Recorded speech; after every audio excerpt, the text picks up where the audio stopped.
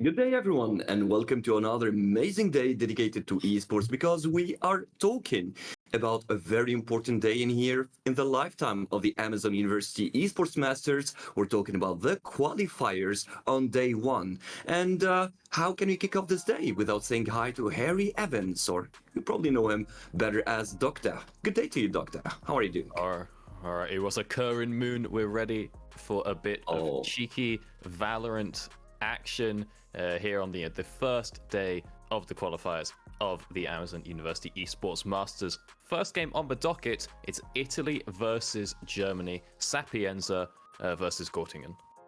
Of course, that's going to be the first game, but kind reminder in here that multiple teams coming from universities will be competing from all over Europe, contending for the title of champions of European universities, of course.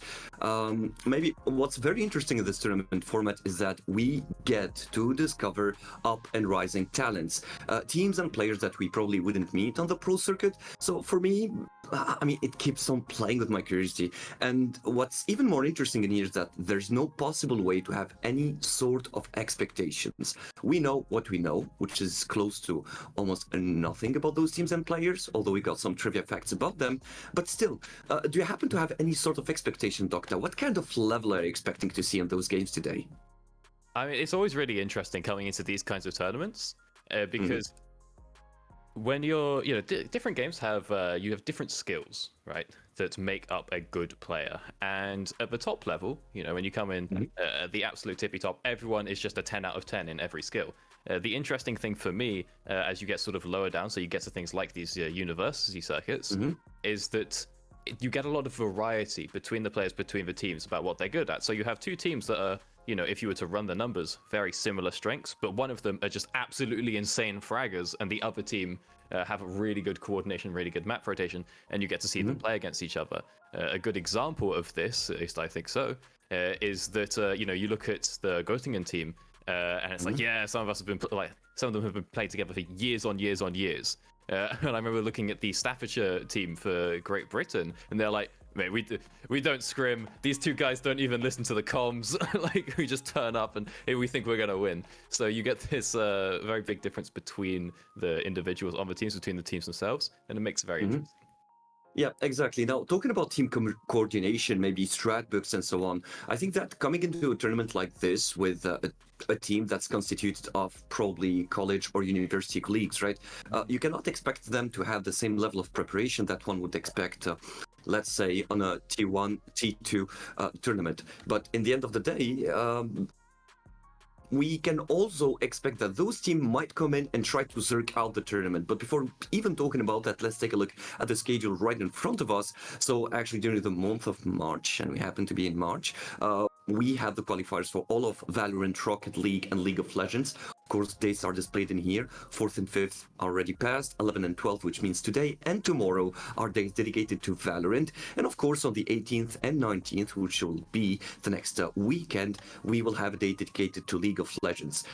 When it comes to Royale, it's going to be on the 29th of April for both the playoffs and the finals, while the last chance qualifier, granting another chance to those teams on all of Valorant, Rocket League, and League of Legends to join the grand finals starting from the 6th of May until the 21st of May, of course. And then the finals will be played on the month of July, if I'm not mistaken. I think that I saw that correctly. The finals now, in July.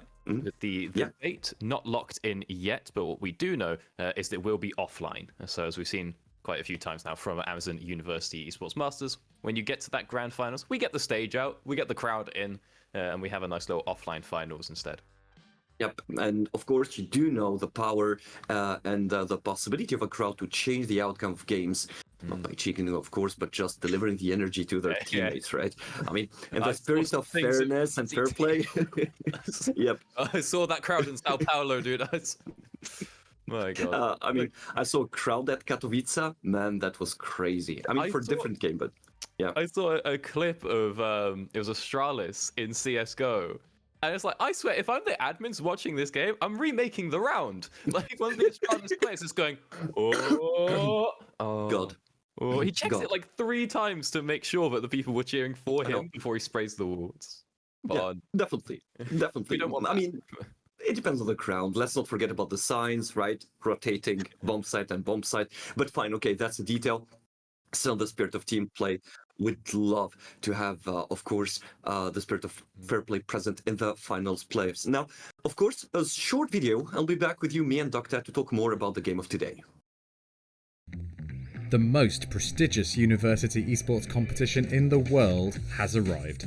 Over the coming months, Amazon University Esports Masters will provide opportunities for the best university players across Europe to test their skills in international competition and make lasting connections with other players across the region. In 2023, 17 countries in Europe will participate in a UEM, plus the Middle East and North Africa, which will also be included in the playoff phase. In this video, we will introduce the format of the competition. There are 2 types of games that will be run in a UEM. Team games, like League of Legends, Rocket League and Valorant, and single-player games, like Teamfight Tactics and Clash Royale. For team games, a UEM is divided into 5 phases: local qualifiers, playoff qualifiers, a last chance qualifier, playoffs, and the grand final. Single-player games are similar, but they will bypass the playoff qualifier and last chance qualifier phases. All players who have qualified from their local qualifier will go directly to the playoffs phase. Local qualifiers are the core of AUEM. Throughout the academic year, local qualifiers are organised in each country to decide which teams will represent that country in AUEM. The qualifying teams from the local qualifiers will compete against other teams from around Europe in the playoff qualifier. This is a double elimination bracket, with the final 6 teams progressing to the playoffs. For teams who don't qualify for the playoffs at the first try, all is not lost. The last chance qualifier itself is a double elimination bracket. This means that teams who lose a game will still have a chance to qualify for the playoffs through a lower bracket. The final 2 teams from this phase will take the remaining 2 slots in the playoffs. The 6 qualifiers from the playoff qualifier will be joined by the 2 qualifiers from the last chance qualifier to make up the final 8 competitors in the playoffs. There are no second chances. These playoffs are a single elimination bracket, and the competitors competitors are playing for a place in the Grand Finals. The location, along with even more exciting news about AUEM 2023, will be revealed soon. To be the first to hear announcements and learn more about Amazon University Esports Masters, follow our Twitter and check out our website.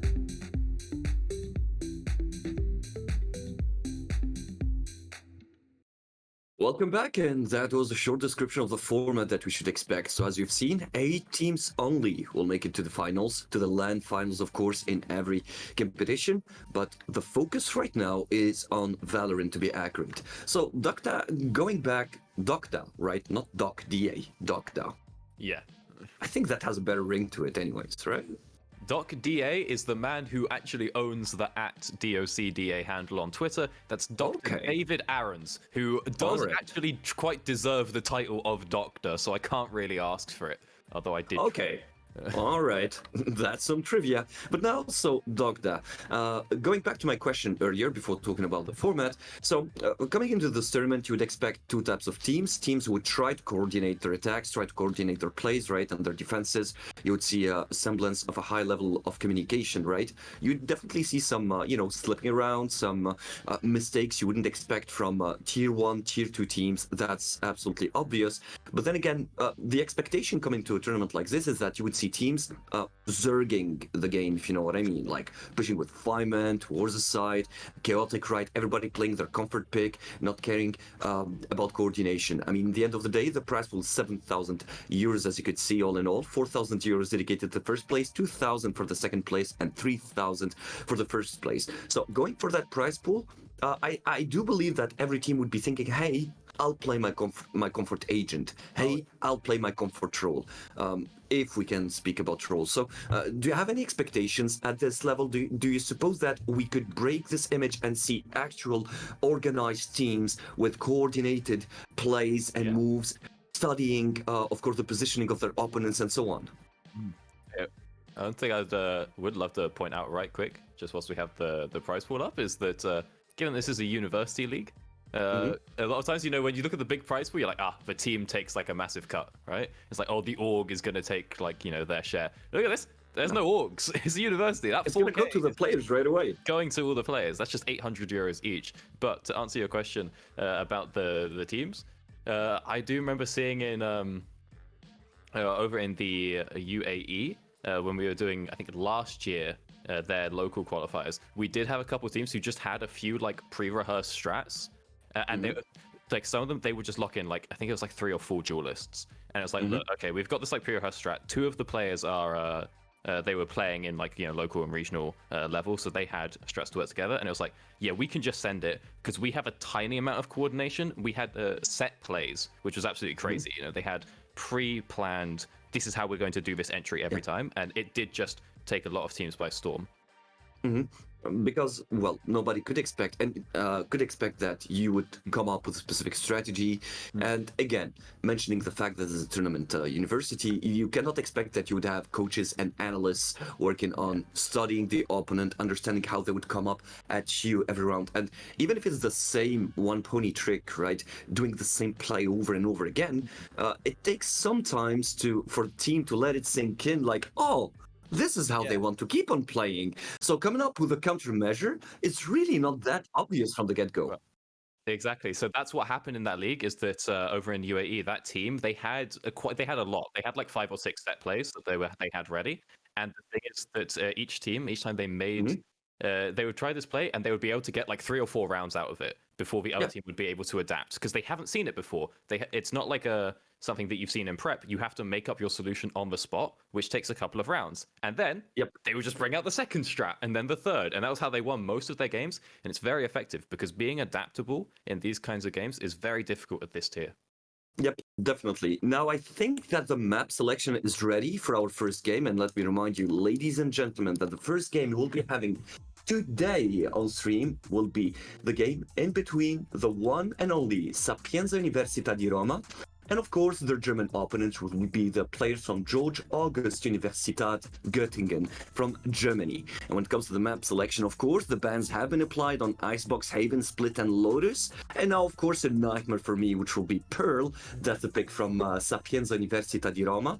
And the second map will be Fracture, pretty much fun and interesting map to watch, provided, of course, that both teams have a game plan set in place and in motion to win this map. And of course, the decider will be Ascent, the map that everybody knows probably better than their own rooms. And moving on, we've got the agent selection coming up from both the German and the Italian lineup, and we can already see some interesting selection, provided that the first map will be the one and only Pearl. Coming up here, we've got the Viper, we've got the Breach. We also have a Brimstone. Not completely sure about this pick, but I can see how he's going to be used.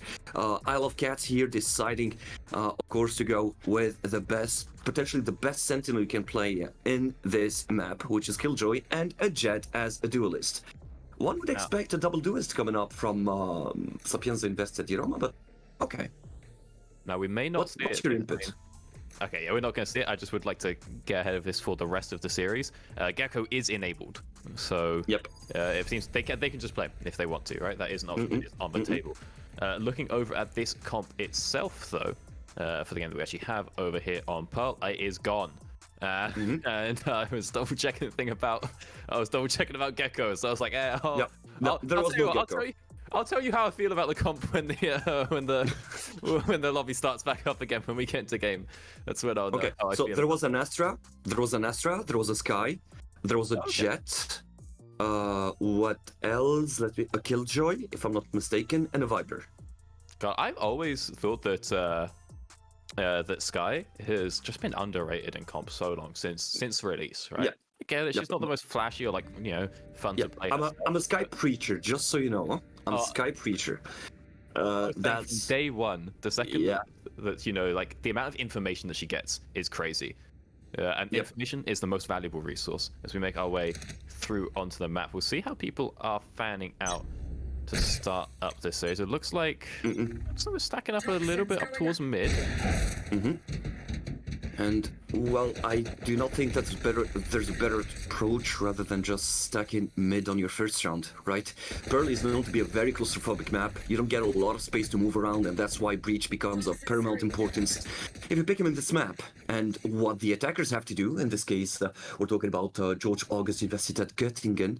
We're going to keep on calling them Göttingen, I think. That's going to be easier with the acronym GOE. They have to take their time and feel the pace of the game, right? Knowing that this map has been picked by Sapienza so far. We've got some trade-offs in here, and that's the first skill that will go down on the hands of the Breach. Gotcha. Efficiently disposes of his opponent, and, well, Sap here, down to 4 players, will have to work their way around and weave a way around them. That's an excellent headshot coming up from Simon, opening the gates of hell on the defenders. Of course, it's going to be very complicated for Göttingen to try and recuperate this site, albeit it's a little bit open, and Simon here trying to hurt his opponents even more, and that's Gotcha. Falling on the ground, and 3-on-3 after the trade-off. Duplo and Yanu will not forgive Predatore, and the Astra while at 3M, I'll double-check the name in a little bit, gets 1 kill while Duplo disposes of Simon. That's a Killjoy versus 2, and Yanu with a tap. Surviving with 19 hit points to give a first round for Göttingen. Oh, what a lovely retake on that. It looked like Sapienza had that sort of sight dead to rights. They've got it locked in, and then Simon pushing up there as well, holding that off angle. Easy pick. You're like, okay, this is looking pretty good for Sapienza, but Göttingen, they managed to get that retake in. They sneak in behind because, Simon is busy pushed up dealing with his off angle. No one's actually covering the sort of main entrance to the site, and that's where everyone can funnel in, and then you just see those kind of flicks at the end with the wingman. Whew, love the confidence. Yep. I really like the audacity of Simon. Like, okay, we're planting the spike, sure thing, but as a duelist, what can I provide to my team during the plant? Well, nothing much, right? Aside from shooting bullets. So taking the opportunity to eat up some space and to limit the movements of Göttingen in the previous round was very interesting. Now, of course, in the end, well, good idea, but the execution was kind of lackluster, and I do believe that the attackers got confused on their after plant, as the positioning wasn't the best you could see, and I do not remember seeing any crossfire setup being put in place. But then again, first round, right? It's just a pistol round, we cannot make a big judgment out of it. So now, very thrifty buy. You can make a big judgment out of it if you're my teammates, all right? If you're my comp teammates, pistol round is the most important round of the game. As Simon pushes through, Okay. Ooh, he had the right idea and the right, position to look at, but sadly the concussion, for one, as well, as a slow reaction speed here punished him quite much, while Diplo upgrades his pistol to a revolver. I mean, a sheriff. He would take that any day of the week. Of course, 4v5, and I do not give a lot of chances. Okay, butchered in a second. Ooh, flawless going through, and I love cats here. Risky moves, busting out the bulldog on that second round. Very expensive. Well, no. I'll make it work. And he sprays down a couple of kills there. Nice little flawless round. We'll see now. Yeah, the eco obviously will now be coming through. As we see, it's Marshall, it's a sheriff. This one's going over to Sapienza, but of course, last round was a flawless. So if we get another one of those, then this game looks very, very, very worrying for the Italians. All right. Well, let's not jump the gun, right? We gotta take it easy a little bit in here because we're still talking about a second round that, historically speaking, and usually speaking, does not go super well for the team that lost the pistol round.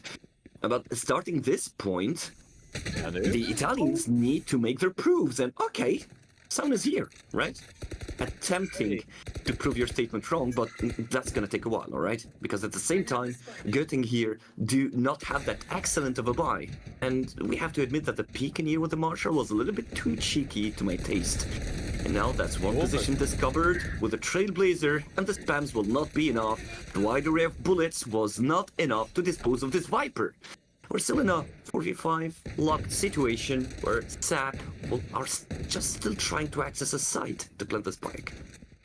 Everyone hanging pretty far back. I mean, in terms of entry, in terms of getting onto the site, it's Viper Jet Killjoy.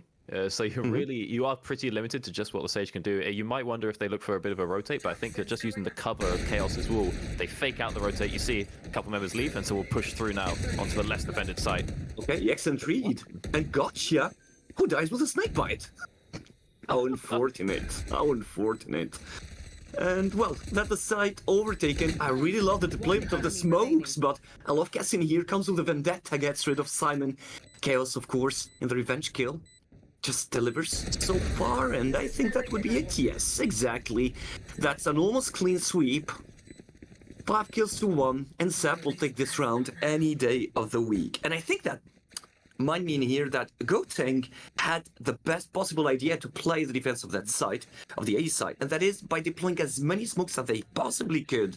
That created so much confusion, but sadly enough, they just took the bait with rotation. Imagine there was a third player in there. That's the thing, right? I think I wonder, is that going to be a bit telling that they were so keen to go and rotate, to go move over to the B site, because there wasn't really a lot of way for Sapienza to push through onto that site, other than just by having a numbers advantage, and it's on Göttingen to give them that numbers advantage, which is eventually what happened. So I wonder, maybe a little bit nervous, but of course it's the third round. The game's meant to start 2-1, so we don't have to be too worried about it if we are the Germans. And, it really takes a lot of, let me paint it positively, commitment, all right? And to be really good at calculating your risks, to push aside anyways, that way, minding the amount of smokes that was deployed. Now, pretty much interesting position from Held. Kiwi Field, ooh, okay. Wasn't enough. No damage done or inflicted on the players of SAP, and of course, look at how fast they are to commit to the plant. They know exactly what their opponents might be, but the amount of bullets coming from Chaos have been shot down with 2. Coming from Gotcha, that's a headshot, while Isle of Cat dispose of Predatore. And of course, the spike is planted, and Goblin here disposing of 2 of his opponents. So far, even trade, while Goblin going Orc on his opponents, disposing of Duplo as well. Someone on the ground, and well, this player's time to shine. Like, the only way to save his team is to go for an ace, and the defuse is happening as we're speaking. I think that he's going to save his weapon, and that would be the end of it. Was it a... is he going to save it? No, a miscommunication. He got a quad. All right. I think that he thought that it was a fake. Maybe, but hey, pros don't fake. No, because you don't peek that way if you were expecting your opponents to be defusing the spike while you gave them enough time to defuse the spike.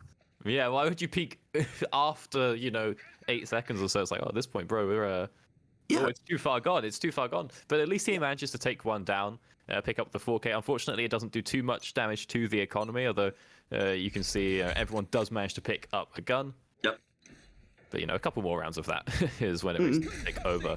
As Gotcha dropping down that breach charge. I will always say one of the best ways to know how well coordinated a team is and if they have their set plays, how do they use their breach? We haven't seen anything too crazy yet. Because it takes so long for his abilities to come out, you really have to know what you want to do with the result of the abilities before you cast it. As the wall comes down and the dogs enter sight. Okay, there's the Trailblazer coming up, and well, Gotcha grabs 2 kills. Oh, Glad Story and Goblin with the Aftershock. Excellent here. Reducing the...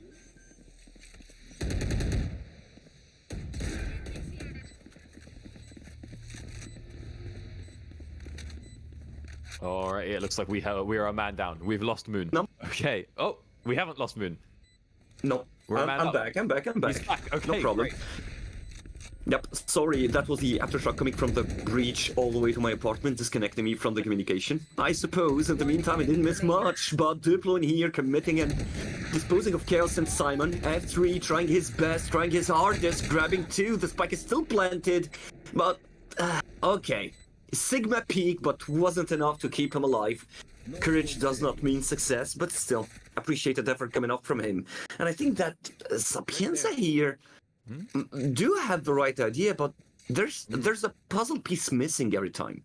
They're getting onto the site, It seems like, Yanu is always off holding that B site on his own. It's like, okay, we've got like a 5v3 or a 5v4. They get in onto the site, and then you see they've actually called themselves a pause already. They're clearly having the same conversation that we are very early to use the pause, only on round 5. They're like, lads, we gotta figure something out here.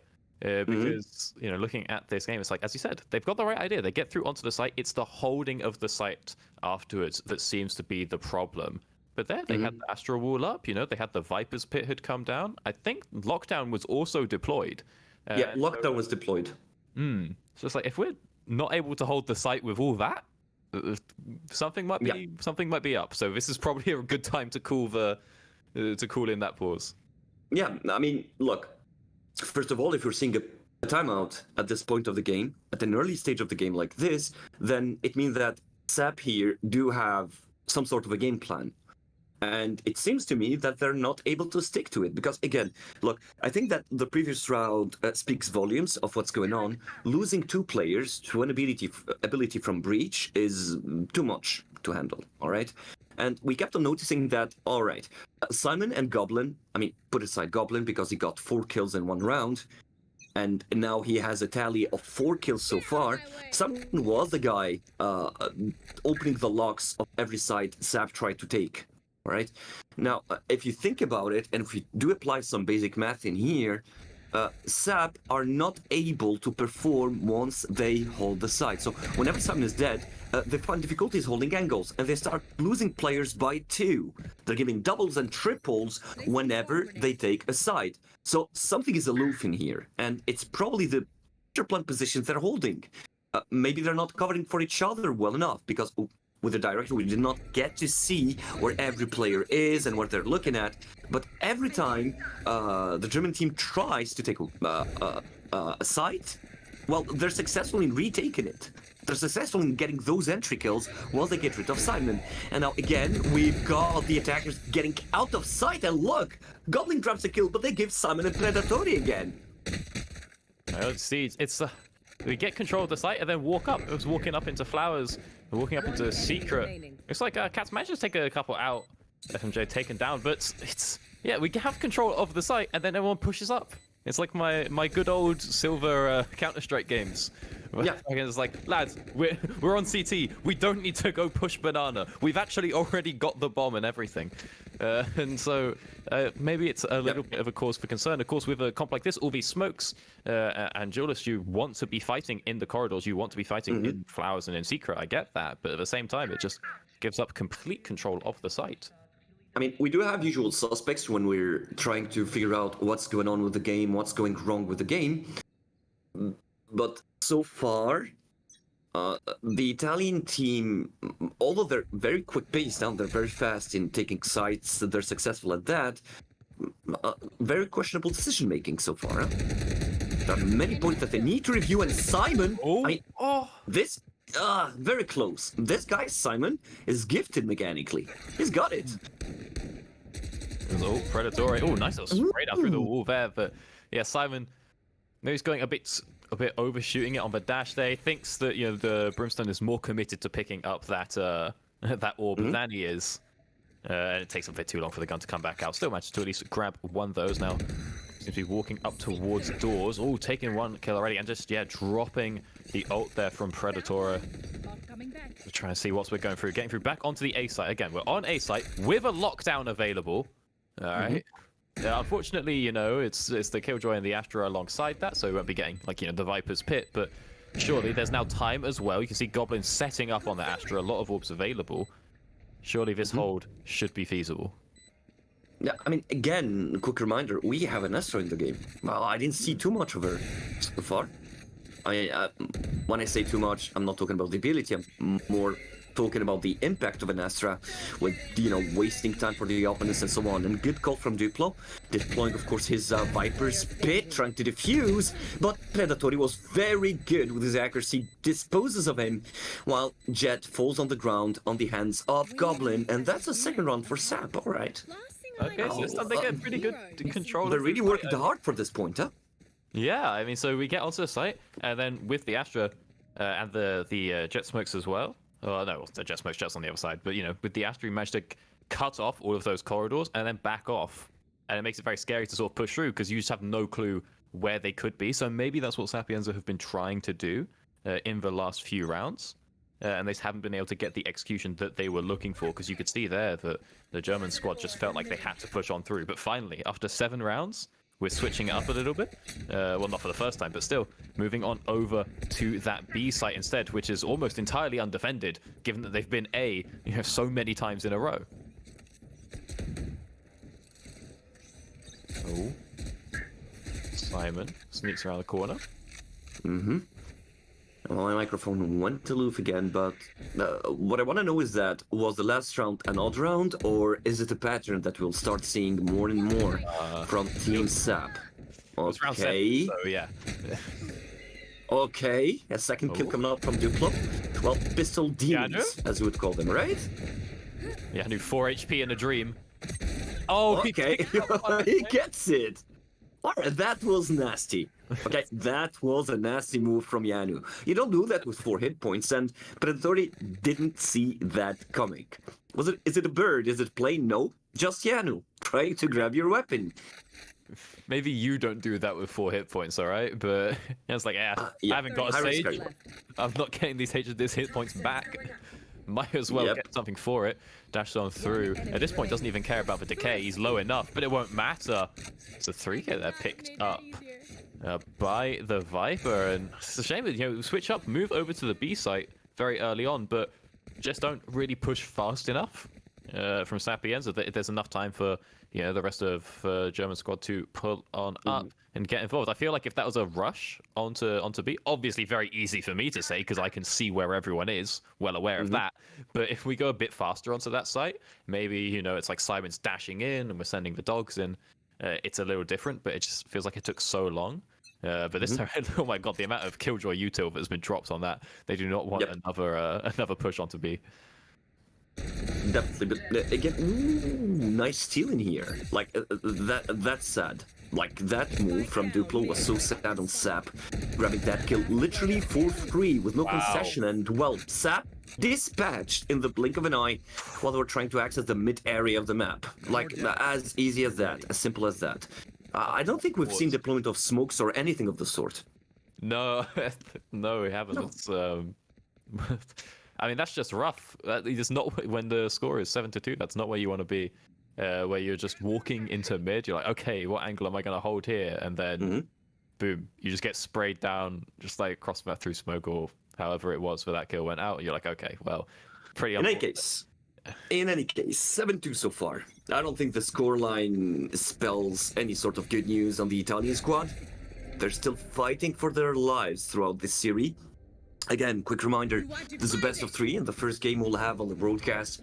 We'll still have a second game coming up next that will be defined once the series is over. So I'll have maybe... Yes. It's a best of 3, but we have to wait for all of the first series the first round to finish before we then know who will be playing in the second round. So we have 2 best of 3s. This one looking like it's, well, the first map is looking pretty decided, at least in the first half. Again, pushing through on B, but you can see everyone hanging so far back, maybe trying to make a rotation out. But they are now Simon is not supposed to die like that from that angle. He's supposed to have 2 players covered up from him. Crossfire. Again, same silly mistakes happening from SAP. In the meantime, Diffuse was done successfully, and well, Predatory went missing for the majority of the game. Just, you know, goes. I don't even. This is a prime example. Everyone was so far back, I just assumed they hadn't planted, but no. Sapienza had already planted and then backed all the way up, just as far as you can go up to B ramp, and it's like, well, yeah, like at this point, we don't have any control. We're not holding onto that spike for much longer. Now, I don't know. Maybe it's looking a bit stronger over on the CT side of things, over on defense. Well, you know, you've got the Killjoy, you've got the Viper, but at the same time, if you're not able to hold, they're getting the site quite consistently, but never able to hold it though. As Yanu sprays him down. Yep. No, that's one guy they're not able to hold at all. I mean, Goblin will go satisfied with 1 kill. I think that with a tally of 3v2, Sap can still do some damage and can actually grab this point. I mean, look, even with the spike on the ground, Go did not even make a move to cover for it. We're like, okay, it's a 3v2 scenario. We don't want to risk going through narrow corridors like this one, where it could get picked on very easily by the attackers. And the intention was good, but Predatory, well, his name says it all, hunts down the Killjoy. Isle of Cats is gone, and now it seems like SAP are still going to the side B. They're just obsessed with the site. They keep on playing it over and over and over again. Okay. Oh, Trailblazers come on out. Yanu will be spotted by those and have to make some noise, but flashed out, and he still manages to pick up the headshot right off the back of the flash, and instantly just gets through defusing. Does Predator think he's faking? Got 1/2, but my God, Yanu, my God. Bit of a jet main in the building. Yep, on steroids, clearly. I mean, look, his read was absolutely perfect. Let's not, of course, get mistaken, or we're not getting carried away by what we're watching, but Yanu so far has displayed what a Jet needs to display in a game. He's been playing his role correctly so far. His positioning, his game reading, his game sense were top-notch up until this moment. Yeah, he's winning 1v1s, and he's winning his 1v2s as well, so it's looking pretty good for him. He saw the Seeker, shot the Seeker, knew his position was compromised, got close to the closest exit of the area so he can cover for himself, heard the flash coming up, right? Picks up and adjusted accordingly. Picks up a kill and gets away. What the priority? Defusing the spike. In the meantime, looks like the priority for Simon is to pick up a headshot. Now that's 1 kill through which, or over which Sap could start building the nice 1v1, and Simon jumping. This is Valorant, not Minecraft, my friend, and gets dispatched very, very quickly. I mean, come on. You don't access a site like this. The full kill. Look who's cooking. Okay. Roaston dropping that orbital strike, picks up 1 kill, and the rest of the team will be able to finish up the rest. And we finish this first half 10-2. Switching sides. And yeah, my concern now, we switch over, Sapienza on defense, great, but they managed to get that site quite a lot of times, admittedly with a composition that doesn't feel too good at taking the site, you know, compared to something with a few more flashes, a little bit more entry. But they didn't manage to hold that site very well. You see, you have the number of rounds that were won by defusal there. So I'm a little worried to see them now on this defense half. It may have to just be a 1-0 start to this series pretty quickly for Göttingen. We could also call another pause. You get 2 pauses per game if that's something that Sapienza feel like they need. Yep, and they'll definitely need it. I mean, second half coming up. again, I completely agree with your point. We do have a jet in here. We do have a sky as well that could help opening up sites pretty much comfortably. Now, what boggles my mind is that SAP had all the utilities, all the abilities to lock a site down to prevent access from Go. But again, what's happened has happened already. 10-2 is the current scoreline, and Go are running for victory. 3 points remaining, but this is a story that is still yet untold. And the first ink stroke that happens to be written comes from Go with that first kill. Now the site has been accessed. That's the plant of the spike. Look at the position of Duplo. He's just trying to hold the flank, and oh, surprise! Doesn't see the gun barrel My God. from F3. Okay. Ooh, okay. Well, evens up at least 4 versus 4, but the plant has already come down. Sapienza taking it very slowly, trying to get front to the site, wait for everybody to be in position before we push on through. Flash comes out. Then, Okay. okay, That's a good one from Simon. Yanu? Oh! My God! I love cats! Grabs third one! This is insane! Oh! Ooh, That in the could rapid. have been the Cinderella story of today. Imagine He just walks up the site and starts blowing heads off. My God! Game 1, day 1, and we've got play of the tournament already. Very, very close. If I Love Cats have been able to get the 4th kill there, but luckily for Sapienza they trade it across, and so they'll be able to probably bring this one up to a 10-3. Honestly, I see a world where going and get a little bit custom with it and just buy on this round. Be like, we'll just get some sheriffs and see what happens. Yeah. They have the rounds to spare, but it looks like they'll play it pretty smart. Yeah. I mean, it all starts with making sure that you're not giving any window, any single breath your opponent. You have to keep on playing correctly. I mean, I do understand that going commando, going, bonkers with the sheriffs, shooting right and left. I mean, we've seen how scary the sheriffs were in the hands of Go. But I think that victory starts with safety, right? If you're taking risks, you gotta take calculated risks. And I think that the goal right now is to get that spike on a touchdown.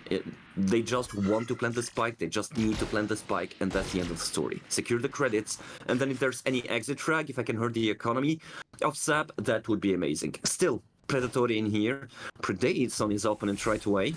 I mean, that was kind of expected. In the meantime, Goblin will grab a second kill. Bulldog on the second round, I think it's too far of a commitment for an Astra, but still, whatever makes you feel comfortable, my friend. In the end of the day, only 3 players remaining, and I do think that the dream of planting the spike might come real right this moment. I think they can. They can. Get through. I mean, they're on the site. It's pretty uncontested. It's done. Okay. Goblin sneaks around though. Can he pick them up? No, he. No way. Ooh, misses out those shots and does not manage to pick up either of the Göttingen members now. Gotcha. This Right could down one. spell disaster. My God. Oh my God.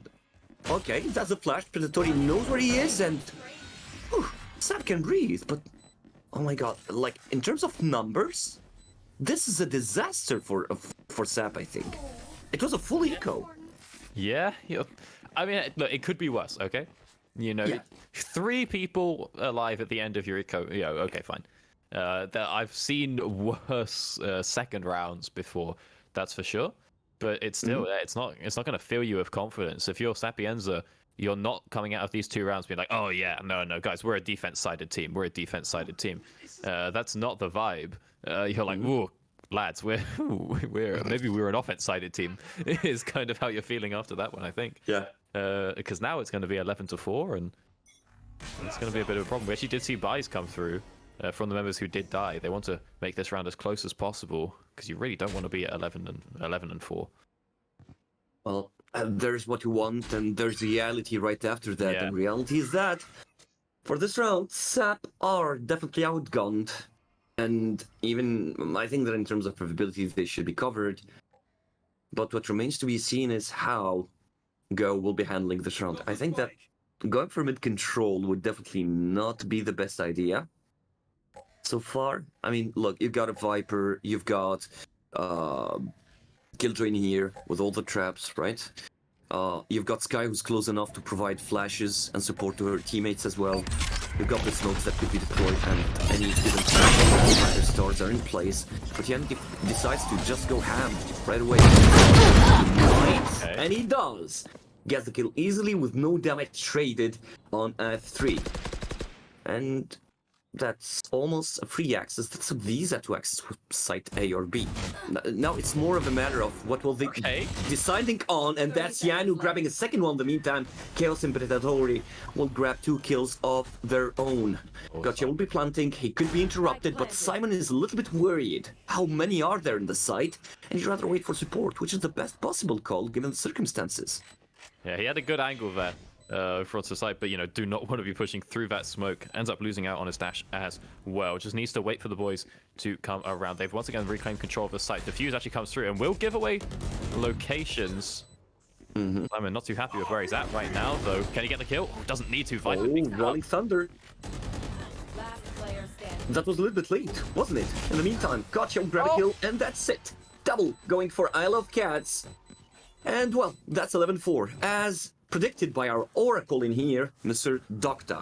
How does he do it? Wow. I don't know. How does he get away with it? 2-1. He's simply built a little different. But at the end, I mean, it looked like they actually had a strong chance over at the end of that round. But you see, once that stun comes out from Gotcha, it's a bit over. It's so hard to play off that one, especially when Simon's like stuck in such an open position. It's a if you can hit the flicks, it's a great position to be up there defending the site on top of boxes. But if you can't, and if you're stunned, it's wow, you're just terrified. As smokes come out to defend the orb, I believe it is. Simon has himself. Oh, they're all not taken yet, so Simon will hold that one down with his operator. Meanwhile, the rest of the squad playing it slowly for the German team, hovering around, around their spawn, around mid. Just wait till you have information before you make some kind of crazy push.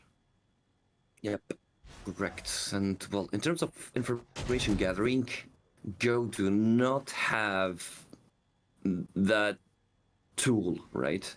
And that's where Sky kind of made the difference, kind of set for Sap that they did not take advantage of that. And well, 2 players dispatched versus 1. That's an excellent entry toward the site, and there will be no concession whatsoever. In the meantime, Yanu does what Yanu does best, which is die at the hand of Viper. This time, right? Usually, you'd suppose he would grab that kill easily with no concession. Now, if you take a look at what's at the ready, there's no big ability coming up, no ultimates coming up. That's, of course, a concussion coming in the meantime. The defuse will definitely not happen. And of course, they will desist in the meantime. Only 1 player left. We're talking about Isle of Cats. He did it before, can do it again. Grabs a kill, but that won't be enough. Enough time for the defuse, and that's a 5th round for Sap, who, although playing the defense side, seems to be struggling to control the afterplant, even with a player number deficit. And I think that Yanu had the great idea, but maybe he was a little bit too confident going into that corridor. Maybe. I mean, it's crazy that we're now saying it's like, okay, rounds are being won for Sapienza, and we're saying, are they really though? At least numerically, Sapienza are starting to get some points, and that's good, pushing ourselves away from the threat of that match point. Of course, the worry here is that, going more than happy to just sort of eco this round or go for, light buys. It's like, hey, we can just lose 4 rounds in a row. It doesn't really matter as long as we pick up those last 2. Simon, once again, holding down on B long here, but... but jump! Woo! Simon, terrified for his life, will not be found out. Dashes out to safety. Zianu moving on in with the ultimate, but... doesn't want to push up too hard, too far, especially without the help of Breach, who is unfortunately on the opposite side of the map. And usually that's how you want to get your jet entries going, is with Breach. So this might be a little bit scary. Yep, maybe if they perhaps committed a Viper on that side, or maybe if they sent Brimstone, that could have been probably potentially a little bit better. Maybe there's an idea in here. Maybe they're trying to build towards A after attracting so much attention on side B. I think, well, we can judge, we cannot predict, we're just following what's happening, and that's a lockdown coming up. The spike is still taking the direction of the side B. which is being evacuated as we're speaking. That should provide a free plan for the attackers. In the meantime, that classic from Yan won't be enough. And of course, one bullet to shut him down from Simon. Well, Spell may be the beginning of the end for Go in here. In the meantime, excellent spray here coming from this Viper. In the meantime, Isle of Cats waiting in the middle, trying to maybe ransack the site from behind. In the meantime, a spray coming up, but shooting gallery waiting this player, and only Isle of Cats left again to try and salvage the situation. But let's be realistic, so 1v3, and that's another round going for the Italian team, who are doing a great job at picking up, you know, their pieces, the pieces that they lost in the first half. No, I think that's one of definitely the most convincing rounds that we've seen from Sapienza so far. I kind of like the idea of the bait of I Love Cats dropping the lockdown on the wrong site. But, you know, there was more than enough members of Sapienza able to rotate over and able to see this play coming to be able to defend that B site. And I think I pretty comfortably say now that was just a well-played round from Sapienza. The other ones we've been like, ooh, I don't know, it was a bit shaky. But that one, just a confident showing. I'm still not 100% sure how they're doing so well on defense when their post-plant was so bad on offense. But, hey, it's working. Wow, early Viper's Pit just dropped right across mid. Well, okay, now Duplo tried to put more pressure in here, but sadly it will definitely not be enough for him. Sorry, I said Duplo, but I was meaning the Viper of Sap in here. And well, Duplo's still trying to make quick work of his opponents, and he does. Leaving only 3 alive on the Italian side, so far things don't look so good for both teams. I mean, the spike is lost. It feels like Go do not have a sense of direction so far. They don't know where they should be going. They dread side B because they know an operator will be awaiting them due to Simon's presence on that position. And I do think and strongly believe that their best option will be to try and pick side A. I mean, they do know there's an Astra. Astra on her own cannot provide much. Excellent supportive role, but still, there are ways to work around her. But at the same time, they don't have any entry abilities, I believe. Maybe a flashpoint from Breach, but that would be all. If I remember correctly, a lot of abilities have been committed from him so far, but I might be wrong. I'm not 100% sure. We'll hopefully find out at some point. As well, we do have the Divide available as well. But that's not too important here, nor there. The wall comes up, it gets through onto site. That sounds like a flash did go out. So, it definitely doesn't have the flash anymore. Okay, and Duplo. Excellent from Duplo here. Disposing of his opponents one after the other. Excellent read from him. And I think that Sap were just not prepared for this split. For this change of direction. In the meantime, Goblin knows exactly where Duplo might be, and way too overconfident with his smokes will get, of course, dispatched by Duplo as well. That's round 12 and match point going the way of Go in here. Surely that's a timeout for Should be. What was that? Duplo just chilling on the site, basically alone, just sort of walks in and manages to pick up all 3 of those frags. Basically getting all of the Viper's Pit back up and available, but it looks like there's no timeout. And Sapienza, they don't even want to call that this game in what could be potentially the final round of this first map. I mean, look, okay, Duplo here trying to pick up his cloud. Maybe mispositioned. Not completely sure about that. Goblin, please don't pick. All right. Escapes that bullet with his name written on it. I mean, I saw him dead maybe 10 times in that frame. But anyways, that's the plant. Very quickly executed. Sap will try to retake with 5 players, which is the best possible scenario to retake side B on Pearl. A 5v5 is extremely advantageous for the defenders. But here, maybe that Go will be able to play the after plant positions better than the opposition. And of course, let's not forget that the wall has been deployed in here. The Cosmic Divide will keep any attempt of defense from happening while the flashes keeps on raining of that same position.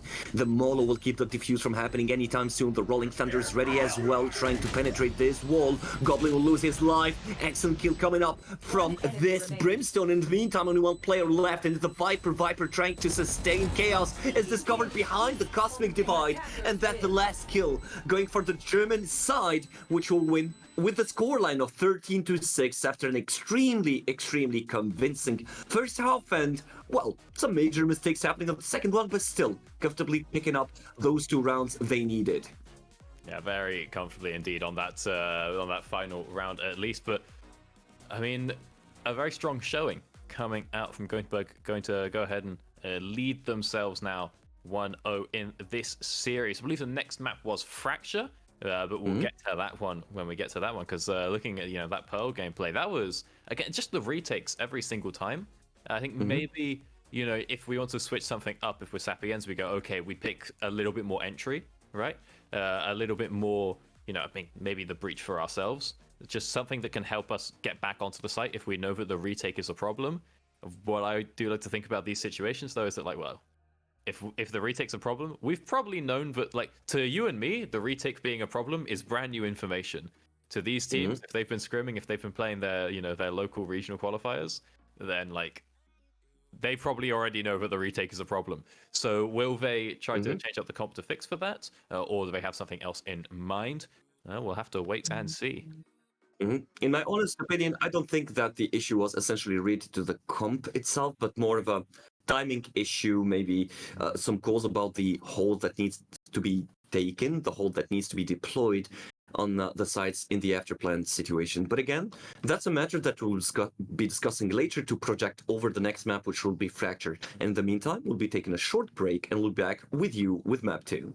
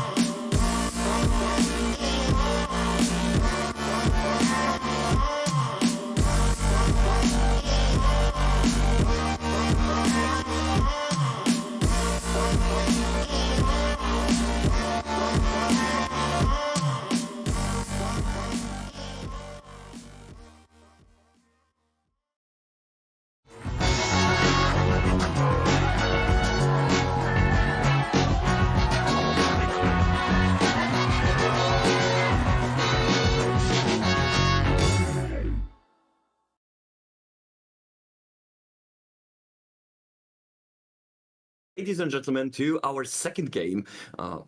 Second round of the first game of the Amazon University Esports Masters. So again, I'm with Docta, and we'll be talking even more in depth regarding the second game that will happen in Fracture. So short reminder about what happened.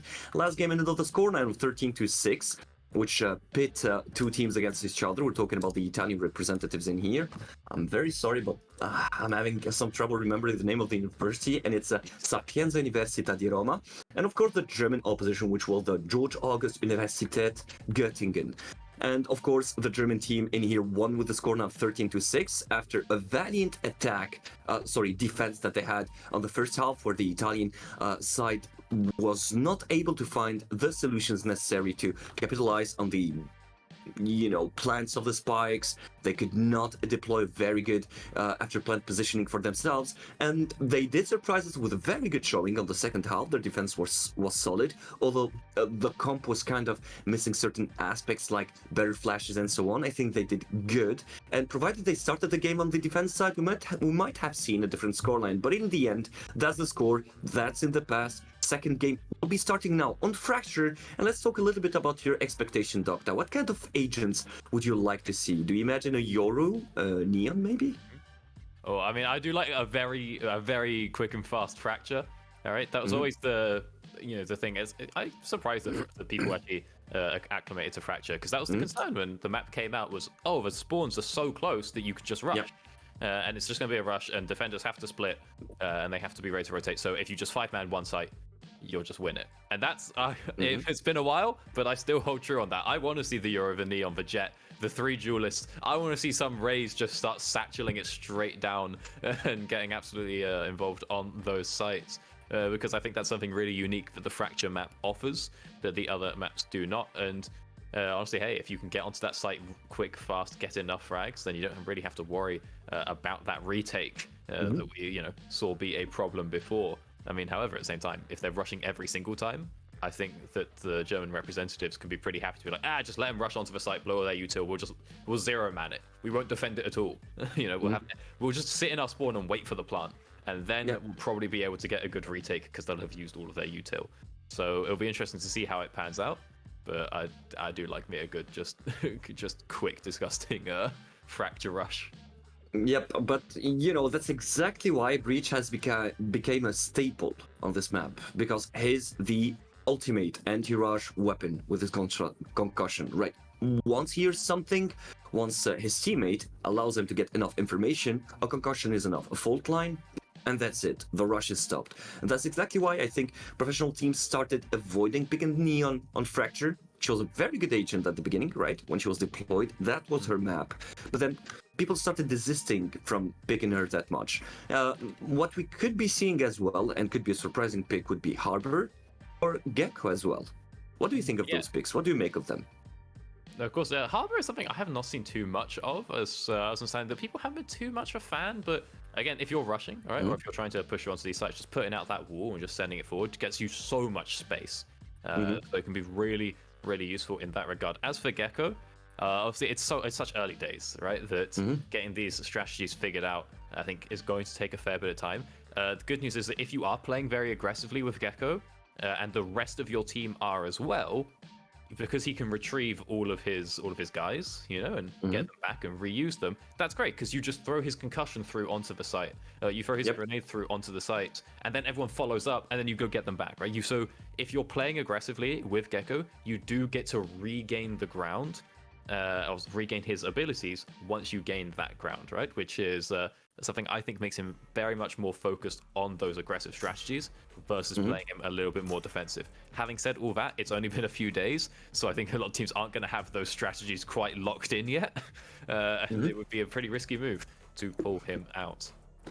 You never know, because with the release of Hero, I think that we had him since day 1 or day 2 on some tournaments. But fine, we're gonna put that on the side, because right now the agents have been locked. And I think that the image is pretty much clear.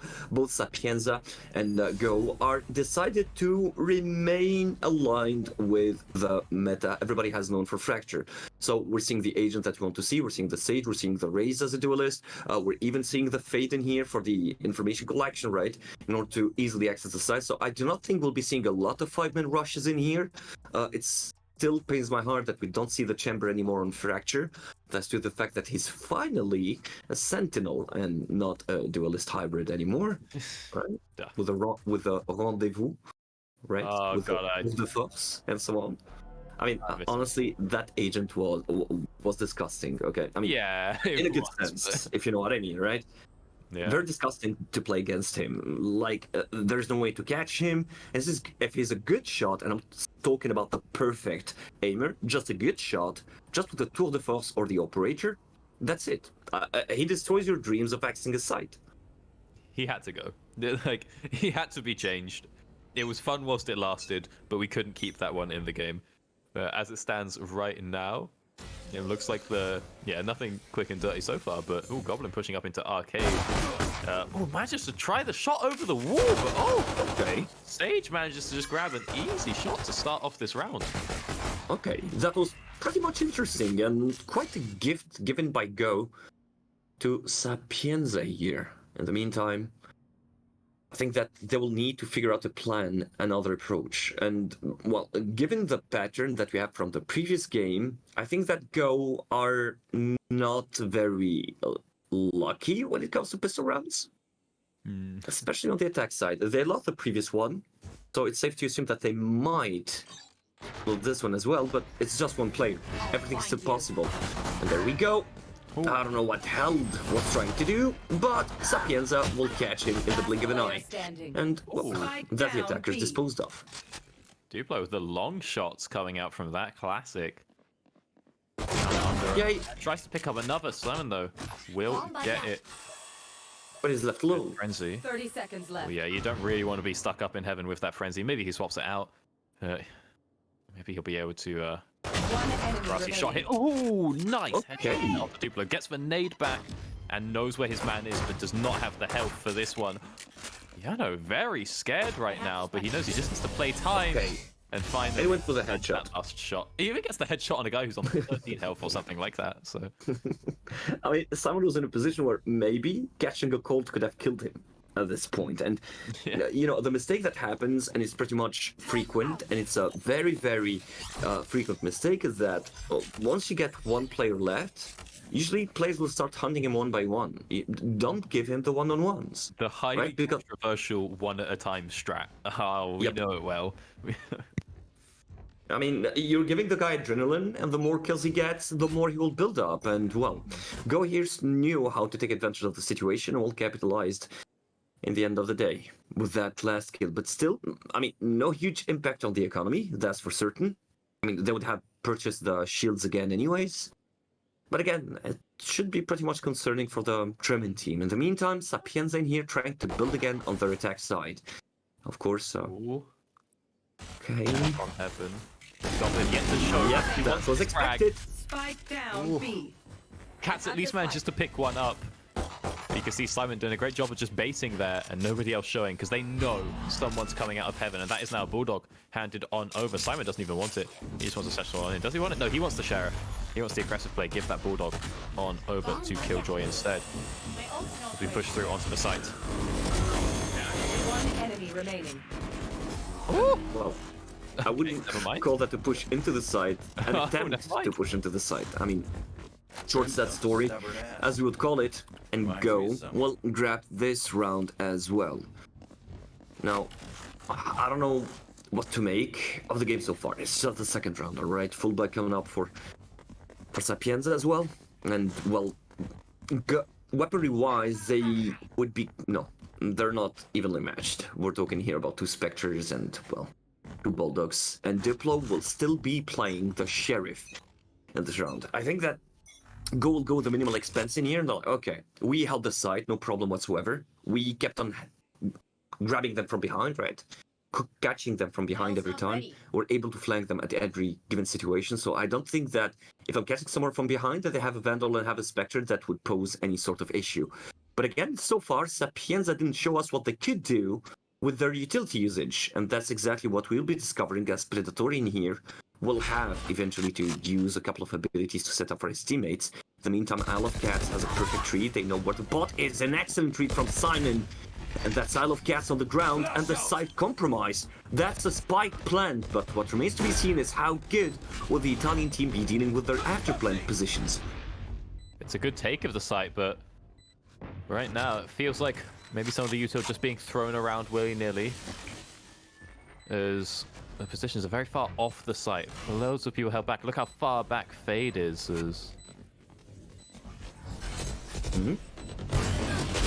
Okay, that's a good spray. Excellent peak, Sigma peak, I would call it. In the meantime, double given. And again, another victim to the Enemy aftershock. remaining. Defusing still happening and no one to stop it. Gotcha will grab the 2 last kills. And that's the first point heading towards SAP. I mean, very clean round coming from them. Very clean. And huge blunder coming from Isle of Cats. I think that...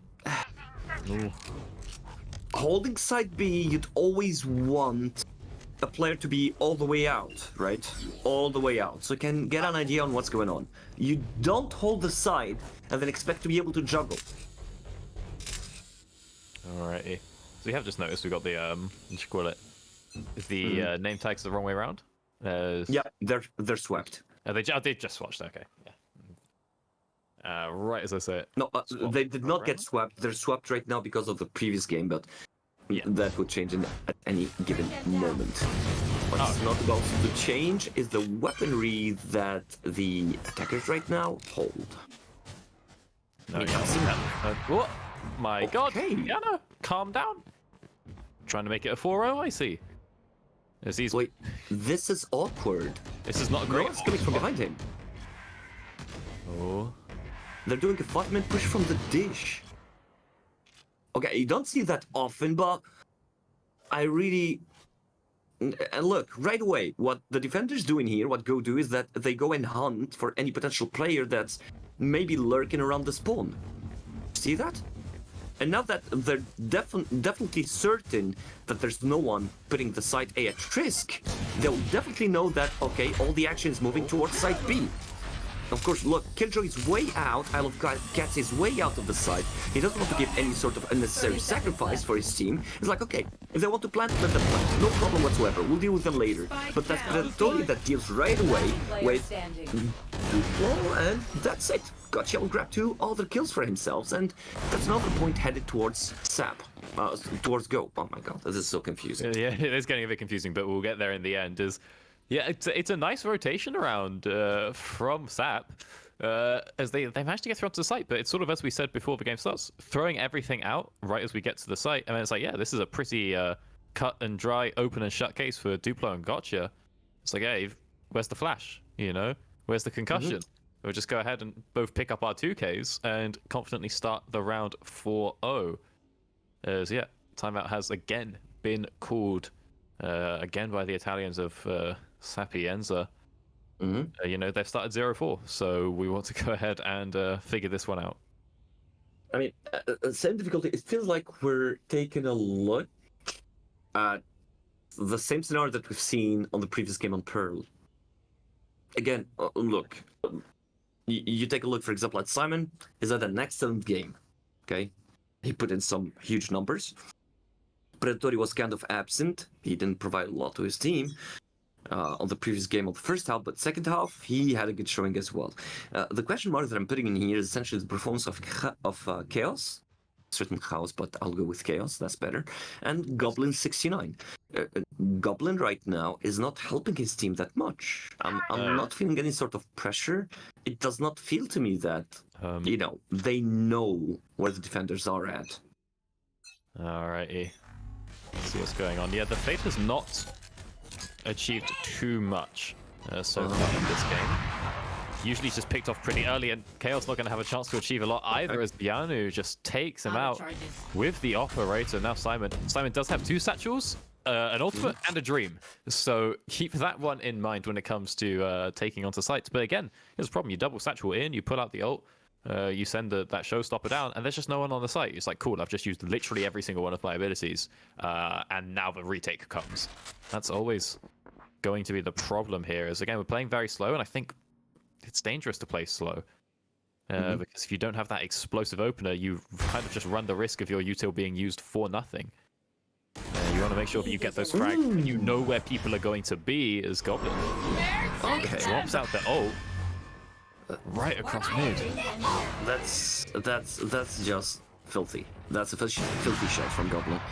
I'll take it any time of the day. Literally gives more space to his teammates here to be able to move. A blind showstopper. No damage given in the meantime. Diplo here trying to cook with his ultimate, of course, and pulls an opponent away, and that's 3 enemies dispatched in the blink of an eye. And Sapienza are literally dismantled in the blink of an eye, and well, Goblin was way too far away to provide any assistance, and well, not much he could have done anyways. It wasn't his fault to begin with, but like, you're playing this side and you're literally putting 3 players in the same position. I mean, what do you expect? Yeah, I tell you what, lovely molly from Duplo there, but yeah, there's a what, you know, if Simon hits that ult, it's blind, right? So he just has to guess, is he in the corridor or is he in the corner? Which one is it? And he unfortunately makes the wrong call on that. But again, we sort of get through onto the site, it's like, okay, now what? You know? We've used everything, we've got onto the site, and we just haven't really got any follow-up. And again, these rounds with Yanu, with the operator, as we may well see here, starts every round of 5v4. As Goblin considers the peek, gets spotted out. I don't think he saw him, though. And so Yanu on the second try. Probably on the furthest pixel away from his hitbox. I tell you what, you put that shot, 3 pixels lower. That's a kneecap, but it's not a kill. Hit that one right on the thigh. Hit a vital artery. Let's call it that way. Okay, and then the capitalization coming from Sapienza. We're trying to overtake the side, but man, this breach and the skill joy together, I think they have the locks of the side B. They have the keys. They're denying access, right? They're like border controls. You shot Gandalf's, right? No one is crossing towards side B. And Sapienza so far seems to me like they're out of options. Yeah, it's not looking great, you know. Okay, you think now, look how, I mean, Simon's sitting here on like 50 credits at this point, so it's like, look, if we lose this one, we probably buy next round. Like, light buy, but we'll get there. We lose the next one, it's like, oh, it's looking like a clean 12-0 half. Like, and that's always sort of going to be a problem. And Chaos does have the lockdown now, and we have the auto as well, so yeah, the lockdown's just going to be dropped, and there is no counter from Göttingen. They cannot put an orbital strike down on it, but they can just cancel it out with their own lockdown, which will be targeted by the Brimstone. Oh, but I'm not sure if it was. Oh, kill picked up by the Fade. Both Killjoy ults go through, and the round is just delayed right now. Nice little Rolling Thunder to try and buy a little time, get a bit of control, bit of space, because this plant has to come down eventually. As the Rolling Thunder now traded back. Again, wait for the attackers to use their Rolling Thunder, and then drop this. Oh, maybe it doesn't matter. Hang about. And with only player left, that Sapienza will take this round. Okay. I thought welcome back, Sapienza. I thought that's looking good for Göttingen. It's like, yeah, util was used to get onto the site. Not a lot of frags found. You know, we use one Rolling Thunder to clear out the site, and it's like, okay, great. So Göttingen have their Rolling Thunder to retake the site, but they don't actually manage to find anything inside that. Oh, and all of the gunplay comes out from Sapienza, who pick up their first round. Now, 7 rounds into the map, that's not exactly when you want to be getting that one, but definitely a case of better late than never. As if they keep this up, they can still end in a relatively close half. True, but again, that's one round. A lot of mistakes have been committed by Go so far. Sap were the better side on the previous round due to the fact that they were able to capitalize on those mistakes. It was essentially, you know, lost duels, like a mass of lost duels. Usually you'd see like 2 players picking up those kills, but I think they're winning because they got that, you know, syringe of, come on, wake up, we're losing this. And now look at Sapienza, they're just pushing with 5 players toward the side, which is not the most orthodox approach, but still works, right? Yeah. So far so good. They're being held hostages here due to the barrier coming from the Sage, of which we didn't see a lot, by the way, throughout this game. But in any case, their plan is clear. Yanu has an idea on what's going on and tries to cover for himself from 2 different angles. While you can see a rotation, I think they'll go for side B, and that's exactly what's going on. There's no sound cue, there's no steps, they don't know what's going on. And even I Love Cats is way out of the site, so there's no way to decide on where the hell they are, right? So here, 30 seconds left. I Love Cass is simply changing his position. I think that they're going back to the dish. What is that? Oh, What is this? Spike Why? down. Attacker spawn. trying to get the flank onto the site that you already know is controlled. Moving on through, they get a couple of kills. We'll be able to flush out 10 seconds Yanu, left. landing that concussion One straight on. enemy Now they're remaining. getting close whilst he's stuck with an operator, but it won't matter. As Kiwifield is able to pick up those 2 kills. And yeah, I mean, it's a nice rotation to go across. You obviously don't want to be spending too much time in the middle of the map on Fracture. Very easy to get flanked, but then they just turn around and try to pick up the flank over onto the A site. I mean, when they don't know where the Killjoy Yuto has been placed, they don't know if they're going to be spotted out by a turret, you know, over towards that spawn or not. So maybe that was the idea, but I don't know. It seems like a risky one. I mean, look, you spend 30 seconds or more in a site. You got the kills. Your opponent saw the spike. I think that it's pretty much basic that the least your opponent would do is to place a player closer, right, to the side. So yeah, it's safe to assume that the other side would either have one player or be cleared out. But again, let's not spend too much time on this. What's happened has happened. There were a lot more other options. I think I would have preferred if they breached the site like that instead of doing the rotation. But again, that's my personal view. In the end of the day, they'll live up to the responsibility of their decisions, just like any other team and any other player. But what remains in here as a constant, as a reality, is that the scoreline is 7-1. Go are taking this game completely under their grasp, in their control. And again, a rotation coming from Sapienza in here after they pulled out, of course, 2 players out of the site. Look at the flashes in here. The barrier is getting destroyed while resurrection might be coming. No, there's no resurrection so far. And well, Chaos will be checking the angles. Doesn't know what exactly he should be Chaos. expecting. And well, the only angle he didn't check was where the Sage was waiting. The hell will grab another kill to his name. Ow. And that's a 2v1, a resurrection coming up. And how the tables have turned. My god, Kiwifield's been crushing it this map, it has to be said. You know, getting the 2k sprays down here, getting the 2k on that one as well to be able to pick up the revive. Like, it's not often you see the Sage being the one with the gun skills, with the gunplay. But this time around, Kiwifield's doing a great job. And just completely neutralizes the threat on that round. You know, basically making a 3-4 man swing single-handedly. And manages to pick up those kills. Makes it now 8-1. And you look at the economy, it's in absolute shambles over for Sapienza. So they're really just looking towards the next half at this point, and you don't want to go into that half with only 1 round to your name. And an important note as well is that Sapienza played this round as they should have played every gun round. I don't know if you definitely noticed, but the efficiency they had while breaching the site was extremely beautiful. They were able to grab the kills without conceding any kills, and they started losing players on the retake. And they did that with sheriffs, with limited abilities, close to no abilities, and that's a pure display of ability coming from this breach, grabbing that headshot with just 1 pixel appearing on his screen. Gotta love those skills. I mean, maybe it's a confidence thing. We was thinking that even at the start of the first round. First round of the first map. Yeah. Goblin, calm down. That's filthy. Hopefully a little, That's I think filthy from the Goblins had a couple of those moments this map, but unfortunately they just haven't really converted into a lot. Yep. So just send out a couple of trails, a couple of cleanups to see what happens. Chaos, oh, nice little spray down, but it won't Spike matter. down A. So it's now 9-1, and yeah, just the retake onto the site. Not even a retake, just collapsing back onto A. And it's just sprayed down by the better guns. You know, the Vandals coming out versus the Sheriffs. But it's important to note, I think, at this stage that we remember, as we saw in the video earlier, it is double elimination, right?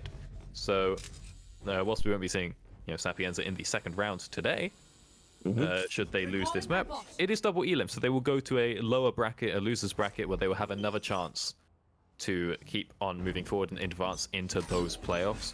Should they lose the next handful of rounds, their tournament will not end here. They will be given another opportunity. As you see, a bit of a split map situation there. There's Okay. Chaos walking around. I mean, we're at that moment where the operator players is just moving freely in the map. Yeah. Just pushing with the operator. Yep. I think this speaks volumes of the current state of affairs in this game, while Sapienza players are just stuck here at the entry of A side. Okay, well, as a player, you know what? Let's go. Well, what do we have to lose? Nothing. Well, the scoreline is 9-1. We have nothing else to lose. We'll try to grab our rounds. And this, of course, dictates chaos in the formation of this team that already loses 2 extra players and, well, revenge from Simon. And have to admit that we didn't see too much of this player in this game, at least on the first half so far. And, well... Yes, the showstopper. Can pull it out. Flush out upper or lower, but oh! Oh, they do get out. It's just F3M and Simon looking the same way. They're both looking over to a left-hand side. Nobody's checking heaven or hell on that site, and just, yeah, an easy peek. Picks up those kills. Brings it down to finally a 1v1. I Love Cats, though, significant health advantage. Won't even need it, as he finds the headshot with the Vandal. And we'll be able to move on through and defuse. Bring it up to 10-1. I mean, look, the position of I Love Cats was definitely not evident, and there were preferably other spots he could have played. I don't know, somewhere, I don't know, next to the door, on the other side of the door, maybe. Round in the half. As he could, you know, detect the audio cue from the diffuse or something of the sort. So it's an off for sure. Yeah, because going to the tunnel right away would expose you. It's very difficult to play that position because you'd find yourself cornered. What if he came from dish? What if he came from, I don't know, from short? What if it's coming from the spawn? You will never absolutely know. But sure thing is that the score right now is 10-1.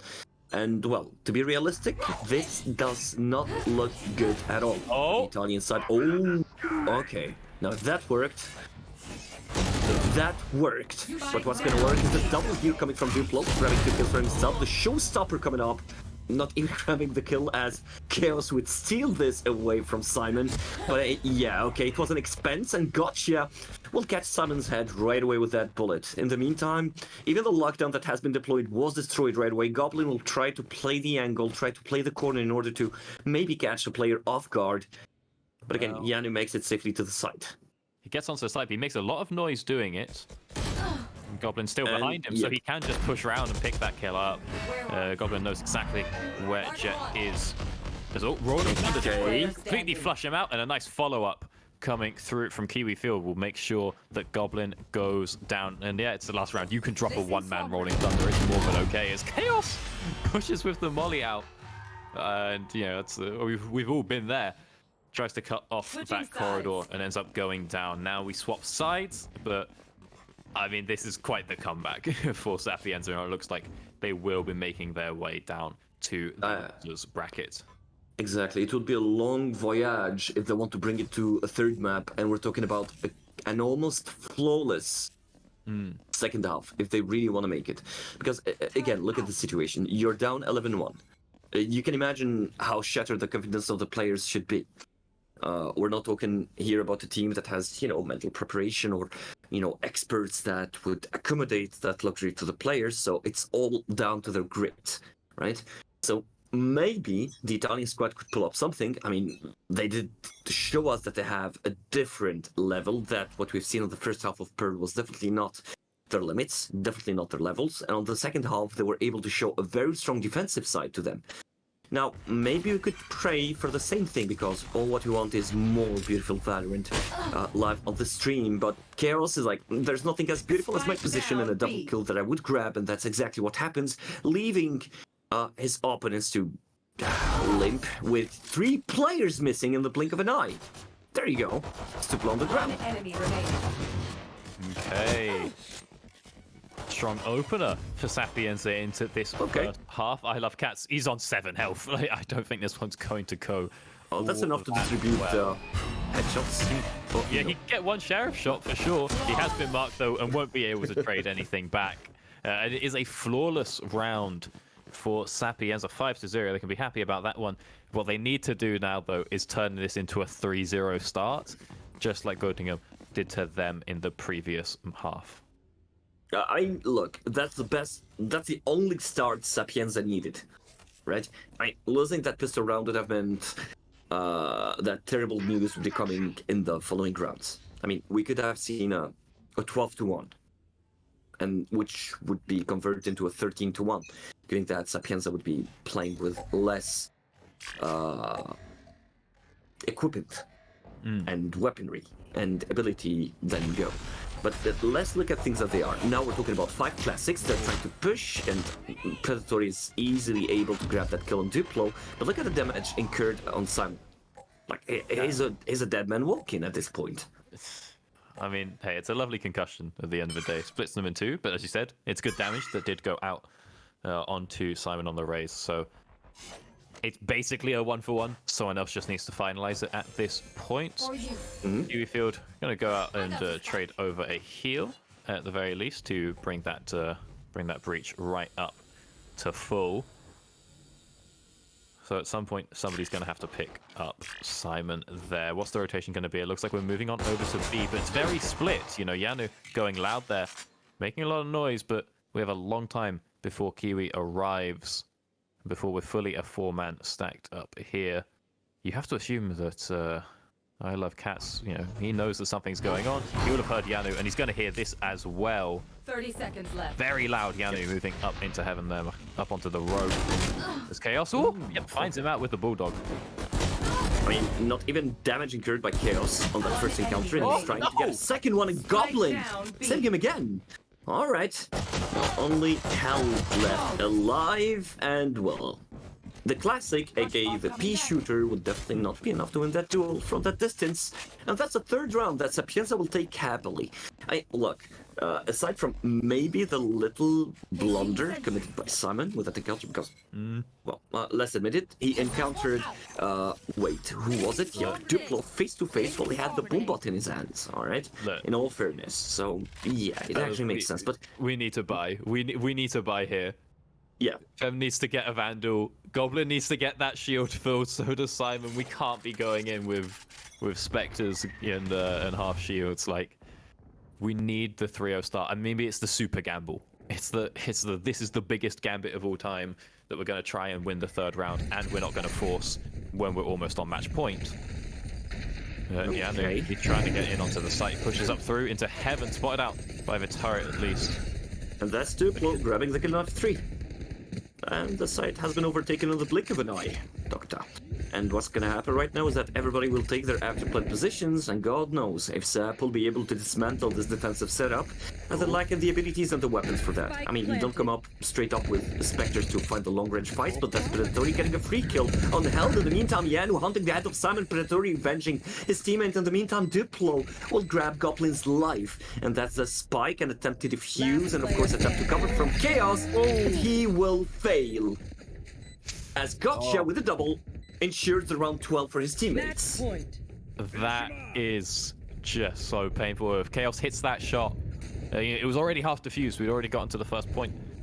Chaos hits that, maybe that defuse goes through, and it's somehow 3-0 starts with the worst guns as well.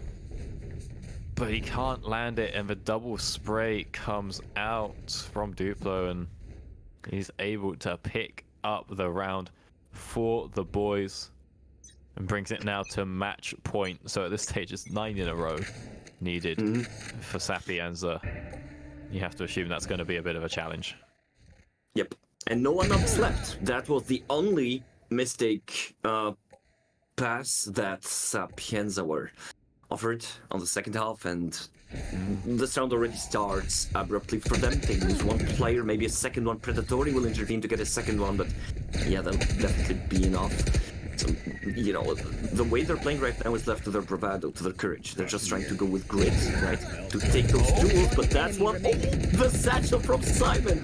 How unfortunate on Diplo, but in the end of the day, the rest of the team will be dismantled with a scoreline of 13-3. So 13-6 and 13-3. That's, of course, Go that will go home with a victory over Sapienza with 2-0 on this first best of 3. Your impression of the game so far, Doctor?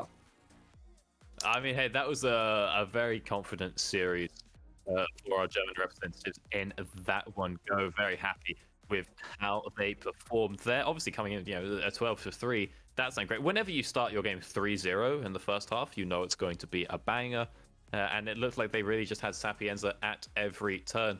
With the win there, crazily enough, they will now be going up the next round either against the other German team or the other Italian team, and that will depend on who wins their series there. We don't know how that game has gone quite just yet, but I don't know. I think it's interesting because they didn't seem to do anything too insanely crazy, outlandish. It's nothing like, yeah, we had Jet Neon Breach, and every single round we're doing these crazy engages. Like, no, we just knew what Sapienza wanted to do, and we managed to play around it perfectly. I mean, let's say that if we're to compare the two playstyles, I believe that Go played that default Valorant. Again, nothing crazy, nothing outlandish. They were holding their positions. They were, as attackers, they were looking for information. They were feeling the areas. They were feeling the corners, right? They were using their abilities with the right timing, and whether, like, no matter what anybody would think in here, they were more efficient when it came to taking duels, right, and winning duels. And now that's what broke the game. And aside from winning duels, Go were able to win this first best of 3, which spells that the beginning of the second best of 3 is upon us. So in the meantime, me and Doctor will be taking a well-deserved rest, I believe. I'll be back to you in a few minutes. So see you in a bit. Oh no. Longer than a few minutes, brother. We have 60 minutes are a few minutes as well. Yeah. 13:30 CET is when the next round will begin.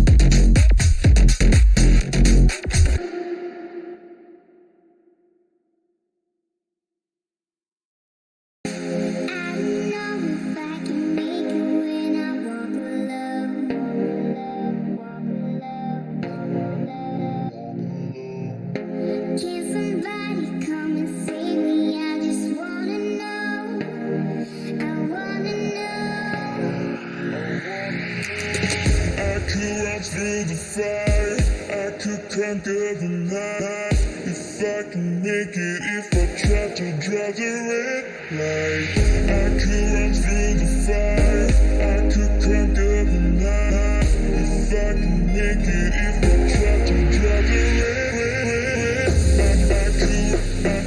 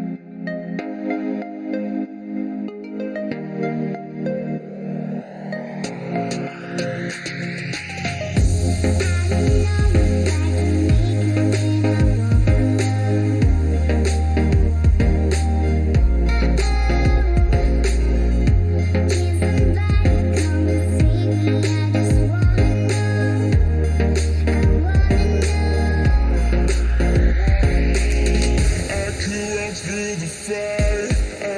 conquer the night. If I can make it, if I try to draw the red light, I could run through the fire, I could conquer the night. If I can make it, if I try to draw the red, I could, I could, I could, I could, I could run through the fire.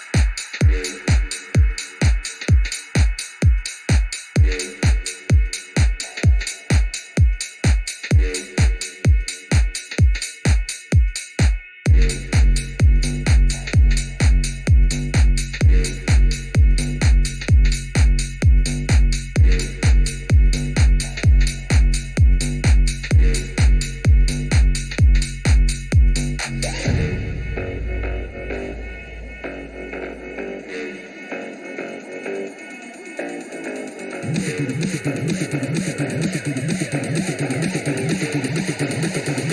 the booty bounce on the dance floor.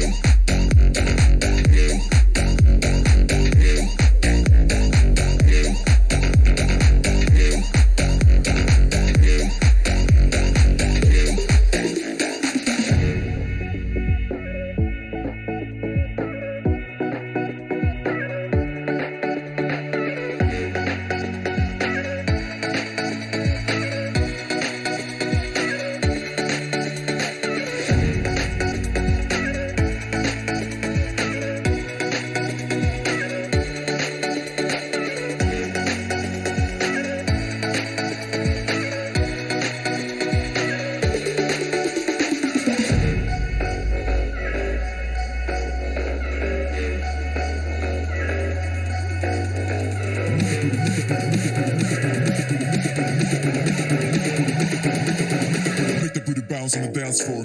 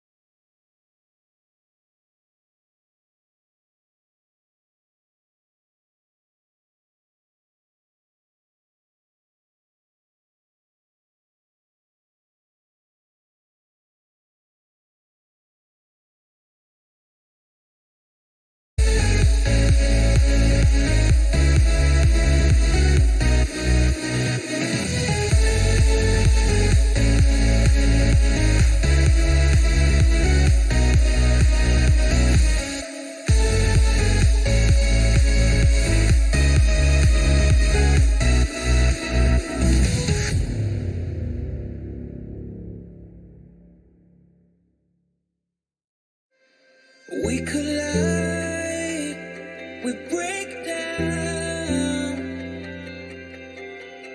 caving in to our doubts.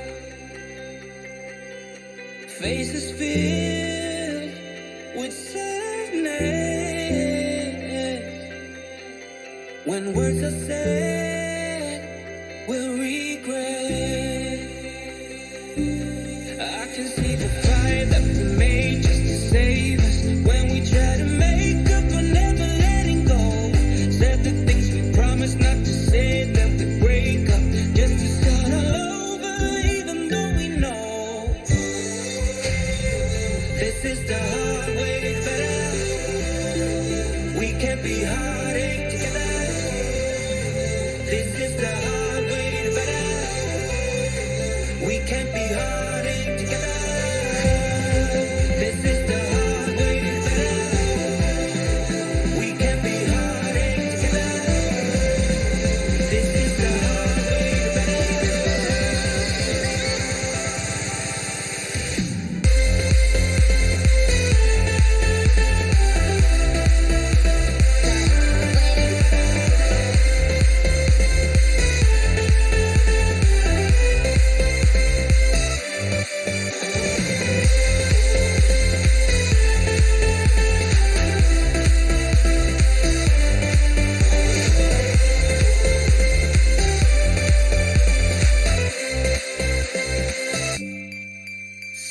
Let's go back, let's start again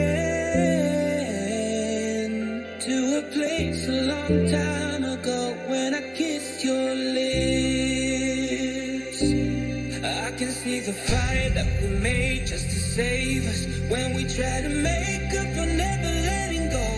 Said the things we promised not to say, that we break up just to start all over, even though we know this is the hard way better. We can't be heartache together. This is the hard way better. We can't be heartache together.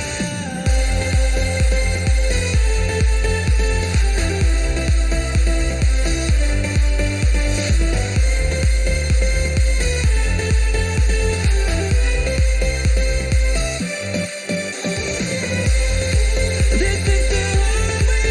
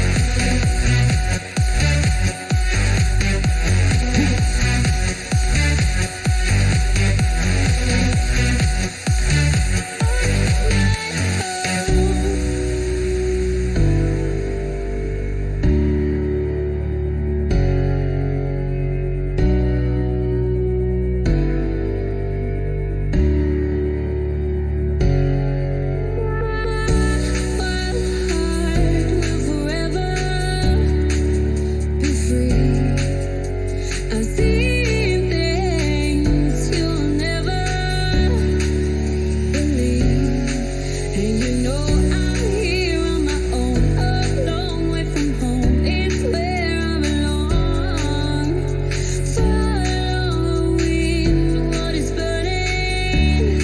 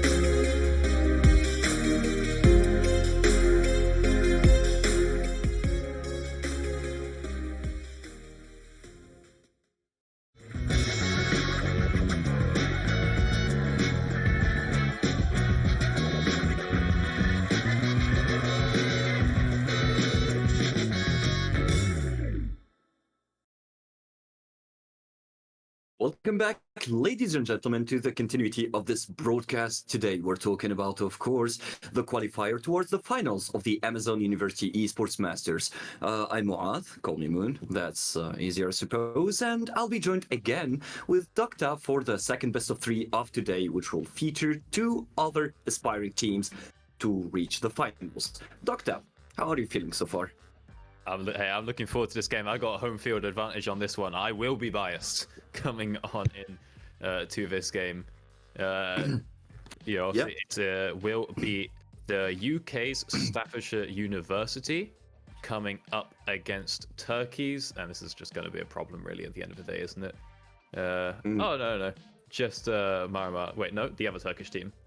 Yeah. No, the Uludağ Üniversitesi. Okay. I was worried my English single language was going to show, but I think we can get by with Uludağ. But No, it's fine. yeah. When it comes to Turkish, whatever you see is almost whatever you read, aside what from you the cities, the accents below the C and the S, which make it sure sometimes. But yeah, so far, Dokta, I think it's going to be important for us to understand what's going on with the brackets. So far, so good. We're almost done with round one. We still have only one game remaining for the two universities of Germany and Italy in here. We're talking about, if I'm not mistaken, not the George, but the Technische Hochschule Ingolstadt. All right, that wasn't so bad. And then we have the second Italian university, which would be Università degli Studi di Torino. Yep, that's correct. So far, we already have 2, 4, 6, 8 teams that reached round 2. I mean, 7 teams. 8th team will be the last game of round 1, which will happen any moment. Might be progressing so far. And the game that will hold our interest before reaching the semifinals and the finals is the one we will be commentating right now, which is the Staffordshire University versus the Uludağ Üniversitesi. So, coming so far in the bracket, so we only did one step, we only, of course, worked on one game. How does the level look to you, Dokta? I mean, hey, that game looked pretty good, right? The level, at least that we saw coming out from the Germans, was pretty confident. So the thing is, obviously, there's a lot of variance in this kind of tier of competition, and as we said before, different teams have their different strengths in different places. At this kind of level. What you will see is as we move throughout the tournament, obviously the teams get better. And as I said earlier, if the best team in the world is a 10 out of 10 in everything, then when we get to here, there's a lot of variance in those levels. But the better you get, the better you get, the more your number in each skill goes up across the board. And so the differences start to become smaller and smaller. So as you will see over the course of this tournament, the competition should get closer and closer. More so than you may see at those sort of top level tournaments. Yeah, exactly. And especially that we're not talking about a single elimination, we're talking about double elimination. So there's this sort of, I was about to say funnel, sorry, this filter, right? Where even if a team loses, like a Flock, wasn't their day, they still get the second chance to progress through the bracket, so they always find gratification equivalent to the level they should have displayed. Always a second chance in here. Now, if we're talking about expectations, so we can set a better picture for our viewers, coming into this tournament, we've got experience talking and watching professional games, and we came with specific set expectations for the level so far. So if we're to, put the expectations right, was this above expectations, exceeded our expectations, or are we talking about the level that we expected for university teams? Yeah, I think that, so as you were saying during the game, what we saw from Göttingen was very just like a default, right? They were definitely the Mario of that game. When you get into like Mario and Sonic at the Olympics and you've got Mario, he's just like, he's like 3 out of 5 stars and everything. It's like, okay, it's fine. He's the average guy. And that is what we saw, which is actually interesting because that's not usually how it goes. Usually each team in these kinds of tournaments has something crazy going on for them. So I think it's a little bit hard to get a read in that sense just from that one series that we watched, because it was like, this is just a very average play style default team, but they also crushed the game, but they didn't crush it in a very spectacular fashion. So it's a little hard to tell, at least for me. Yep, because I remember casting on some games coming from university from other regions, not from Europe, and I remember clearly some very distinctive, unorthodox methods that teams use to win the game. Of course, no, we're talking about legal, but we're talking about pushes with 5 shorties. We're talking about players that keep on playing the judge, round in, round out, holding the corners, and so on. And speaking of corners, corner maps in general have been banned in this veto. So Split is out of the view, Icebox as well, Ascent as well, and Fracture follows the trend. So now the 3 maps we're left up with are Haven, Pearl, and Lotus. And I think that this kind of sets the expectations right. Haven is a map that everybody's familiar with by now, although it's... Look, if I was to categorize the maps, I would go Haven, Ascent, and I wouldn't say Split, Haven, Ascent. I would say maybe Icebox as well. Maybe Split, but Split has been forgotten about, so I'll just add Icebox. So these 3 maps are like the core maps of Valorant. Everybody knew those maps. We spent so much time playing those maps. We know them. Every nook and cranny, every corner, right? Now, still Haven is the most complicated map of those basic maps to play because of the layout it comes with. 3 sides, very difficult to defend, requires a specific set of agents to be present in the map, and so on. Pearl will be played on the corners. Teams are still trying to adjust and to find ways to play this map, which is extremely unforgiving to attackers. And then we've got Lotus, the newly arrived map that will most likely be challenging for those 2 teams. But moving on, we've got the agent selection. So if you could maybe add in your input in here as to which agent these teams will be playing on Haven. I mean, Haven's just a vintage classic, isn't it, right? Step 1, you've got to get your information, you've got to get your Sentinels out. So obviously, Sova insta-lock for both teams. Sometimes you'll see the Sage come through, that's not going to be the case. And you have to have yourself your Sentinel. When there's such long rotational lines, coming basically through both spawns, you need to be able to have either some Killjoy info there or, a Cypher Tripwire, something like that, to make sure that you know about these rotations. That's why the Sova is an absolute guarantee. And then, there's long angles, so obviously we're going to get Jet. You can get yourself the snipes down on C long and up boosted in B site as well. It's not 100% like you need Jet every game, but most teams, most teams have a Jet player on them in this game at least. So we'll just see what the last 2 picks are now for Staffordshire. It could be something. I was expecting to see something like the Sage come through, get a bit of that extra control, but they're going really heavy on the control of the corridors with the breach and also with those smokes as well. Yeah, you also have to think of, whatever breach can add for the retakes later on, or maybe in the after plan, delaying any sort of push, any sort of entry on the spike plant spot, and so on. So, I mean, honestly, I do agree with you that Sage is a very strong pick when it comes to Haven. Like, absolute control on side B, nobody gets through, right? You've got the barrier. It's very difficult to handle a Sage in that sort of side, the delay with the slow orb and so on. But breach in here could mean that the English team in here is meaning business. They're trying to be more proactive, more reactive, more towards creating these opportunities and dismantling the defenses of their opponents. And it works the same when it's in terms of defense. They're trying to play on the strengths of the breach. But there's a question mark in here. We're seeing a lot of players so far playing. Just a second. Whoa, I blanked out. I'm very sorry about that. Which one? But yeah, when it comes to the agent selection, we're talking about Truck, for example. This agent, right? We're talking about Astra. Exactly. Sorry, the name for some reason completely disappeared from my memory. But like Astra, and that's kind of significant because we've seen Astra disappearing from lobbies for quite a long while, especially after the recent buff that she received following the previous season. Do you see like any sort of validity into picking Astra right now in the current state of meta and in this map specifically? On Haven? I mean, I'll be honest with you, I've never been an Astra enthusiast at any point, just sort of personally. I don't really, I don't know, the thing where you have to put the orbs down, it just feels a bit too, like, rigid. But when you have set plays, that's obviously great. I think on Haven, though, obviously the divide is absolutely massive. But my problem really is that there's just too many corridors. The map's too big. You've got 3 sites. There's too much to try and cover with those, with those orbs. And I feel like on a map where there's so much rotational opportunity because there's 3 sites. So you think there's it 3 sites? That's basically, was it 6 different ways you can rotate? Yeah. Like, you want to be able to at least, have a bit of versatility with your defense and with your setup. And I think Astra doesn't really provide that. Especially if we're talking about retakes. It takes quite a while for us to set up everything for the retake. I mean, no matter how quick we are mechanically.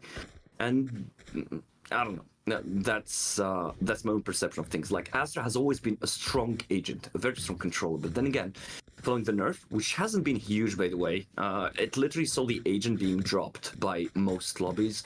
Hence, my question. I mean, if we're to factor that in, Omen made a resurgence right after that.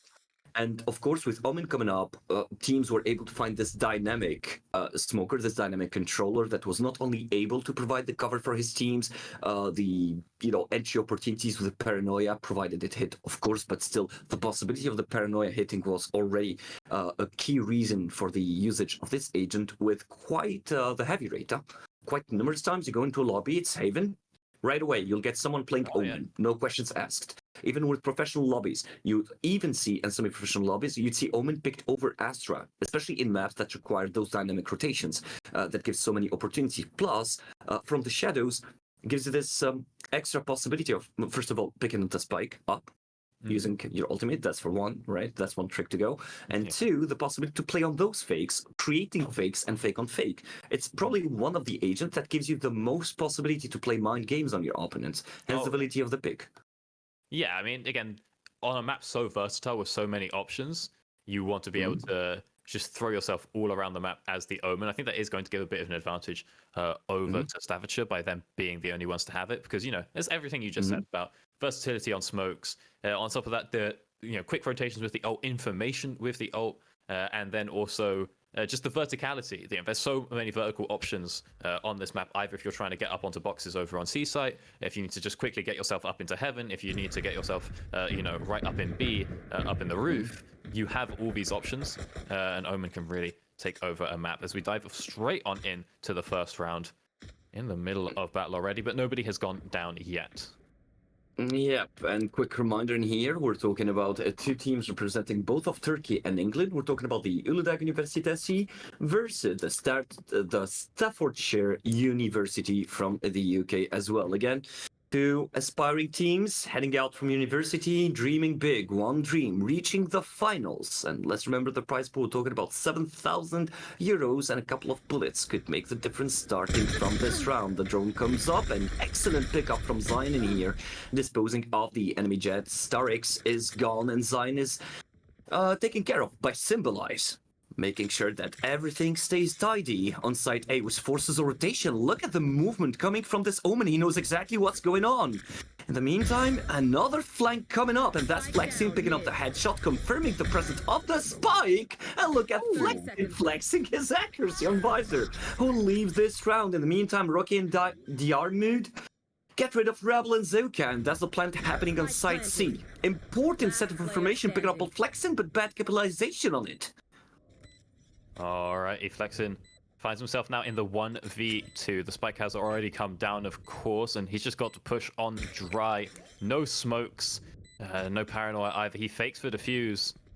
But okay, here's the footsteps. Can he find the shot? No, he cannot. An instant headshot from Rocky will give the Turkish representatives the first start in this round.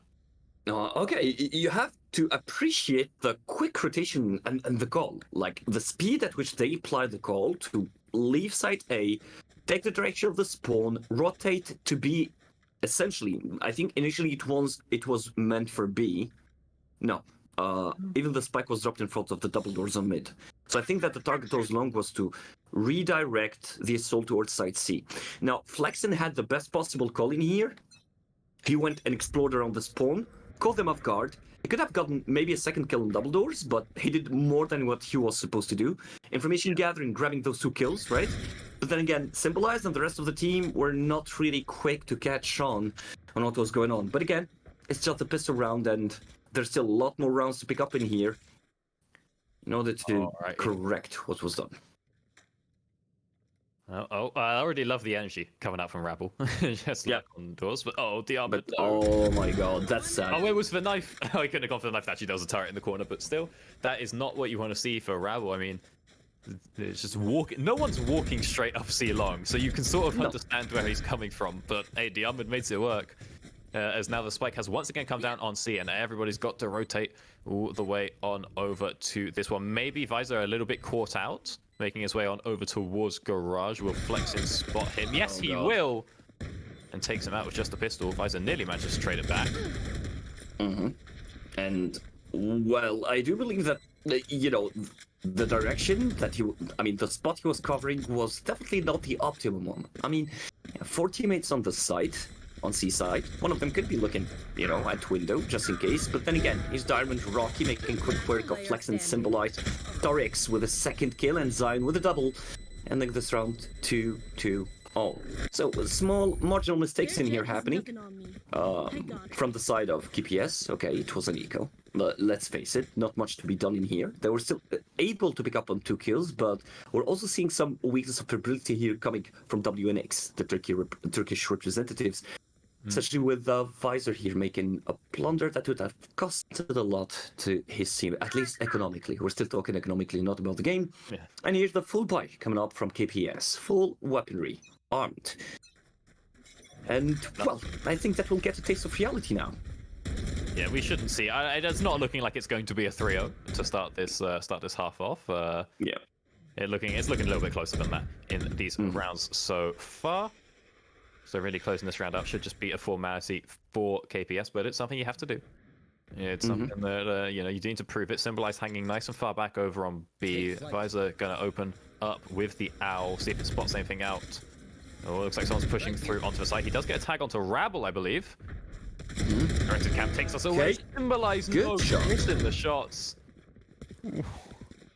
I know, kind of sad from the breach, but honestly, Visor in here getting that kill will open up doors that maybe WNX did not imagine for this round, and they keep on pushing through anyways, while StarX is shining so far in this round. Grabs a kill for himself on Visor, and Rocky tries to go for the peak, but big mistake, Zeuka was ready, and that's a triple for him, 2-on-1, and well, honestly, we're seeing very clean plays coming from KPS. Huh? They're raising the bar so far.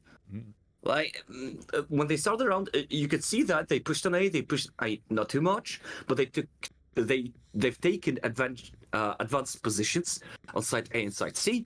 They're looking for information, putting pressure on WNX. They kind of forced them to change direction twice this round, which proves how much KPS are willing to put pressure on their opponents. So WNX have to be really patient in here and avoid making mistakes. And pressure is the name of the game. On the map with so many switch-ups, right? I think we've already spoken, Haven, you have to be versatile. So if you can apply that pressure, it's very difficult to withhold it. It's not, if there's only like 2 or 3 options for how you're going to get on site or how you're going to make that rotation, you can have a plan for that. You can be like, so when the pressure is applied, you're like, lads, we know what we're doing. We know how we're going to deal with this attack, with this push, and we know how we're going to deal with the next push if they switch it up. Or something like Haven, where you have all these options. There's, StarX tries to find a little peek there. Oh, Visor stepping out of the wrong moment there. Gets a little bit of a tag in the shoulder. Nothing too major, though. Sends the owl down now to flush out short and does get a tag. And kind of a risky and necessary move coming here from Zeuka. I mean, the drone was enough to detect that there were multiple players coming up the corridor, short, and that would have been it. And they kind of, him and Star compromised the site because there was no one looking up for anybody coming from long, so... Anyways, no evil done, no damage done here, or taken by KPS anyways, while WNX try to funnel their way throughout the spawn towards site C. And, well, since there's no one in here, they might be tempted to try to take it, but little do they know that the nanoswarm is awaiting them. I don't think they can see it. I don't think they will see it, but sync shifting here will give them the right idea while the Cosmic Divide is deployed right away by WNX. And that's a good call, and it's a warning sign. Hey, stuff is happening around side C. That's the plan being taken care of. While Breakcore Lover gets 2 kills for himself, but the plant is not done yet. Maybe a cross and Symbolize gets it, and the defenders grab this round with the round time expiring. 2-2-2, and what a heartbreak for WNX. What an aftershock there. coming out from Symbolize. I mean, it's a really good read. It's a really good read. Say, hey, you only drop the wall like that. When you drop the divide like that, it's it's one spot of cover, and it's going to be behind that, behind the boxes. So he just drops the aftershock on it, and there's not nearly enough time for for a replant to come out. I think the Armored can't even try and cancel it. He's like, I've just got to stick it and see what happens. Maybe I can tank the first 1 or 2 hits of the aftershock. But he definitely goes down by the time it's over, and there's just not enough time to get a replant. Oh, it's just a great read, and that's you're feeling confident. So Okay. And now that's a quick push. Alright. Frenzies here being deployed. And that's 2 kills already for WNX getting the plant and giving away their Astra so far. I mean, there's even a couple of stingers. Okay. Great to a Phantom. I think that this round could go both ways now. I mean, looking at the abilities, we don't see much. Okay. We've got the Blade Storm in here, but the flank! And the Sova could have done so much more damage, but will sit conveniently with that 1 kill. In the meantime, reveal of the operator coming from StarX, and that's Symbolized getting the last kill. And 3 on 2, KPS playing clinically so far. I think they got enough time for the defuse, yeah, they do. 4 seconds 28. And that's the 3rd round for KPS. WNX, honestly, with that bravado, pushing towards the side, they could have done more damage. I mean, maybe they could have sticked with the site, grabbing another kill or 2. But I've never been a fan of deploying 3 people over long after this plant. yeah, it feels like a bit of an overcommit, right? Like, what's gonna happen on long that needs that many of his? What's gonna happen is we're all gonna miss, right? That's what's gonna happen. So we'll just get some more guys in. We can't all 3 of us miss. But it's a bit of an overcommit, and the retake just ain't there. And it's also awkward that, you got 3 people on long and nobody was covering spawn. I mean, right? I don't know, it's just one of those moments. Right now, nothing too crazy starting off in this round, though. We see, defensive util being used by Breach, just in case there's a bit of a mid-push up there. The garage doors have been broken, but no damage found behind them, as we wonder what the plan is now. Of course, you don't need to go for... Oh my god, that's an op shot right onto the owl. I can't stand a chance. Oh, the push up bar from the Star gets a kill. But Star gets a kill, Zion. He got super greedy. Okay, he's got an operator, he must be running away, but remember, it's a Jet. And Jet has the ability to relocate and reposition herself at will, thanks to that dash, of course. And then we've got Killjoy here committing with her lockdown. No fear of any Hunter's Fury or any ability of the sword to get rid of it. So, yep, they get a free access to the site. And that's a plant coming up. Now, of course, this commitment, will it result in a point or not? We've seen this scenario twice in a row.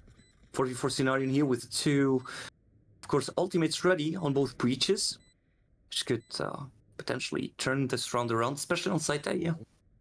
Rolling Thunder is a big yikes for any team trying to retake the site, but well, we'll see how it's going to work out. Just waiting for Rabble to turn up, having ulted out. Watch the Killjoy down in hell. Found 1, so has been made.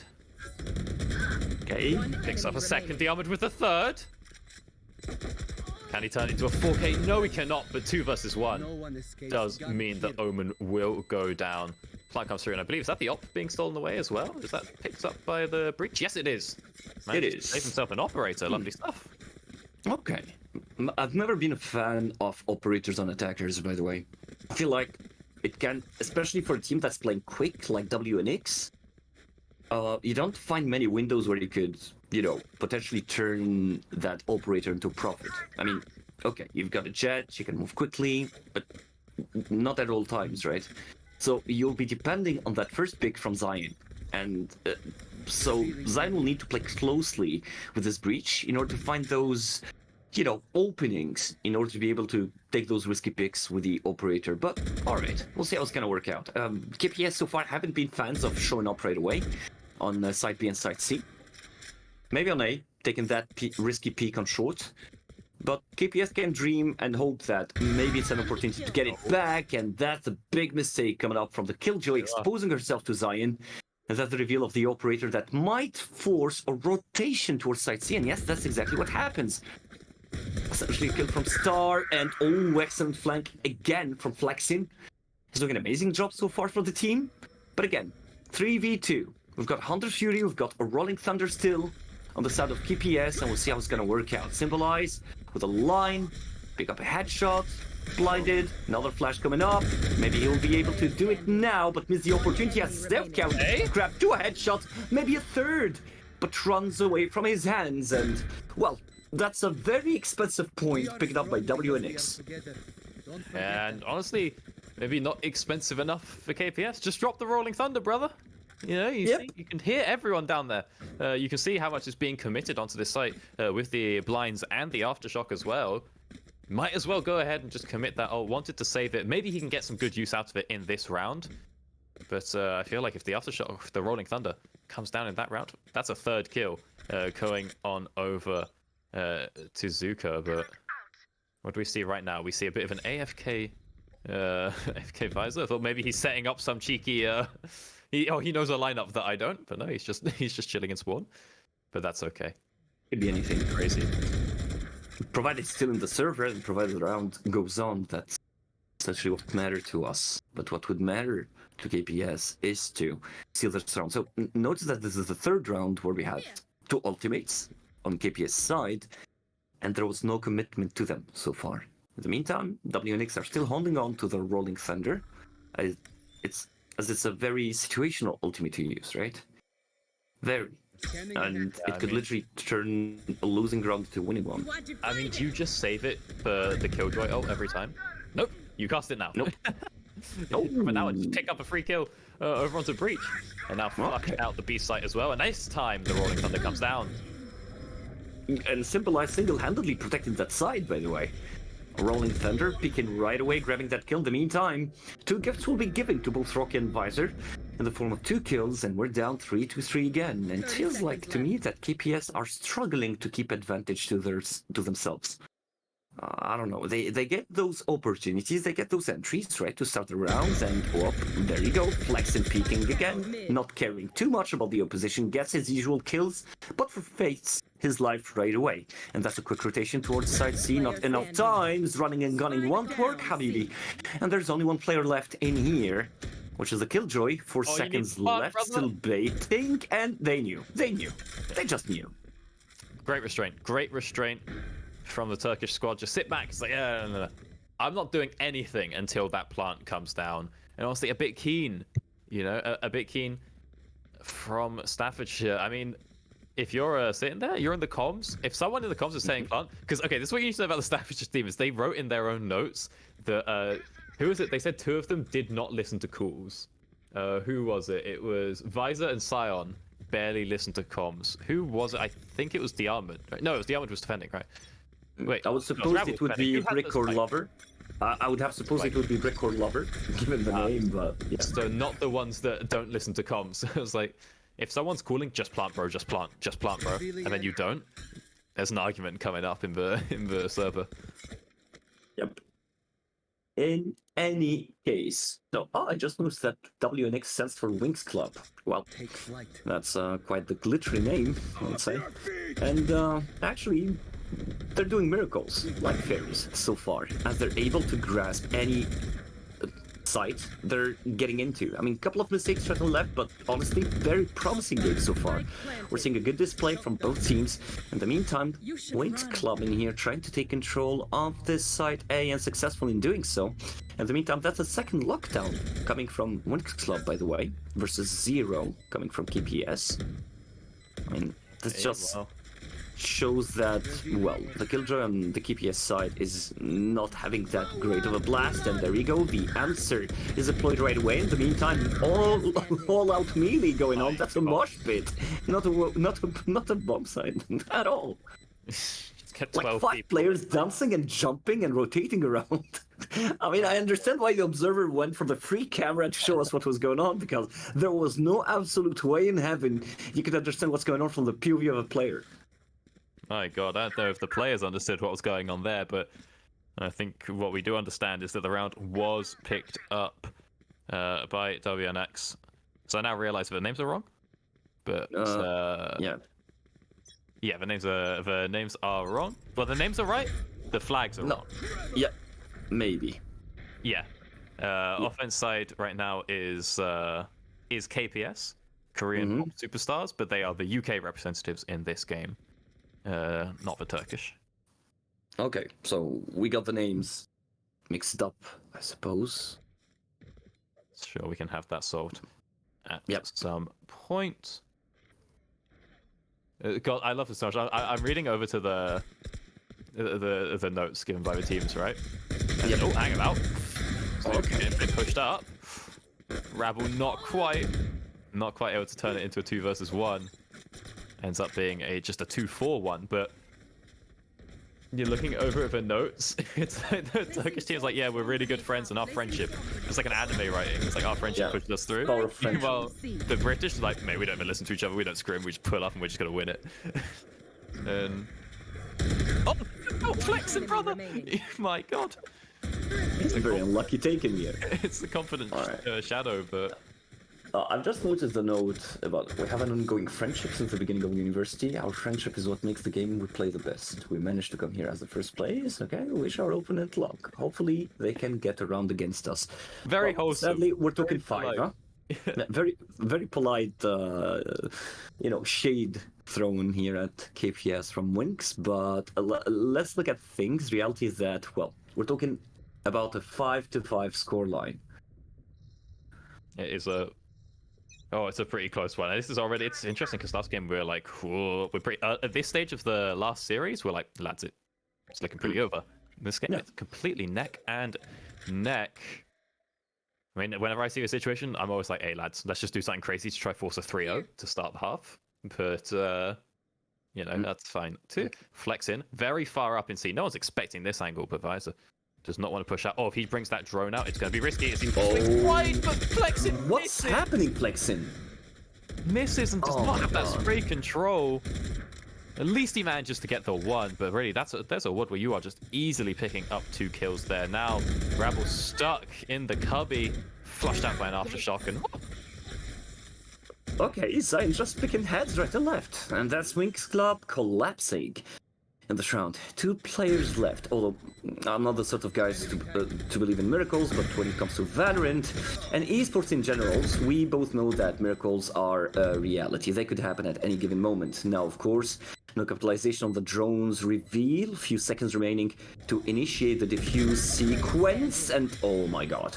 Oh my god, you can't tell me that these guys are not listening to calls, because that peak was crystal clear. It was perfect, it was clean, coming from KPS. Seriously. That was well orchestrated from them. They had the information and they capitalized right away. And I think that Winx Club got hungry at the wrong moment. They just got super unlucky with this one. But yeah, then again, 6-5. And with such a close game, I really can't wait to the rest of the series, really. well, we'll see if we can at least have a tiny lead going on into the second half, or if it is going to finish up at 6-6. Watch this, Sion. Make sure those knives are ready. So, not too much information gleamed from either of those radar darts.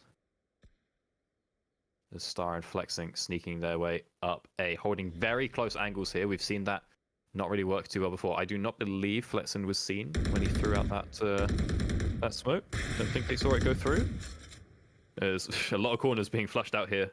Just start spraying and see what happens if you're on KPS. And, well, still the close angle. in the Close meantime. angle. Ooh, butchered completely with Flexin and Star X. Flexin finally getting rid of the curse of the 1 kill only per round. Grabbing a double in here, and a devastating double at that. I mean, KPS are licking their wins right now. I mean, look at the state of affairs. We've got a Jet, we've got a Breach. They still have, of course, some abilities in here to use in order to maybe divert attention or to initiate, an approach for the site A. Some steps in here, and I think that no, they're still not aware of what's going on. And Symbolize holds off on using his fault line. Okay, good to go. They know that the plant is happening this instant. In the meantime, interesting position here from Zion, trying to play the close cheeky angle. The owl should give it away. Zion spotted. Fault line comes down. Concussion does not land, though. Symbolize blowing everything to get onto site. Okay, that wasn't the perfect flash coming from Break Core Loversign getting a kill for himself, and the knives won't be enough. Zeruka will dispose of him with a headshot, and that's a 6th round going for Wings Club. Zuka with just that, just the sheriff up in heaven manages to tie up this game 6-6 at halftime. The perfect game to start off this map and this series. As we now swap sides over, and maybe we can get. I want to see one of the teams do something crazy and try for a 3-0, even though you can't. When it's this close, you can't. But like, it's fun. Yeah, definitely. But let's take a look at this. I mean, Wings had the ability to grab more round. I mean, we're seeing errors coming from both teams. All right, we're seeing an overcommitment from Wings at times. We're seeing hesitations, lack of preparation, and that exists with KPS as well. But nonetheless, honestly, I think we're being spoiled with a good quality game. Like, okay, you don't come in expecting to see, the likes of Fnatic or Turtle Squad, right? But what we're seeing so far is two teams that are playing their hearts out. Like, we can see coordination, we can see comms. I mean, you can feel the comms happening in here, right? We don't see like that player that crosses without saying, "Oh, isn't that corner?" Reaction-wise, they're doing really well, and you can see that every move they make is thought. I'm not gonna say well thought, but there's a thinking process behind it. Not according to KPS, but at least it looks like there is. Oh well, that's psychological warfare. Okay, we're not. Yeah. They knew that we'd share this information publicly. There's nothing too crazy quite just yet. Again, it's just a big stack up on A. Killjoy turret, I believe, not quite around the corner. No, it's behind the box. I Long as behind the box. I was wondering if it's maybe on top of the box. Yeah, but I think it won't spot them, right? If it's up on top of the box, it's not going to have the cover there. Yeah, no, definitely not. Looking where it is now. So this is a pretty simple sneak through onto the site. Oh, it is. Oh, he doesn't know that he's cornered. Okay, good flash in the intention, but I guess that Sova was able to see whatever was conspiring, even with that flash, and well, already 2 players down. And that's the round, I suppose, gone. I think with the bot making that noise so long before the flash came out, you have to assume they're a bit closer, And it's risky to go for such a long flash because you know that like the bot wouldn't go off if they were still on long. And at the end of the day, that pistol round is going to go on over to the attackers because WNX were able to show such restraint on that round, and play so calm, play so slow, and just walk onto the site. And, in the end of the day, they tried in here to defend the set, but I don't know, I'm not really approving of the move given by Jarmud. Because if Jarmud here, who's a Killjoy, was able to detect from the get-go the presence of a player or two, maybe in that case, KPS could have collapsed faster. I mean, Wings Club would have rotated faster and provided better cover for the site. But that's spilled milk, and well, we're not gonna talk about it even more, because what matters right now is that KPS are gathering whatever credits they have to get themselves some sheriffs, some abilities as well, to be able to, cover, perhaps be able to defuse the spike, although I'm not giving them that much of a chance. I mean, look at the situation right now. Spike is planted, they have no information on where the attackers are positioned.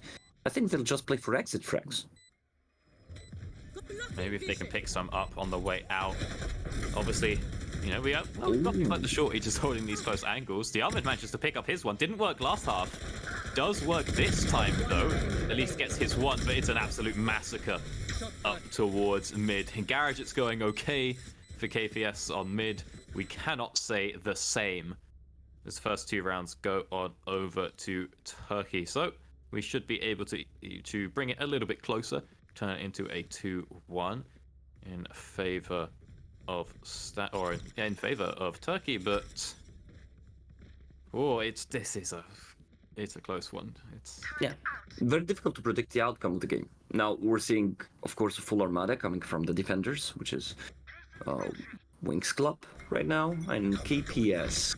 Well, we're playing with whatever they kept from the previous round, a bonus round, nonetheless. And well, we're gonna see how the progress will be. Ooh, Zion. Zion always messed up that one. It was so close. So close. At least it disposed of the shield on Starix, which makes him a paper target now for any shooting attempt, and well, he'll just simply change his position, his orientation. And by the way, the spike is still in spawn, huh? There's we do still need no that. decision taken. Can we get the orb on Omen? I don't know how many stacks he had. We'll see if he could. If he just needs the orb and then he can snap back to it. Seems like a bit of a waste. Like, could have just bring it with us, you know? But it might be an option as we get through onto the site. Oh, Rocky! Ooh, okay. Now that was a disaster. That was a disaster with Rocky picking 3. His Phantom won't be enough to save him from Star X, who got the triple as well. Okay. What's going on here? Triples across the board. 2 versus 2, but Star is pretty down in health. 45, no armor. As the 30 bomb now seconds makes its left. way over onto the site, and Breach comes down from heaven. Breakcore Spike pushing planted. up into corridor, not quite being covered as he's terrified on how to walk up. Does not know where the Jet is. Does not see him there, and is just going to peek out with his back. And it's 1v3. Ace! It's an The ace! turret. Oh, it is an ace. I thought that the last kill went over to Killjoy, but no. 5 kills.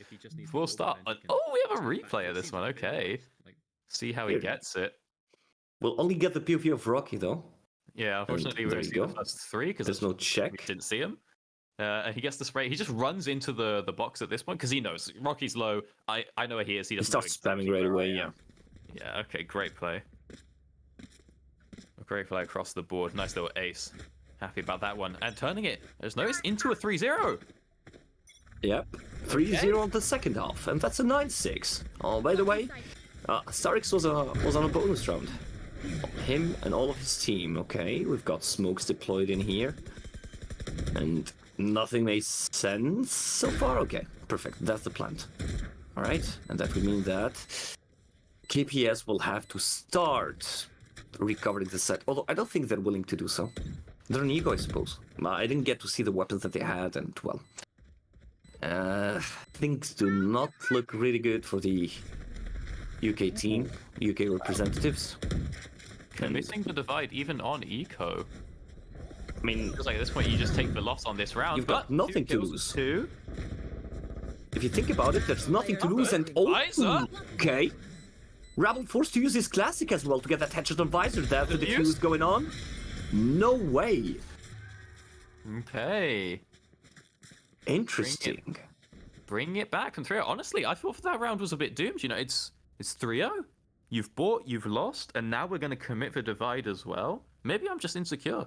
Because I'm like, there's no way we're winning this one, lads. We'll just try and pick up a couple. You know, they had... It wasn't even...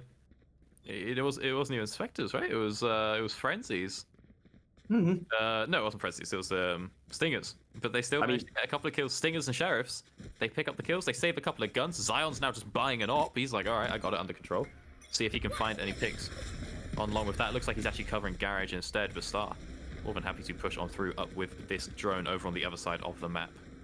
And we gotta admit that Astra has never been, you know, the player on Astra has never been someone who held his abilities up. He didn't save them at all. Whenever the ulti was ready, his team would build around it. And again, we're assisting to a plant with no concession whatsoever coming from the defenders so far. There's only Killjoy here deploying her, of course, lockdown. In the meantime, Symbolize in a very good position to partially cover the site. Still no information whatsoever. In the meantime, of course, Flexen will be using his ultimate and gets them from behind. That's 1 kill on Breakcore Lover. Probably know that there's someone up heaven here. The steps, the pre-fire as well. An excellent kill from Flexen as well, ensuring to his team absolute control over the site. This is the kill on Dire Mid, but his teammate Simka will get rid of him, and there's only one player left, and that is Zion, who will just run away and try to keep his weapon for the next one for better days. 10-7, no question mark here. I mean, you can't expect a move like that. You can't expect a TP right behind you. I feel like well, yeah, because what are you meant to do if 5 people, when they hear the TP, just start spinning in circles? Like, that can't be the play. Trying to find out where that teleport has come down. So rare, is it? I think that's such an open spot to put it, you know? He puts it in the middle of basically 3 crossroads. Could be taken out from any angle. You're not going to expect it. It's an idea so devilishly stupid that no one would be crazy enough to try it, is how it sort of feels. Out in the open, in defender spawn, like, not a care in the world. The middle of 3 points. Just like, you can pick up from heaven, yeah, from Elbow and from spawn as well. It's like, come on, there's... Oh, Nice. Yeah, I'd give fault line. I'd give him that, but again, when you hear the ultimate audio coming from Omen, the first reflex that people have is to look behind them, but he Diarmid doesn't look behind him, he only looks up front, and Breaker will intervene, getting rid of Starix, quickly dispatching the squad of KPS, and now, not much left to do. Only Rabble trying to survive this lethal wave, and, well, he'll slowly try and attempt to make his way to the site, not to pick up. It's not worth saving for Rabble right now, I think. You know, they have enough on the Econ, pretty close to getting he wants to die just to get the ult. He would have preferred to have taken someone out with him, though, as Rocky picks him up, and it's a 4-for-0. Great round for KPS. Let's run it again. And I mean, just getting that, like, that 4K, well, 3K plus 1 over on the site. It's just a great way to just decimate the momentum of that push. And you get to save Zion's op as well, still very important. He hasn't found too much with it yet, but to be fair, he's not... The angles he's holding, you know, I don't know, maybe well, I am definitely low. I know that for sure. But I just assume if there's a jet with an op, that they're going C-long. Zion is getting a bit creative with it, but he just hasn't found it yet. It's not that creative. It's... People have been known to go to other angles, but that's okay. Now, what matters is that we're seeing some sort of a resurgence coming from this Killjoy. I mean, she's putting in big numbers after the 3-0 streak that kicked off this second half. The score line is 10-8. The game is still neck to neck. It's still very difficult to predict whatever is going to happen, conspire in the next moment. But sure thing is that Wings Club just pulled in all their credits in order to try maybe to find an opportunity to change things, all right? Now, of course, they lost one player. They're on a 4v5 situation. There are two ultimates awaiting them, so it's going to be quite a harsh scenario. So I think going for side B is the best option, but there again, they get flanked. Nobody was able to determine that someone could be coming from behind them, and you gotta love the reactivity of KPS and their will to go and, you know, look for where their opponents are. In the meantime, Flexing gets himself the kill, but sacrifices himself to this operator from Zion. Visor is ready. He knows exactly where his opponent is. He will peek, but then again, two of his opponents are looking for him. But they still lose Symbolize, which is a big no. And it's a 2v1. Starix is left to fend off for himself after a big blunder coming from him and his teammate, and he doesn't have many options in here. How does Symbolize go down? I love the fake out. The updraft of Starix. He updrafts and then Symbolize just runs in. And you can see the crosshair placement. He was looking up trying to find the jet, but still gets the breach anyway, as Starix cannot hold it in a 1v2. And another round goes back over to KPS. They pick themselves up this one. Going to hand over the point to Astra. Get that orb going. Get that ult stack. But that's not good. Like, okay, you fell for the... like. If you're doing the fake out on a guy who you are pretty confident is behind that smoke, Symbolize, you've got to check it. Like, I mean, I understand that the call was terrific to see, but then again, maybe a flashpoint or any other ability could have made things easier. it's the call is made that Star is going to bait. Star's going to updraft behind the wall to make Breakcore think that he's pushing around, right? So Breakcore looks up, or I think it's Breakcore, I'm not sure. He looks up for the jet, and Symbolize is running forward at ground level and doesn't check. It's like, well, what were we baiting for then? Like, you know that your jet's baiting this guy. I assume that you've mentioned it, that you're baiting him. So, I don't know. It's a pretty grave miscommunication that does maybe have a, cost of the round. Oh, Jet does get out alive there, just updrafting at mid. And the plant has come down. Let's go. Rolling Thunder. Oh, the flank. Oh. Excellent from Zion. He's flanking with an operator. Oh. You don't see that every day, and he still survives somehow, but gets detained. Down.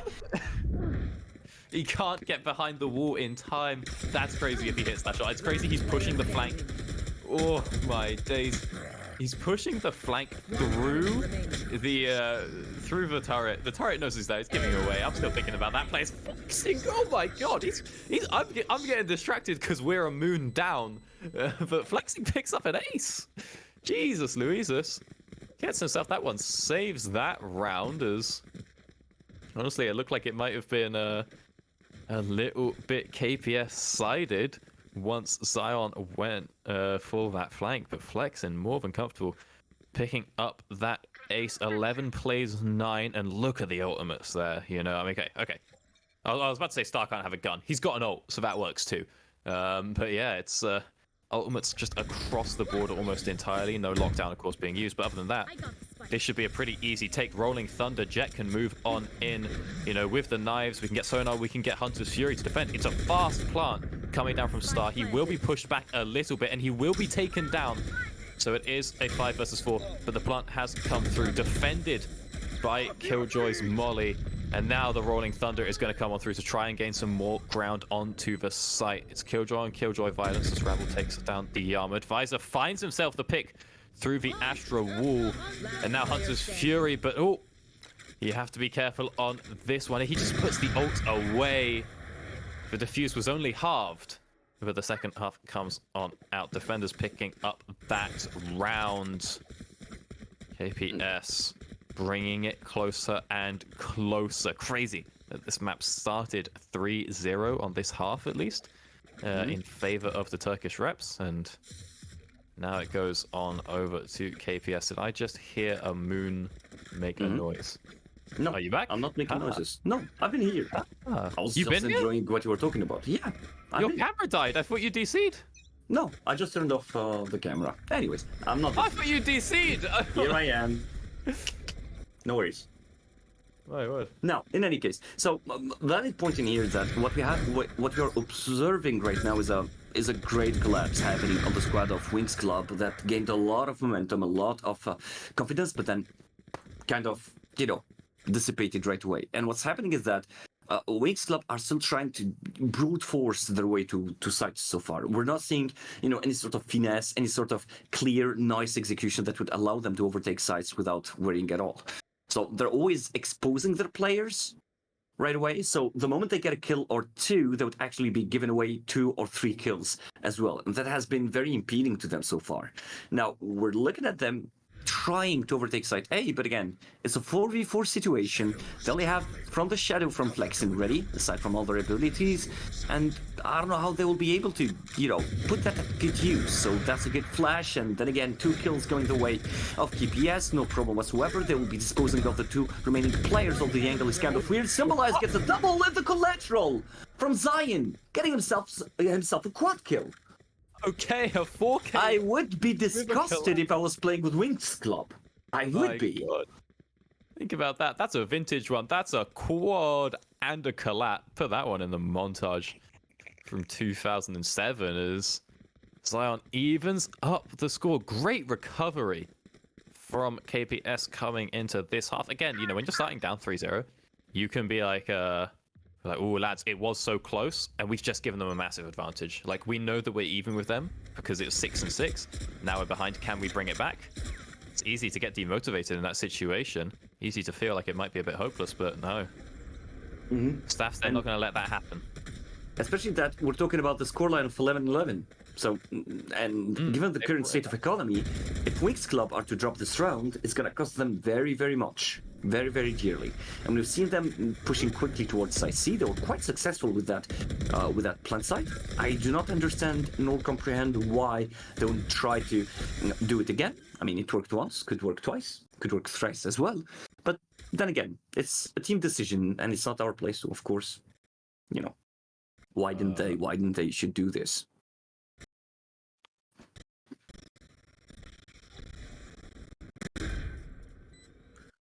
No, I don't know, but okay, technical issue gone. Now I'm able to see what's going on, and well, I wish I didn't see what happened, because this was a butchery all the way around. It took, I think, 4 seconds.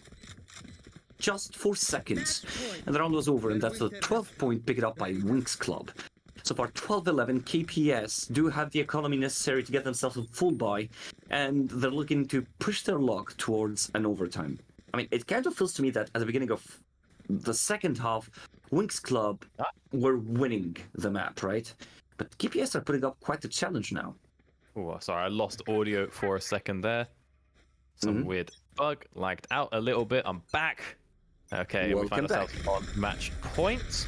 Potentially. Of course, KPS, they've proven they are easily capable of winning these rounds and bringing it back to a draw. That draw would mean overtime, of course, and, well, you never know how things would work on overtime. In any case, again, Wings Club are trying to breach Site A. So I think that by now they should have understood that usually KPS would be playing with 3 players on this position, in this area of the map. So they need to be flawless with their execution. And what's even more interesting is that there's no ultimate available. I didn't take a look at the orbs, so I don't know how far they are with the ultimate progress. And Zion from the skies drops down and is boosts a flexing. But in the meantime, Zuka with a double kill. With a double kill. Does not give any breathing chance to his opponents. And now on a 3v2 situation, Zuka is still opening up the opportunities for his teammate. And we're wondering if KPS will be able to pick up the pieces they left off on this round and try to salvage this situation. Okay, Darmold says, yes, I'm gonna grab this kill, I'm gonna push to the other side. Oh, no. That's a nightmare situation for any Sova player. But then Visor is the wiser in this scenario and gets himself a double. And that's round 12 heading towards KPS. Oh, he manages to pick up that second frag. You know, you do not want to be bringing out the drone when it's so you're so close to the wall, but he manages to pick up that kill anyway. The health bars there on Rabble, on Diarmid as well as Visor. You saw just how low they were. That's one bullet lands a few inches higher up and moves into a different hitbox, and the game's over. We're not in this game anymore. It's a 1-point lead to Turkey, so yep, that is a crazy one to push us now into overtime. I mean, we have to admit that the first half was pretty much close, meaning that KPS had a very good attack, Wings had a very good defense.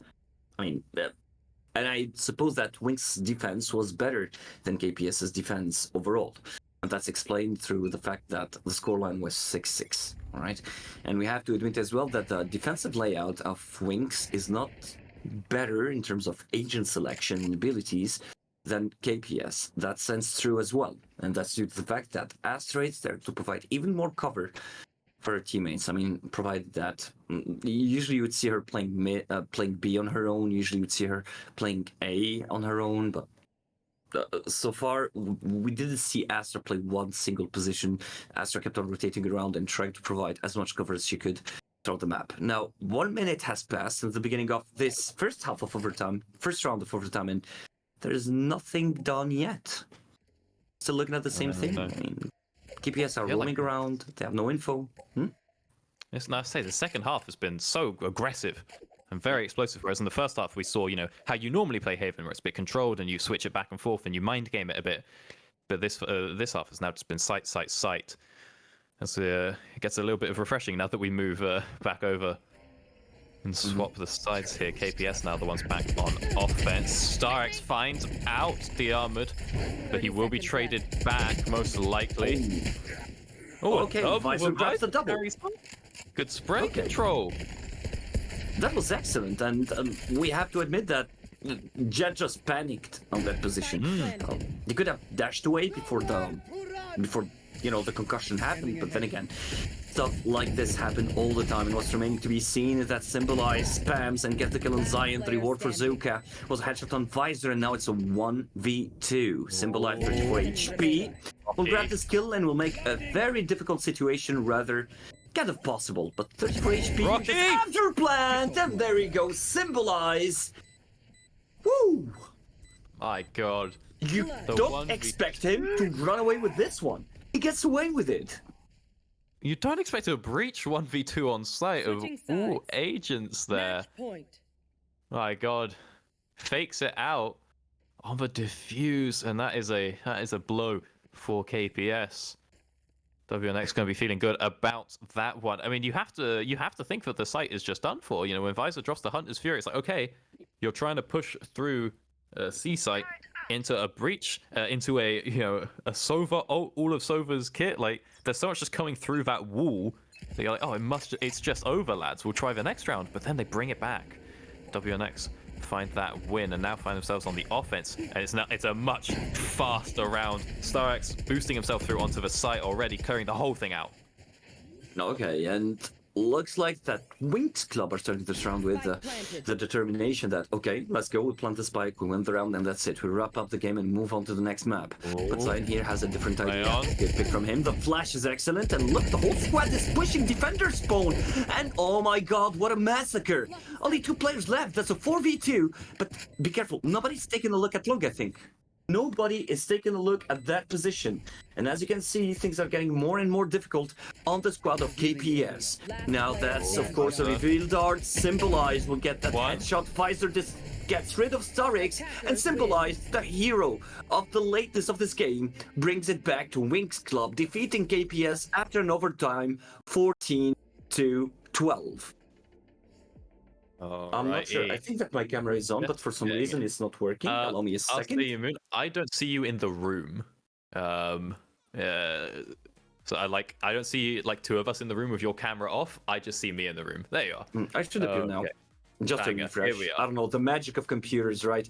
There you go. But it does not equal the magic that Wings Club brought to this game in order to bring it back to themselves. I mean, let's face it, Doctor, when we're analyzing games after the end of the game, usually we go, okay, this is what was done well, this is what was done bad. We'd usually put the highlight on the mistakes of the losing team. And then again, not much to be blamed specifically on KPS in here. Both teams played well in general. Some small mistakes. I mean, overall, we're seeing 2 teams that played some very good Valorant, like in terms of textbook Valorant, in terms of execution, how to, run the afterplant, how to do the retake. So nothing big to point out in here, no big mistakes, no big blunders. But then again, I think that the resilience of Wings Club and their mental, of course, the surprise of 3 players pushing defender spawn was what outdid KPS in this game. Well, so I'm excited now for the next map and potentially maps plural of this series, because both teams, they had their plays there, right? They knew what they were doing. We saw especially from the Turkish representatives that they were just doing that fast onto site boom boom boom aggression. This was Haven. You've had years to cook up a Haven strat. You have not had that long to cook up Pearl strats, let alone Lotus if we go to map 3. So I think it's going to be very interesting to see these teams now competing on the next maps of this series, because maybe it's the strategies are a little bit more dynamic, a little bit less practice, and I think that could favor out towards KPS, given that what we mostly saw work for Turkish squad was just straight on site, boom, boom, boom, pre-placed smokes, everything set up. If you don't have that ready for Lotus, then you may be in a bit of trouble. Definitely, but before we even speak about Lotus, we've got our next map, which will be Pearl. So of course we're gonna take a small break, and we'll get back at you once the game's ready.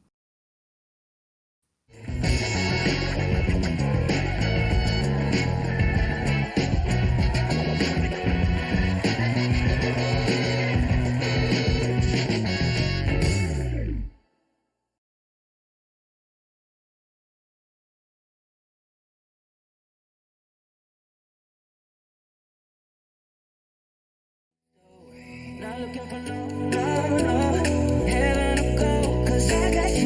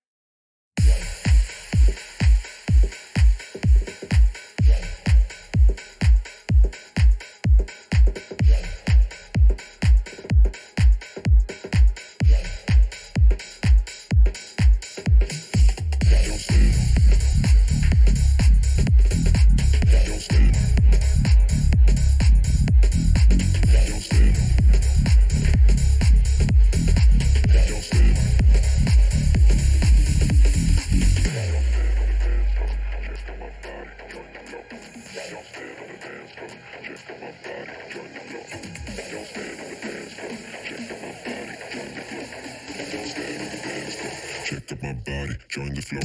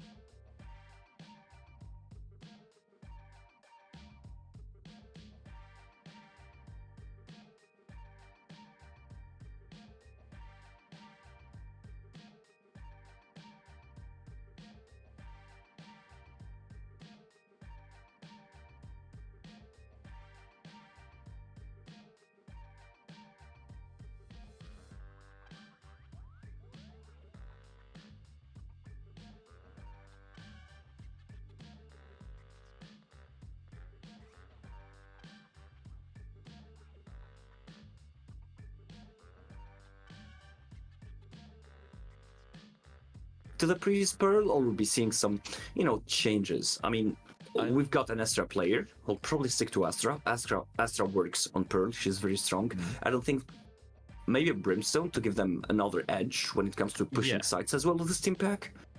Yeah, I think the Brim is also just so important because there are so many just like corridors and chokes. I mean, you look at the variety of B site, it's like great. There's like 4 entrances that are all narrow corridors. Smoke 3 of them and call it a day, right? Yeah. Like I think that there's so many winding paths on Pearl, but you need to have someone that can just drop those smokes down. I mean, the problem, never let me draft. Don't let me cook. Because if I had my way, I'd be like, okay, we got to get onto the site. It's narrow corridors. So I want Sky, and I want Raze. Yep. And then, okay, I'll get Jet because we've got long angles. And I'm just going to pick 5 duelists at the end of the day. I mean, Sky's not duelist, but I will pick the world's worst. Hey, my comp will get onto that site. I guarantee that much. And then after that, it's not going to go too well. So we'll have to see a little bit of variety coming out of these. But I would like to see things like the Sky come back as well again. I just always think for that champion, though, that agent needs to be seeing more action, and Pearl's a great map for it. Yep. As much of a Skies enthusiast as I am, I'd rather see Breach. I mean, Breach and Brimstone on this map together could... I mean, think about it.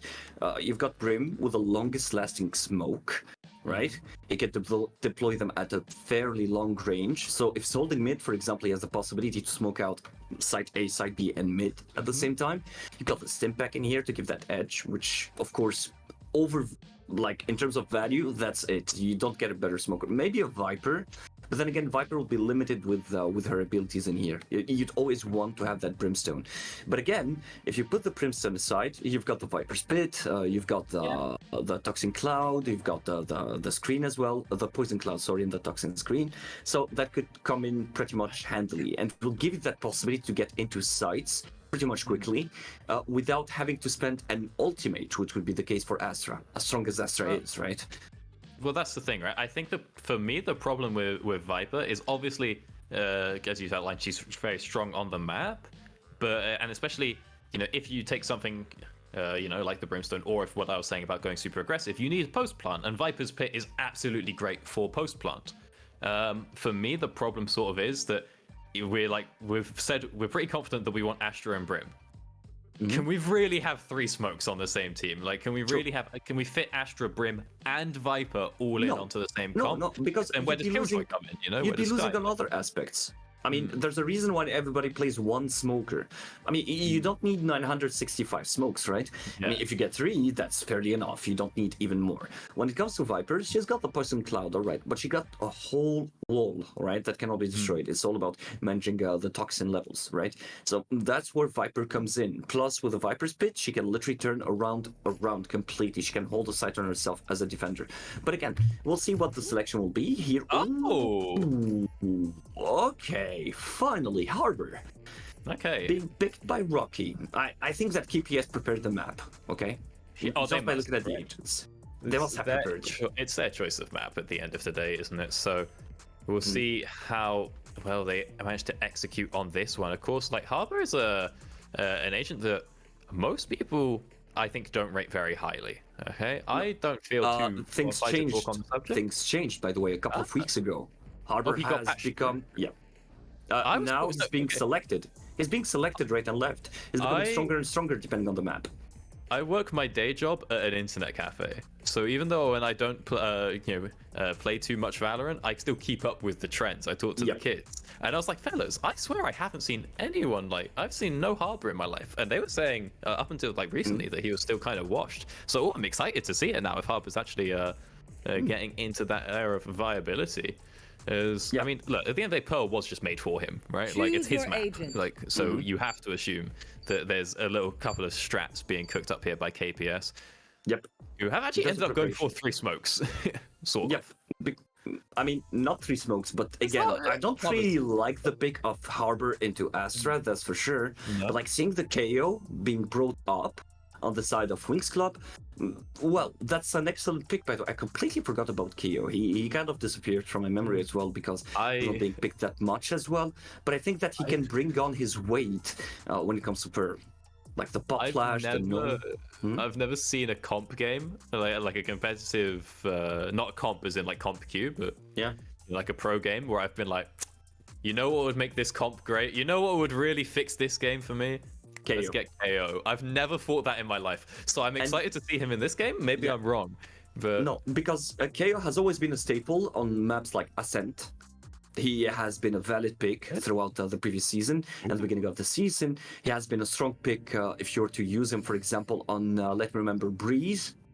He has always been used at Breeze, Icebox as well. There were instances where KO has been used instead of Sky, and that's simply because when you go for KO, you don't have to waste resources on detection, right? You got the null command, right? And that's enough for you to determine what's going on. And he eats up so much space with his abilities. He's crazy. He's he's so invasive as an agent, right?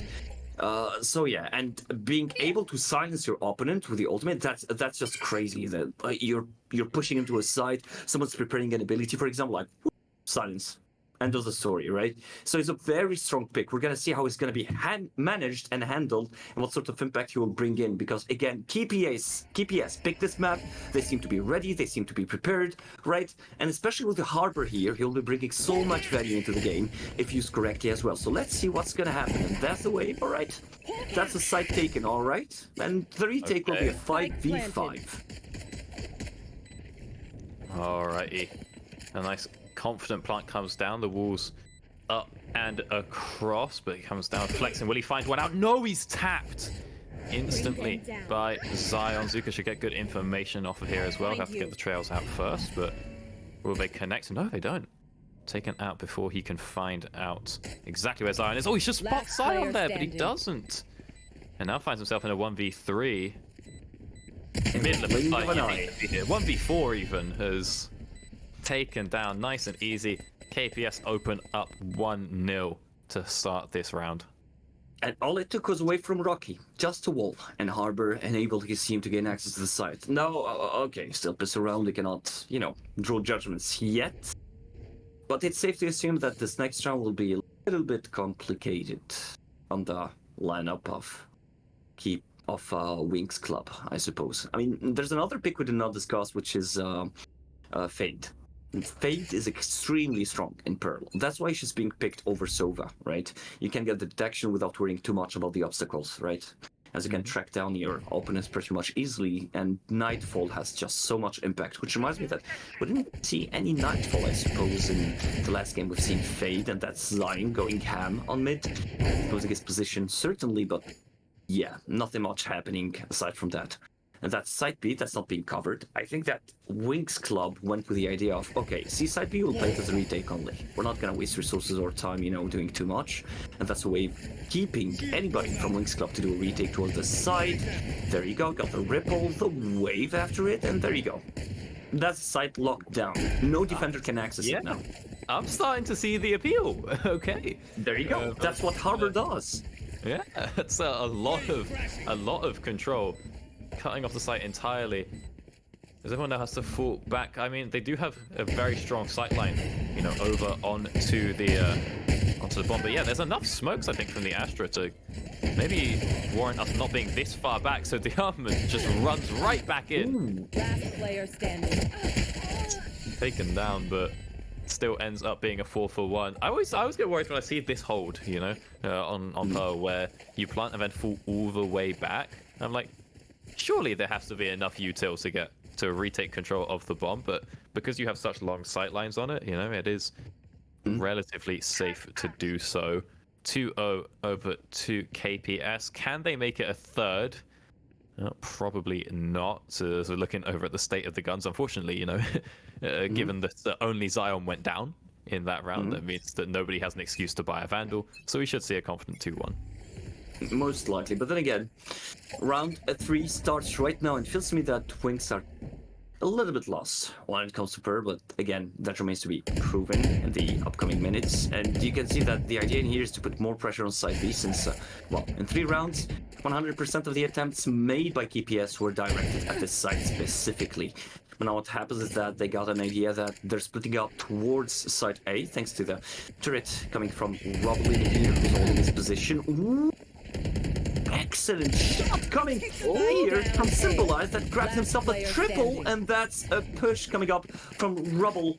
And of course, Flexin, and they're able to pick up those kills pretty much comfortably. And that's a bonus round going to the win. 2-1. Not much to discuss in here aside maybe the bravado that came up from Wings Club to do such a push. I mean, and those pushes are very effective when it comes to Pearl as well. Very beautiful to see as well. So they didn't give any chance. KPS were just using their abilities, and there was nothing behind it, right? Just getting right on in. You can throw them out as much as you need, but if you haven't got the follow through, then once your cooldowns are down, once your util is used, you ain't got a lot going on. That's a lot being committed already up onto the ramp corner here. Was that a knife, an implosion, and also the fade fear is Flexen now holding this angle. Starks has got nice and far forward, but nobody's pushing it. We'll see. There are a couple of people holding it. but nobody pushing it quite just yet. As the dog comes out, it does not know about Star, but at least it gives away the flexing. Beautiful flash. Oh, and no capitalization on it, sadly. Rocky and DR Mood will run away with 2 kills after losing 1 teammate. And that's the Sky right there. Yeah. They just Now, off the heel.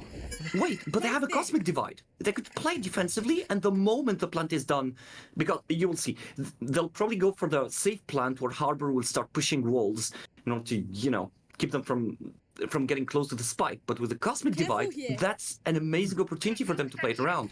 They don't even know if Astra has a cosmic divide in the first place. Now that's a wave being pushed. That's the 30 plant seconds coming left. up. Once they get the information on where the plant is, Rabble goes Rambo on them and pushes the smokes and gets himself 2 kills with no care in the world at all. Nobody expects the battle Killjoy, and it does a lot to dissuade this push. You instantly see Killjoy and Harbor just falling back off the site. Breakcore doesn't manage to pick one up, but Rocky is taken down 8 with seconds. the spike. Breakcore, he can't get over there, get the spike and plant in time. At this point, he's just trying to trade a frag or 2, and you'll see it's not going to be risked. Fade running away. Zuka does not want to try his luck on that one. He'll be happy to just even up the scoreboard. Exactly, 2-on-2, and I think that Wings Club are playing were feeling really pressured so far. They know that there's a Harbor, they know there's a Killjoy, and an Astra as well. I mean, you really don't want to play against selection like this in defense on Pearl, really. The amount of abilities they have, the flexibility they have to defend their, positions, to defend the sites, to corner the opponents. They could even potentially defuse a spike without giving you an opportunity to see whatever is going on. I mean, think about it. Now, the approach will change, and this seems to me like a straight A coming up from KPS. I mean, they're pretty much low in terms of credits.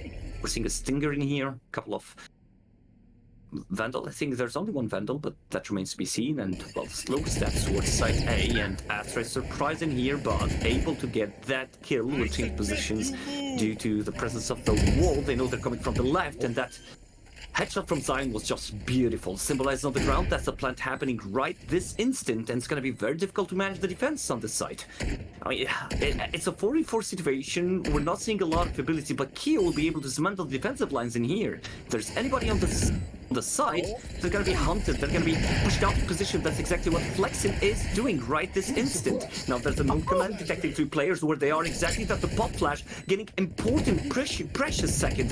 They know that the pressure will be coming up from that position. That's a second kill coming up from the attackers, but the defenders in here at the hands of Starix will get the first kill. Rebel with a double, and that's a defuse. And then tell me about the efficiency and the strength of the kill, Mr. Doc. Yeah, I take it back.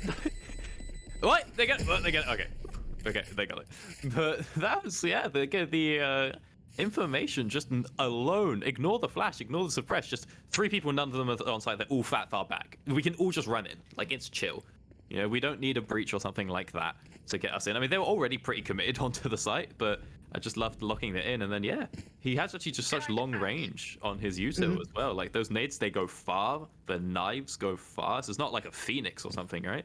Who, really, at the end of the day, is just a worse KO, isn't he? When you think about it. It's just like, his ult gives a little bit less information, and his, well, I mean, at least you snap back, which is always good. And his flash is just 10 times shorter range. But okay, I'm converting on this KO and this Harbor. Look, it's been a while since we had some UAE Valorant, but yeah, I mean, if you're watching a decent KO or a decent Harbor, you'd definitely sneak back. The KOs in my games are not decent, brother. I'll tell you that much for free.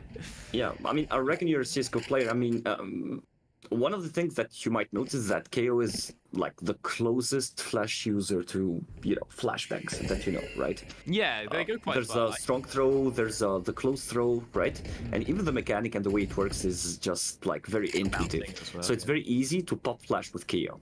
they're a bit heavy. He's the only one who could actually pop flash. Yeah, I guess he is, isn't he? So, yeah, of course. What's happening on here? Star.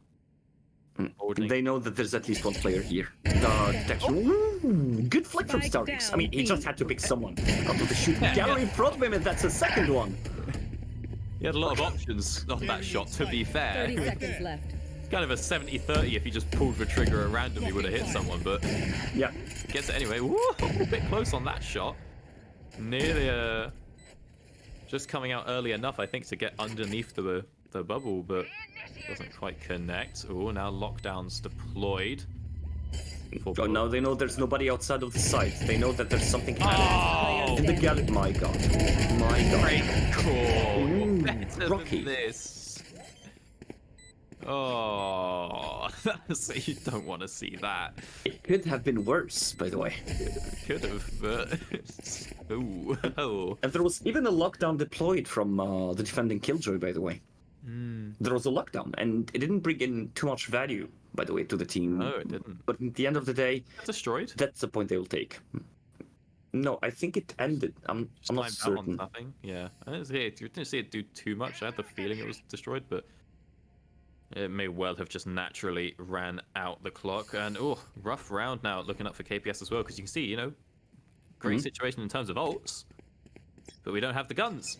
So it's like, well, I'm not dropping Trailblazer if all we're sitting on is, you know, just gonna be Spectres and Bulldogs, right? Light armor is not a Trailblazer angle, so it's a bit hard for KPS here. On their choice of map, by the way, is Zion comes on forwards. Ooh, trying to boost up over. Above the wall, can't connect for knives, but at least gets control of the site. And the Trailblazer, it is going to be dropped. Even with the poor guns, it's just like, yeah, we're on site, let's do it. Okay, the Seekers are coming up, and he's being hunted right this instant. And Symbolize is not to cover for his teammate. Now that's 2 kills for him, and Flexin, well, Symbolize will leave us until the next round. The Devouring here, nothing much happening. Of course, the spike has been planted, but it's gonna be very tricky to figure out the position of the attackers in here, and coming really hard. Visor gets the first kill, but missed the opportunity on the second one, and that's a defuse 5-2. And it looks like that Winx Club are in absolute control of the situation so far. I mean, they're dropping players, they're dropping kills, right, to KPS, but I mean, so far they're doing pretty much better. And we're watching a better pair than game one. We can see that the two teams know what they're doing so far.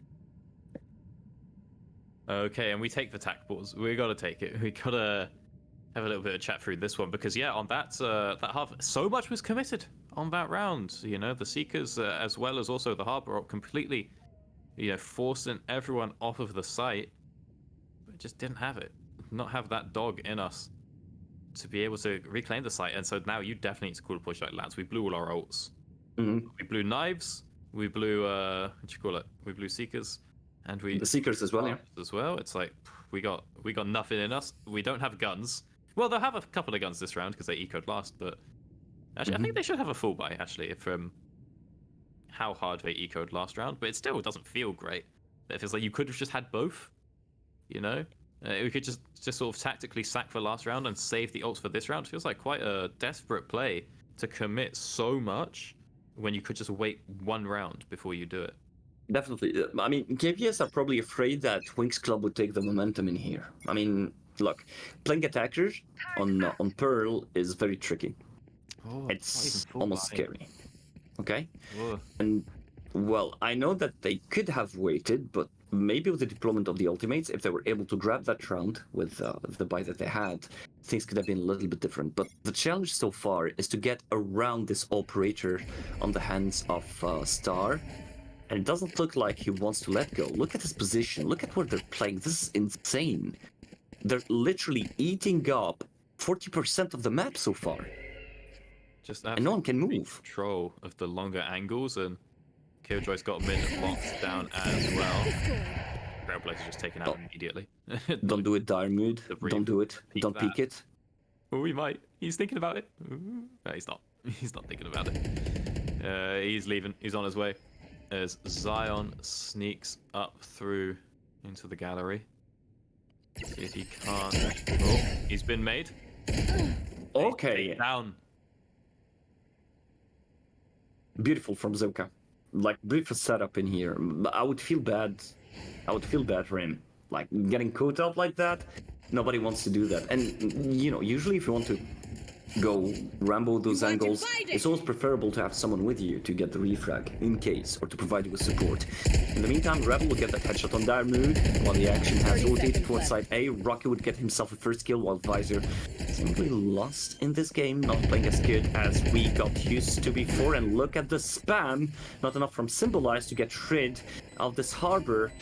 I'll be stuck in that position. Now, essentially, a star being put up next to him, and Brickcore Lover will, of course, get and snatch that headshot. In the meantime, Flexing getting a double, doing what he does best, flanking his opponents, and that's the 6th round going the way of Wings Club. Okay, they're really starting to take over this game, and now 6-on-2. Who's going to give it? They're going to hand that one over to Killjoy. Makes a bit of sense. That lockdown is pretty important. Gets You don't deserve volleyed, I guess. It's weird that it's called. Isn't the ability named Fragmentation Grenade when it's just not a frag? Hmm? The KO frag. What's this grenade called? Fragment. Fragment. Where it's like. You see that and you're like, oh, so like it's like a frag grenade, and you're like, nah, it's basically a volley. And you're like, oh, all right. No, the name of the abilities of KO are a little bit nerdy, right? If you look at the way they're done, like I don't null know what 0 command. point is, but I don't get the 0 point, but 0 point is the molly. oh no, I get 0 point is the knife. It's the knife, sorry. My God, True. I definitely don't have it open right now. But No, not at all. yeah, I don't get 0 point, but the name for the other ones, yeah. Spike down A. Oh, hang about, Zion. Okay. Interesting in here. Like, KPS tried to shake it off, but not very successful. I think that Symbolize is just the god of this position. He just didn't move since round 1, and he keeps on picking up kill after kill from this location. In the meantime, Zoka will do some cleaning up and get rid of Visor, which provides the team with a 7th round. And KPS are just, I don't know, crumbling so far. I mean, for the first half at least. They're not successful anymore after that pistol round and the bonus round into, creating any sort of real danger on the defensive layer of Wings Club. Like, so far, if we're talking about penetrating the website, the spike side, okay, fine, they did. Not on many occasions, but they did. Were they successful in planting the spike? Yeah, at a very high cost. Were they able to maintain the spike? No, not at all. Never. But at least this round, full buy and relatively balanced in terms of ults, right? So I feel like this is the Well, sort look of at round Starix, come on, you can't steal a kill like that and run away. I was gonna say this is the round to bring it back, but I'm not so sure anymore. Not bring it back, but just try to stabilize. Wait, see the shoulder. Oh, the spray! Well, But look at this. Starks just, whilst being sprayed, swings, flicks, gets back. Doesn't even need a dash, having already used that one. And now it's a rough. This was meant to be the round. This is the round where it's like, okay, we can try to finish that. If we win this round, maybe we can finish the half strong. But now it's not looking too great. It could be a 10-2 instead of preferably like a 7-5 or something like that. And it's mind-boggling that KPS kept on trying to take that duel on the doors, right? He has an operator, you already gave a teammate, why peek again? They keep on pushing that position. You can hold it passively without giving away your position, right? You gain the shoulder peek as well, and that's it. Take your time. There's no rush, there's no need to, push toward that direction. Now, in any case, set the plan coming up on the hands of Rocky, will Symbolize again. The minister of that corner will get kill on Visor. The sandbox is just a very difficult position to manage, and that's Flexing again from the back, getting another kill to himself, and that's 8-2. Give me about 40 minutes. I can get on a bus, I can be at Staffordshire University, and I can have a little chat with these guys, alright? Actually, wait, there's 2 campuses. One of them's like 40 minutes away, one of them's like 4 hours away. But I can get over there. They've got an esports arena, alright? They've got like an esports section of the uni. I'll go over, I'll be like, lads, what's going on here? And I'll bring this half back. Maybe not this half, but I can try at least to even up this series. Because right now it is looking more like the 10-2 angle. Again, it was like a full buy last round, so now it's just light armor across the board. I mean, oftentimes, tactics are pretty important. And, Agent counterplay and having set strats and stuff like that, very important in a map. But we are now at the point that it's kind of just, it can easily be decided on econ because it's gone so poorly, you know. Yep. For It did. KPS. Even if Winx didn't have the better strats and the better gunplay, which they do. Oh, flexing! Oh, he doesn't quite get the killjoy, but Yep. And there's also lockdown in here. They'll be forcing the players of KPS out of the site. fortunately Sky just gets there in time to be able to put out a bit of heal. But I don't know. I think if they Yeah. ran out of heal or not. But... Oh, Oh! she did! Oh my god, that's a blunder. That's a big blunder. Rattle going in. Should know that Okay. the players from KPS are positioned at the back of the side, but then again, okay, well deserved point for Last KPS. round in the I mean, half. look, what really blows my mind is the fact that, well, you know, you keep on coming up to a site, Symbolize is playing the same position, right? And you got yourself enough agents in here to put some pressure on him. I don't know, maybe a gravity pulse, right? To get him out of position. This is not happening at all. KPS are going in and they fall to the same trick time and time and time again. Oh, it's just not looking great. They can at least try and get 8. I mean, 8-4 is bad at the end of the day. I always feel that like the difference between 8-4 and 7-5 is pretty massive. Like 8-4 is pretty bad. 7-5 is like, yeah, okay, we can bring it back. No, 8-4 is still okay. We can bring it back. Okay, on it could be 8-4. worse. It could be worse. 9-3 is Yeah. bad. Planted. 9-3 is bad because if you lose pistol round, you're on match point for the rest of the game. Like at least then you're not, you know, on 8-4. You can even if you lose the pistol round, like, well, we still get 1. Of breathing, Okay. Right, provided we go 2-1. But oh, hang on, Star, calm down. Visor with 2. Symbolize still butchering the opposition in here, getting rid of Visor.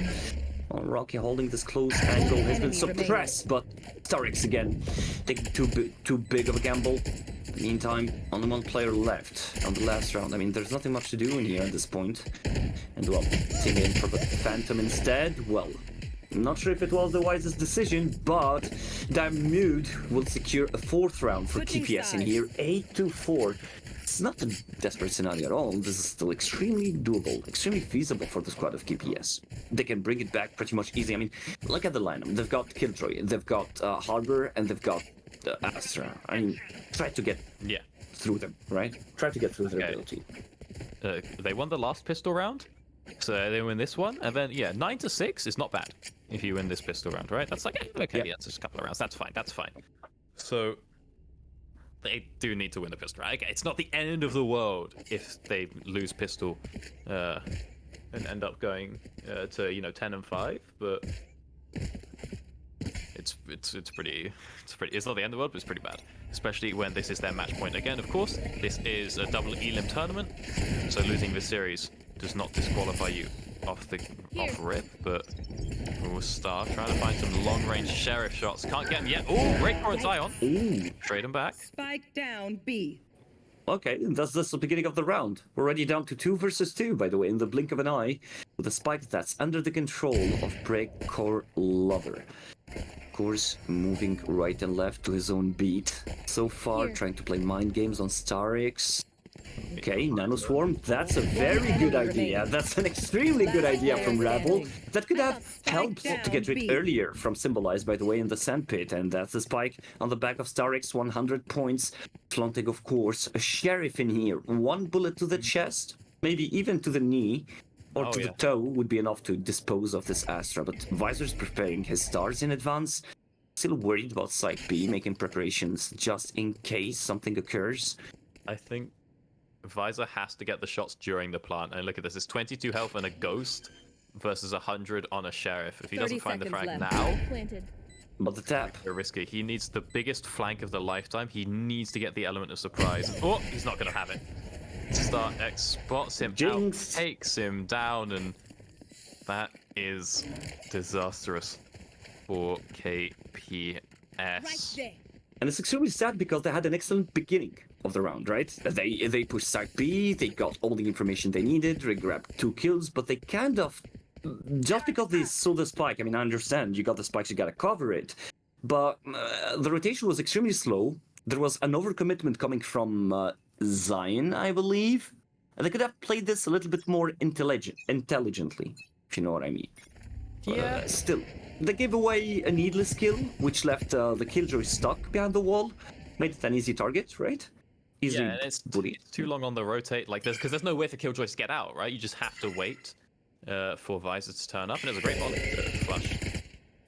to flush Breakcourt out. But what's done is done. Now again, another slow start to the round in comparison to what we saw last time. As Breakcourt does not find his shot. Oh, shorties coming up. And that's first and the second kill for Diarnude. Symbolize, of course, comes back with the revenge while Zuka hunts his enemy one after the other. And that's KPS dismantled for this round. I mean, provided that this was a thrifty round for KPS, getting the shorties, getting the sheriffs, right? That wasn't so expensive on wings, honestly, because KPS will probably be forced to play another eco after this one, but we'll see how it's gonna go. And that's symbolized grabbing the kill on Zion. And that's a 10-4. I mean, let me take a look at the economy to make sure that I wasn't, saying anything weird in here. No, they were able to get a full buy. Oh, no, not a full buy. It's a forced buy. Looking at 2 Vandals in here. No, okay, it's a full buy. Oh, okay. In appearance, okay? Because in terms of shields and abilities, they're probably lacking. But what else can you do, right? Like, it's got to be done here. It should be a dub anyway, because nobody's picked up a rifle or anything like that for Winx. Why would they? As they make their way onto elbow here. Mm-hmm. Moving on through, we're gonna be able to find that orb out star with the dash ready to make some magic happen. Bit of a rogue angle. He's got 4 people sitting behind the box here. Is this the greatest bait of all time? We just wait for KPS to overplay their hand because they don't really have pressure to do so. I've honestly not have no seen clue. 4 people sit that box before. I've seen a lot of Pearl This games, is just madness. I'm telling you outright. This is just madness. This doesn't make any sense. Yep. The only thing that makes sense in here was the encounter that happened right now, resulting in 2 kills for Winx Club. KPS are still struggling in here to pick up, the pace to try to recuperate this site, although it will definitely not be an easy undertaking. Okay, that's a headshot for Breckard Lover, an upgrade coming right up for the Skilljoy, and it's a 3v3 situation out of the blue in the blink of an eye. In the meantime, dash ready from Zion, disposes of everything. Now that's the bubble, and that's a safe defuse more or less, and that's 1 kill right to the left, and that's a defuse accomplished. 10-5, and welcome to Harbor. Okay. Managing to save that round quite nicely. Only losing 2, not perfect, but could be a lot worse, and that's the power of the Harbor site control right there. Or the retake, at least. We'll see what he's able to do once he has that ultimate stacked up as well. As I feel like, once you're over on, I feel like the sites on Pearl are relatively small, relatively crowded. It's not like, something like Breeze, right? Mm-hmm. So if you do have to retake, you just drop the ult, it just flushes the whole thing out pretty much instantly. And you're like, alright, cool. Nice little cheeky site take for me. Don't mind if I do. But that won't be happening for at least 4 more pips. Yep. But now, what we really want to take a look at is the availability of ultimates so far. I mean, the majority of the players are 2 points away from their ultimates. Darmude is just 1 point away from the Seekers. That would be promising. And this kind of shows that the game so far has been balanced. Even if you look at the kill feed right now, I mean, we're talking 13, 13, 11, 10, 9, 11, 11, 11, 9, 9. So numbers so far are pretty well distributed in between the players. I mean, in terms of contribution so far. And yeah, now I'm not gonna dive into the assistance so far, but that's how it looks like, okay? Every player is putting in the effort. We're not having any outlier in terms of, performance. When it comes to the loss that was incurred to KPS in terms of rounds, it was essentially because of the pushes that kept on happening from side B. A charge led by the one and only Starix, assisted with Zoka or Rubble at times. And that must have been very, very exhausting and frustrating for KPS, who didn't know how to handle the situation. And I mean, if you see something like that, just turn your face, don't look there. Ignore that position. Leave someone who has the ability to lock away that place. You could, for example, I don't know, drop a turret, maybe, a nano swarm or an alarm bot to make sure that you're not followed from behind. Maybe in that case, I don't know, you could use Visor, since Visor can put up his stars all over the map, pretty much. You can still, provide assistance while being far away from where the action is happening. I don't know. Now, in any case, all those tricks can't be performed anymore, and that's due to the fact that sides have changed, and we've seen Winx Club struggle in the previous round, although they were able to pull the advantage to themselves. I mean, provided it was, bonus, but still. Alrighty, we are in a bit of a cheeky tech pause, waiting for yeah. info on what is Zine. happening there. It looks like yeah. Zine is disconnected. I was just DC'd. Nice and simple. Nothing too crazy about that one. That's all right. We'll figure this out. So what's happening in this round? We've got full buys across the board. The Armored is sitting on the money for it. Well, it's not great. But he'll figure something out if he needs to, even if it does just have to end up being an SMG or a judge or something. As long as basically what the Armored's been pulling off in these rounds is just sitting back, and I mean we saw it in a couple of times where people were just sitting there on 20 health or so, being brought so low in their trades, and then Diarma just walks on in. It's like, all right, fellas, take your health back, and then get back out there, get back on the field. So Diarma doesn't have a gun. That's not the end of the world. I think it's going to be okay. He'll still find a way to be useful. Yep, surely. Now, if we look at the game from a retrospective angle, so far, I mean, we came in with the expectation that the UK representatives will be, having a better blast at managing this game on Pearl, at least, and we've seen a pretty much good start for them on the pistol round, and the second round came the bonus round. They dropped it, and then they started crumbling down. We've seen that progressively their success rate at reaching the sites, planting the spike, kept on dwindling round after round. We were looking at 4 players, I mean a 1-to-1 trade with the plant of the spike. We've got all the abilities in place. You've got the walls, the waves, the flashes, right? With an absurd amount of smokes. I mean, I don't know, it felt like a sandstorm at some point in the site. Now, even with the deployment of so many abilities, we've seen, honestly, Winx Club go with, pardon the word, but stupidly cheeky moves. Like, you don't cross a smoke, left alone 3 smokes next to each other. I've seen people running and gunning through them, not giving a care in the world. Like, this wall doesn't exist to me, this smoke doesn't exist to me, I'm gonna see someone, I'm gonna shoot him. And I think that with his playstyle, zerging the sights of the smokes, Wix were able to instill this fear and this paranoia into the players of the UK team. So it's kind of crazy. And then slowly they started playing with at a slower pace, and they were looking at options that were different from their initial plan.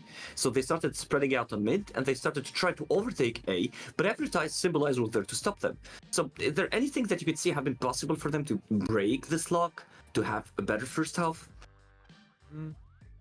What could have been done in the first half to try and get more in control? I don't know. I mean, it really did just feel like after sort of like round 4, round 5, it's like, oh lads, we're just broken men, I think just what we had to stop doing was just pushing into star for a start, right? We had to stop pushing into that orb. At some point we got to stop ego peeking that man, because every round's just 5v4 at the very start of the game.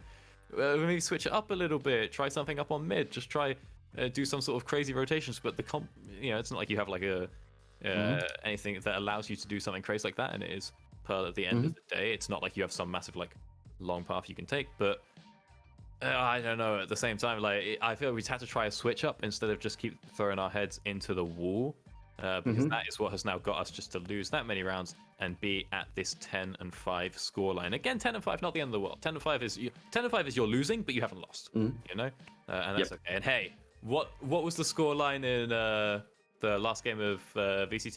It was like 3, it wasn't 3-11, was it? It was 3-11 for Fnatic, right? That's the game we're talking about. Yeah. 3-11 comeback. Yep. The reverse sweep of the reverse sweep.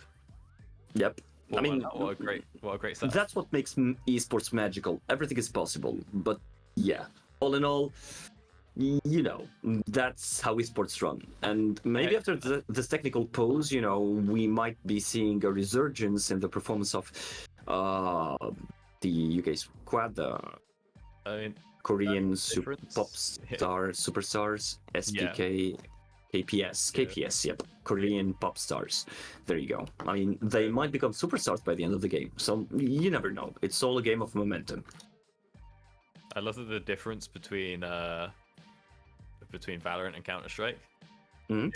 In Valorant, you know, there's the clip, the footage of Boaster, you know, happiest guy on the team, IGL, Yeah. absolute champion, and a top bloke from the one time I met him at Yeah. LAN. He's sitting there, he's head in his hands. He says, "No, lads, I've got to do it. I've got to bring the team up." And they hit the 10-round reverse sweep, whatever it is. You compare that over to Counter Strike, and it's that clip of was it Taco, whoever it was, that was Yeah. like This reminds me of back in the day, you know, I was sitting there like, come on guys, it's whatever it was, it's 6-13, you know, we can do it if we believe. That was the game. That was the game. That was the game of SK versus Team Liquid, and it was in Mirage.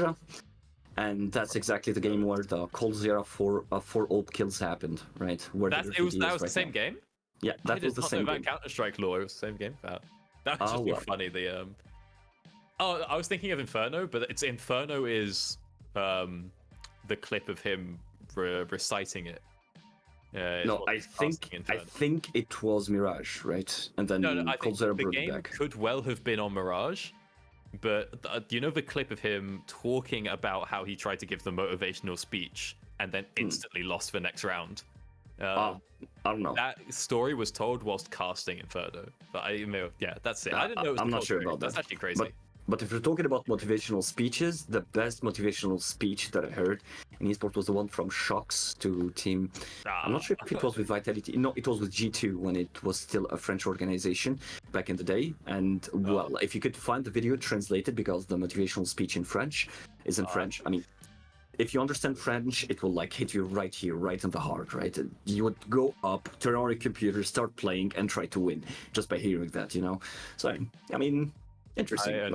I speak tourist level French.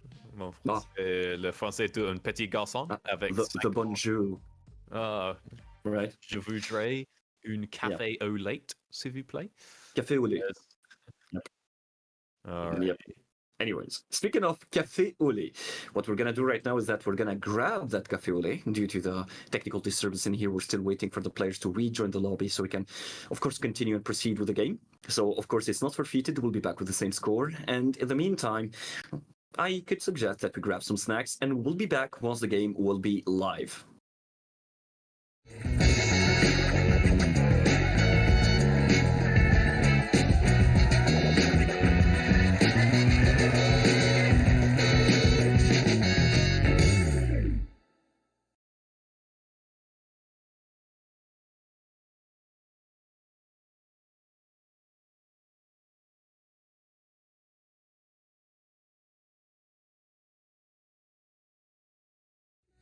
But I'm never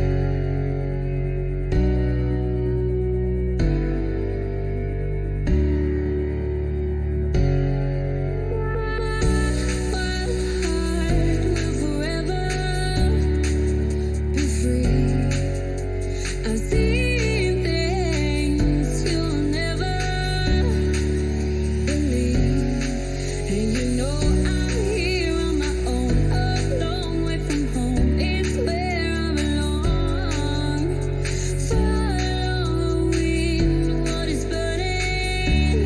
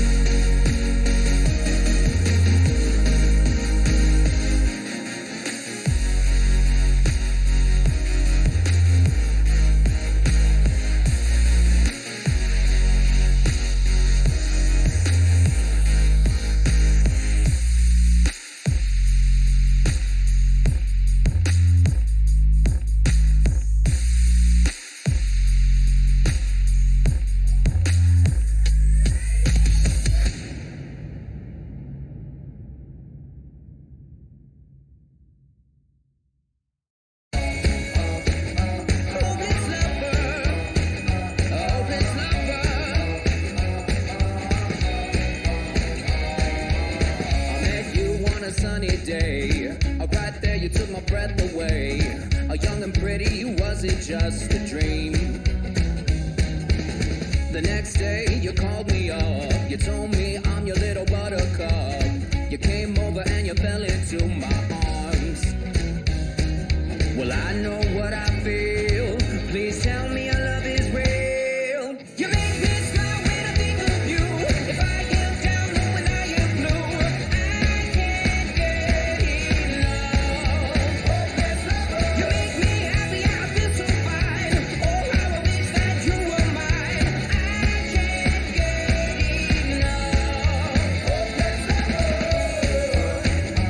Hopeless lover. I woke up all soaked in sweat, with chills running down my neck. I'm going crazy from just the thought of you. A long blonde hair and your beautiful smile. Your sense of humor makes it all worthwhile. Don't make me wait, it's not a funny game. You know just what I feel. Please tell me your love is real. You make me smile when I think of you. If I am down or when I am blue, I can't get enough. You make me happy, I feel so fine. Oh, how I wish that you were mine. I can't get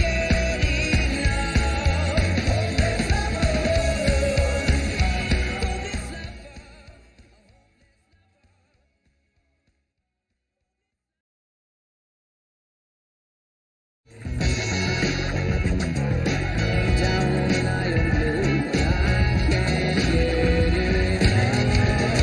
Can't get enough.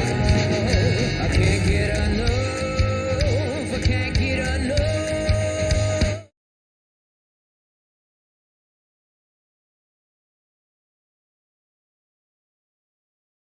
Welcome back, ladies and gentlemen, to the continuity of the second game from this best of three, the second one of today, for the Amazon University Esports Masters. And very sorry for the inconvenience. Technical issues appeared, and the stormy cloud finally left us and are ready to settle back in the server with the 10 players being online and ready to continue the game. So as a reminder, we're on the second half on Pearl. The score does not look really amazing for both teams, as it promises to be a very close undertaking for both of them. One team being close to victory, being 3 rounds away from it, while the other one is struggling to get back in shape and reach the double digits. Doctor, how do you imagine the ending of this game? Okay, not the ending, but how do you imagine will we get back on track in this game? I think what happened in the last round? We're just off the back of the third round, right? Exactly. It was the fourth round. Pardon? No, it's 10 to 5, so it was the third round, right? Yeah, third round.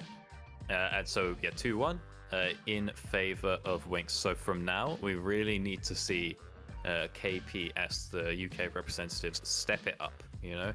They need to get involved and say, look, okay, we lost the pistol round, unlucky. It's not over. You actually still have a buffer, you know? You can lose that sort of 1 round before you get onto that terrifying match point. So all you need to do basically now is just win 3 rounds, lose 1, win 3. Like, and then you'll be fine. That's okay, right? And that's not impossible. If you're now coming in on even footing, they've had a lot of time to think. It was a tech pause as one of the players disconnected and could not reconnect. It was Zion, to be accurate, the jet from KPS. So we had to remake the whole lobby, and have now just spent the time sort of getting everyone back into position, giving them their credit back, and setting up all the rounds appropriately. Just a great feature to have in Valorant. We don't have that one in League. I tell you what, in leagues or in the regional qualifiers as well, most of the players don't know that they can pause if someone DCs. We have seen a lot of 4v5s.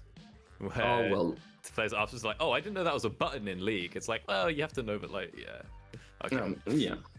I mean, the ability to read what's on your screen has no, because there's not a pause button in League. You have to like type it in. It's like you have to type it like /pause. Yep.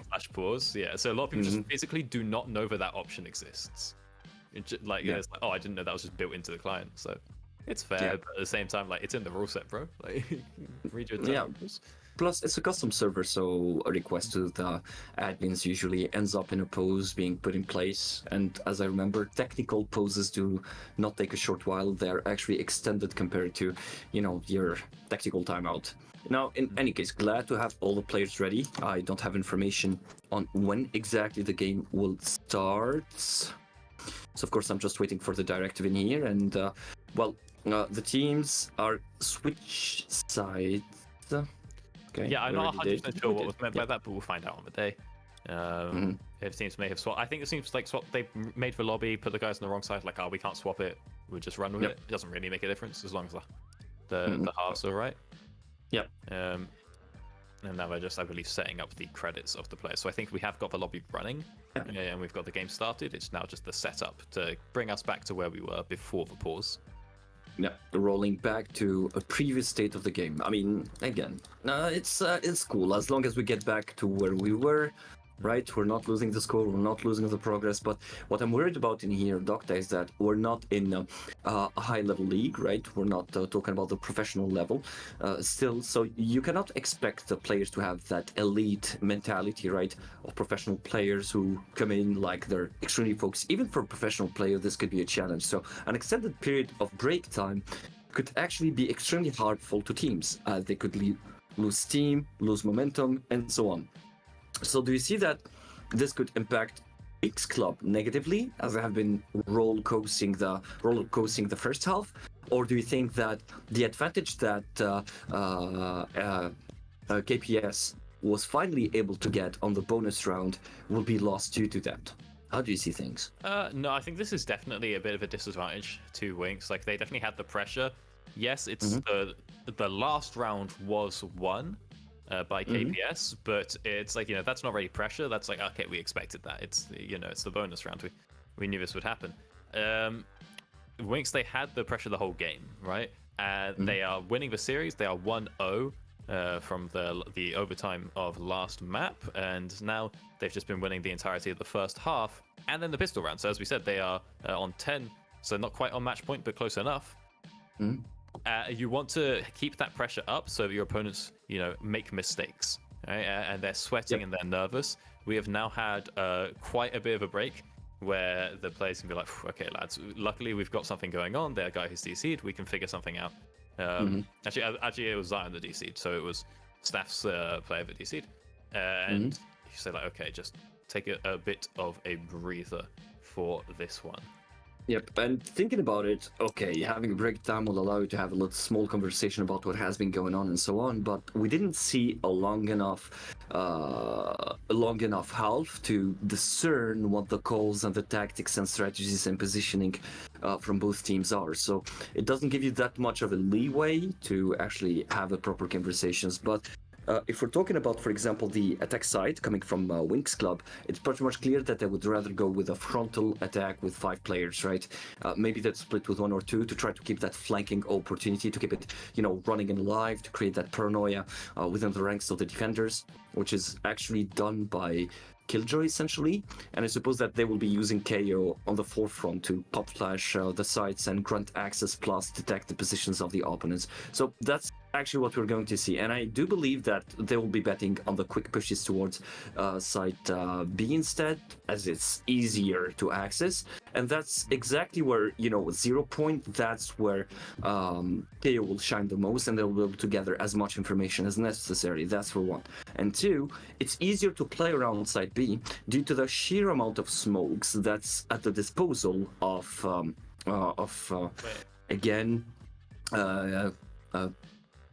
KPS, yep, at the disposal of KPS. So think about it again and again. The sheer amount of utility they'll be using will be just overwhelming to any attacking team. You won't be able to see behind it. You only have 2 pop flashes to work around that. You don't have like a physical wall to keep them from, coming in, or a wall of your own to keep them from coming in, plus a wall or a smoke over those smokes coming from Astra. And I mean, it's going to be a complete mess. So if that happens on site A, it would be a mess. It would be a mosh pit again, all over again. It would be the same as a round in Haven. But then again, I think that the safest option here to attack for the Turkish representatives is to keep on playing on the mid, or either put pressure on side A and then rotate back to side B. Like, that's my own vision of things. No, I just sort of go. I'm trying to think what a util is there to blow. Go over to A, bait some stuff out. I mean, isn't it not an overcommitment? Because it depends what. I feel like you can't bait on A though, because the lines are so short, right? That like, because it's basically you walk around the corner and you're on the site. Yep. So I feel like once you're there, and you have to use something just to like to show that you're there and to draw, to make noise. And like once you've done that, like you say you send out like a flash or something, you're like, oh well, we're actually just on site already, kind of by accident over on A site. So it'll be interesting to see if they do want to, try to make that long rotation over, how they can do that without burning too much of their util.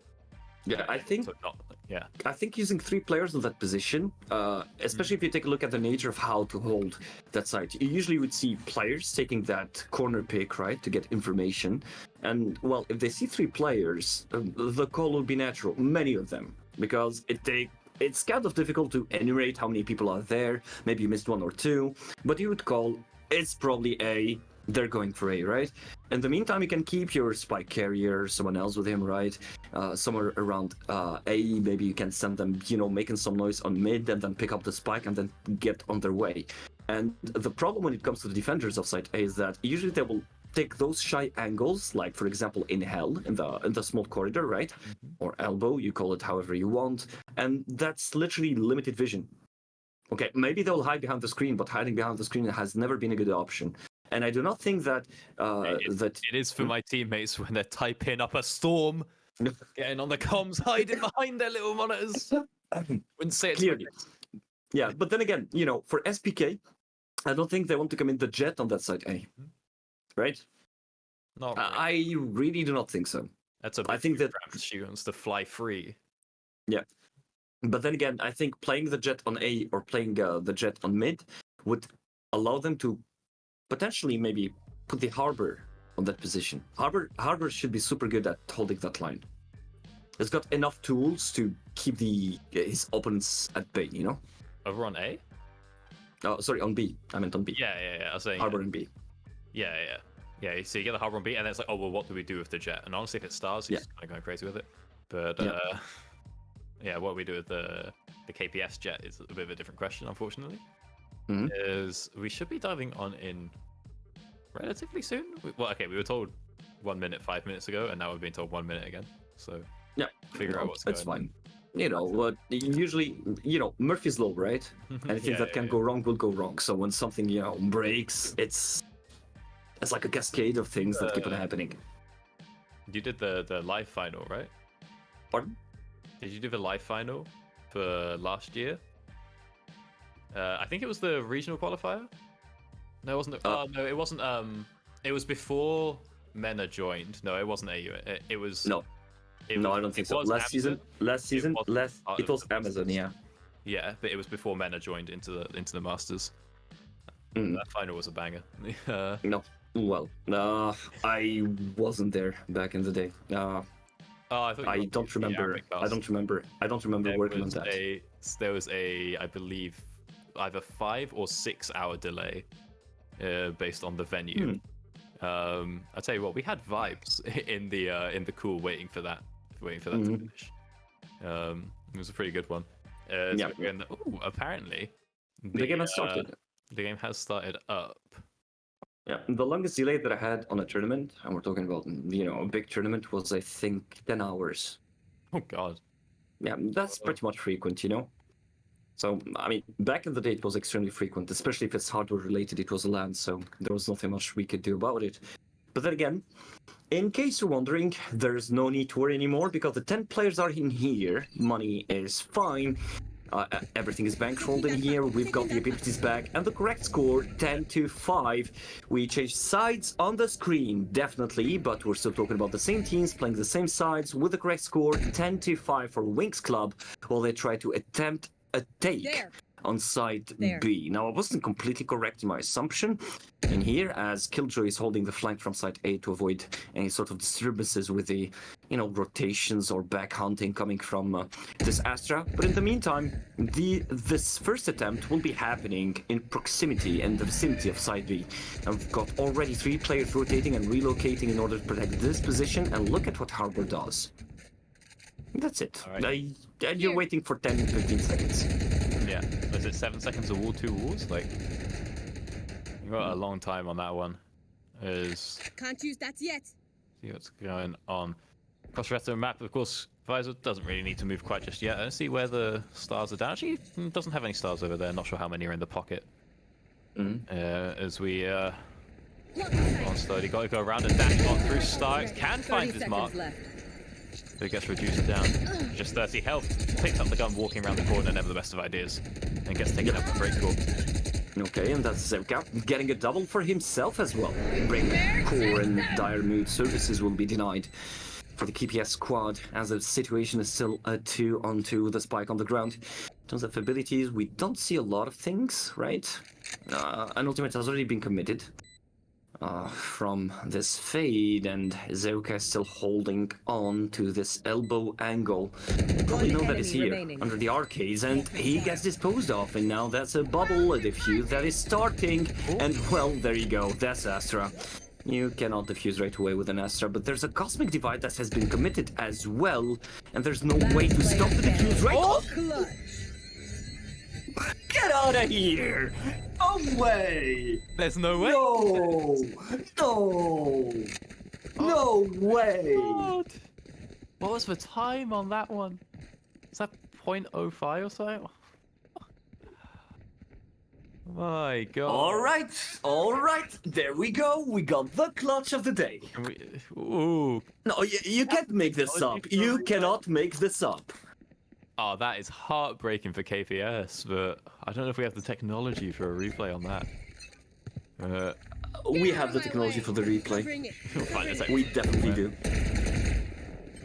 And it was the POV of the poor Harbor, the diffuser here. And that's it, 11-5, Winx Club leading the charge again in the score. And, well, the spike is quickly moving toward this side. And look at the clear speed, but there's still a Sky.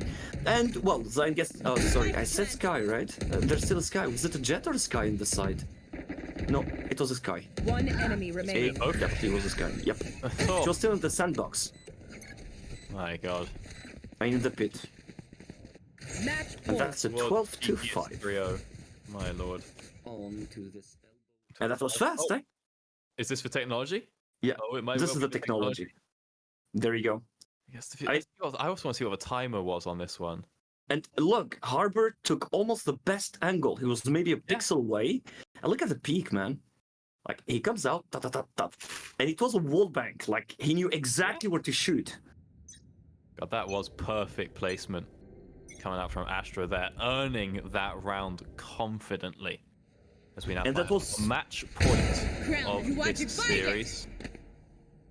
Of course, there's a lower bracket for KPS to fall down into, but for one note on the series, Winx Club feeling confident here.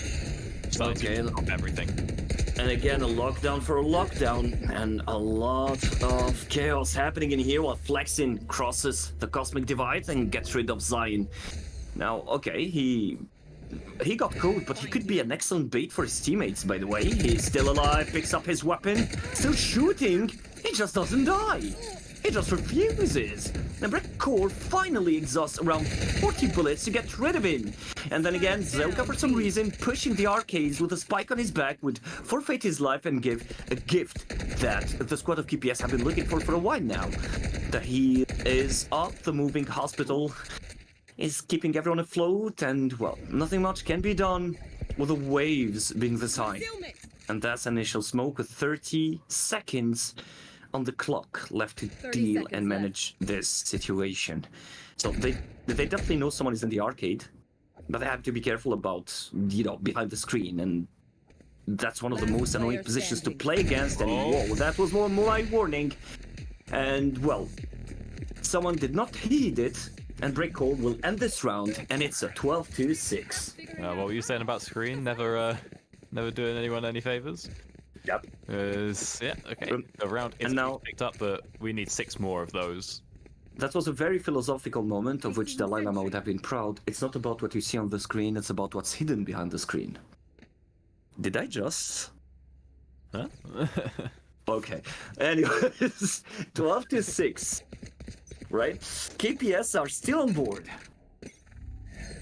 Alrighty. Let's see what we can do in this. This one looks like to be a pretty fast opener up mid. Not being seen too much of this one. Star with the Sheriff of a dash. And it's KO that finds out the first kill. Flexen being very, what you call it? High variety on his picks so far in this series. You know, going from Omen over onto K. I feel like they're quite different as Zion now finds himself up here in heaven. 1v3 takes out Zion. one. Okay, in the meantime, Rebel will capitalize on breakcore mispositioning, resulting in a kill. That's a 4v3 with a plant of the spike. They know someone is somewhere around heaven. Visor in the meantime would split with Zeuka.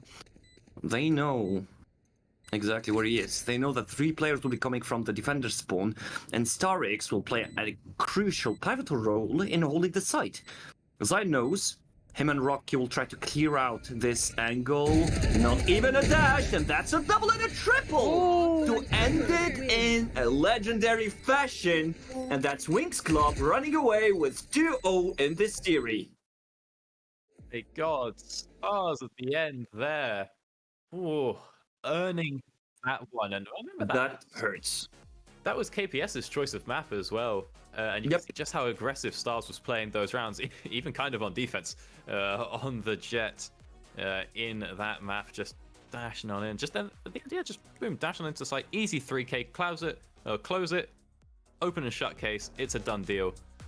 And Winx Club are the winners of this here map, this here series, and they'll move on in to the next round, I believe. Is that? Well, we have to admit that after the technical pause, we kind of lost SPK. No, they weren't like in the same form. They weren't at the level of readiness and preparedness that we were expecting from them once they came back. In the meantime, it seems to me that the players from Winx Club ate something. I don't know what it is, but they ate something, and that probably a line stack or something, and that put them on a different level. I mean, the speed of execution, the level of awareness, and so on was just incredible. We've had in 3 rounds, I think, 2 clutches and beautiful moments as well. Like the whole of the arcade and the diffuse deny was just impressive so far. And whether, you know, we have to face reality in here, Winx Club deserves to move on to the next round with a display of performance they just showed us. And that Doctor will be, you know, dictating the end of today's broadcast. We will find out tomorrow if they move on or not. Right now, advancing into the 3rd round, and then so basically a win tomorrow, and you're through. You're good to go. It's if you're on the winners bracket, it's just 1 win, and you have qualified. If you are in the lower bracket, you need to win twice. So there are 4 slots going in the upper bracket, and only 2 in the lower.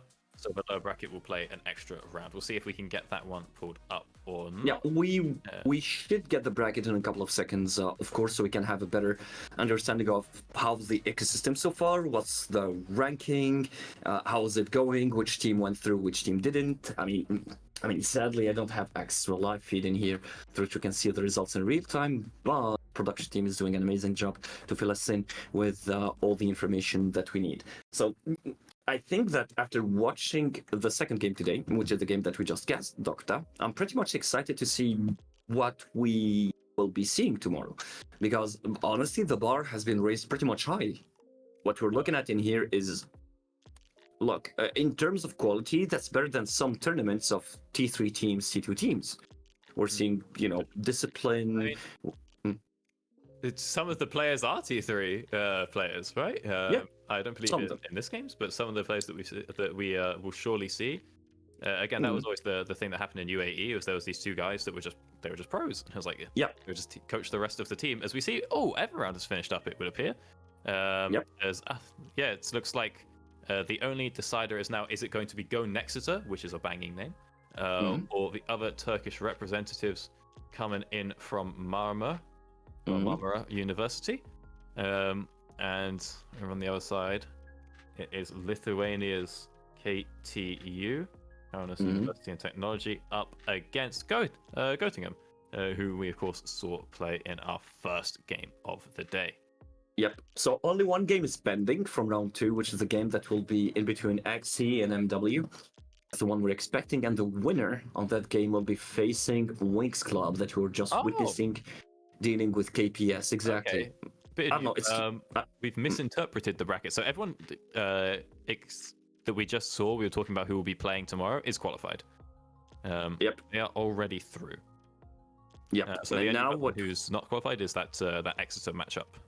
Exactly. And what we're looking at in here is pretty much interesting as well. We're looking at the lower bracket, of course, ladies and gentlemen. Of course, we had to wait until we understood how things are shaping up to see where the other teams would be landing on the lower bracket. And we already have one game that has been played on the lower bracket in between UL and FCT. So in here, if I'm not mistaken, Ireland and Portugal, right? And through which UL made it through to face UPC that got dropped on the round 2 of the upper brackets. And we're still waiting for the game in between PXL BG, as well as UGR, STU, and SAP and HGI to define who will be moving on to round 2. And that will also give us a better picture of who will be facing the winners of the winner semi-final, of course, because they will be on the throne waiting for the finalists of the lower bracket to face them in the grand finale. So all in all, that seems to be quite interesting. And I suppose that KPS will probably have a good run, but can't remind you here that any team who would lose at the level of this bracket will of course be eliminated from this current run. Yeah, so anyone losing in that is out. What we'll see is the people who won 2 games today are going to advance. And then we saw at the very end, so the second series tomorrow, the winners of that, whoever goes 2-0 tomorrow, as well as potentially having also won their game today, those will be the people who then advance from the lower bracket to make up all 6 teams that will make their way through the qualifiers. Exactly. And that gives more opportunity, to throw in a little bit more spices. In that sense, we'll be able to get more teams, of course, and gives the opportunity to, because sometimes, you might be a great team, but, results just don't go your way. And the fact that you lost to someone doesn't mean that you're not a good enough team. It's just that your opponent was better on the server at that moment. Just like we've seen on map 1 on Haven, right? It was played on details on the second best of 3, and that's what made the difference all in all.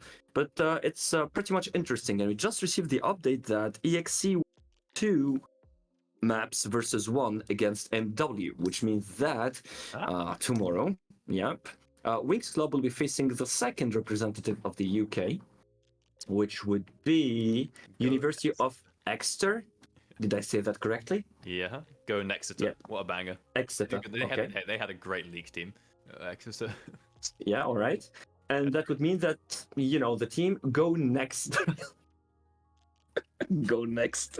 And I'll DM you what their old league team. This league team dominated the UK university team for like 3 years, and it was. I can't say it out loud.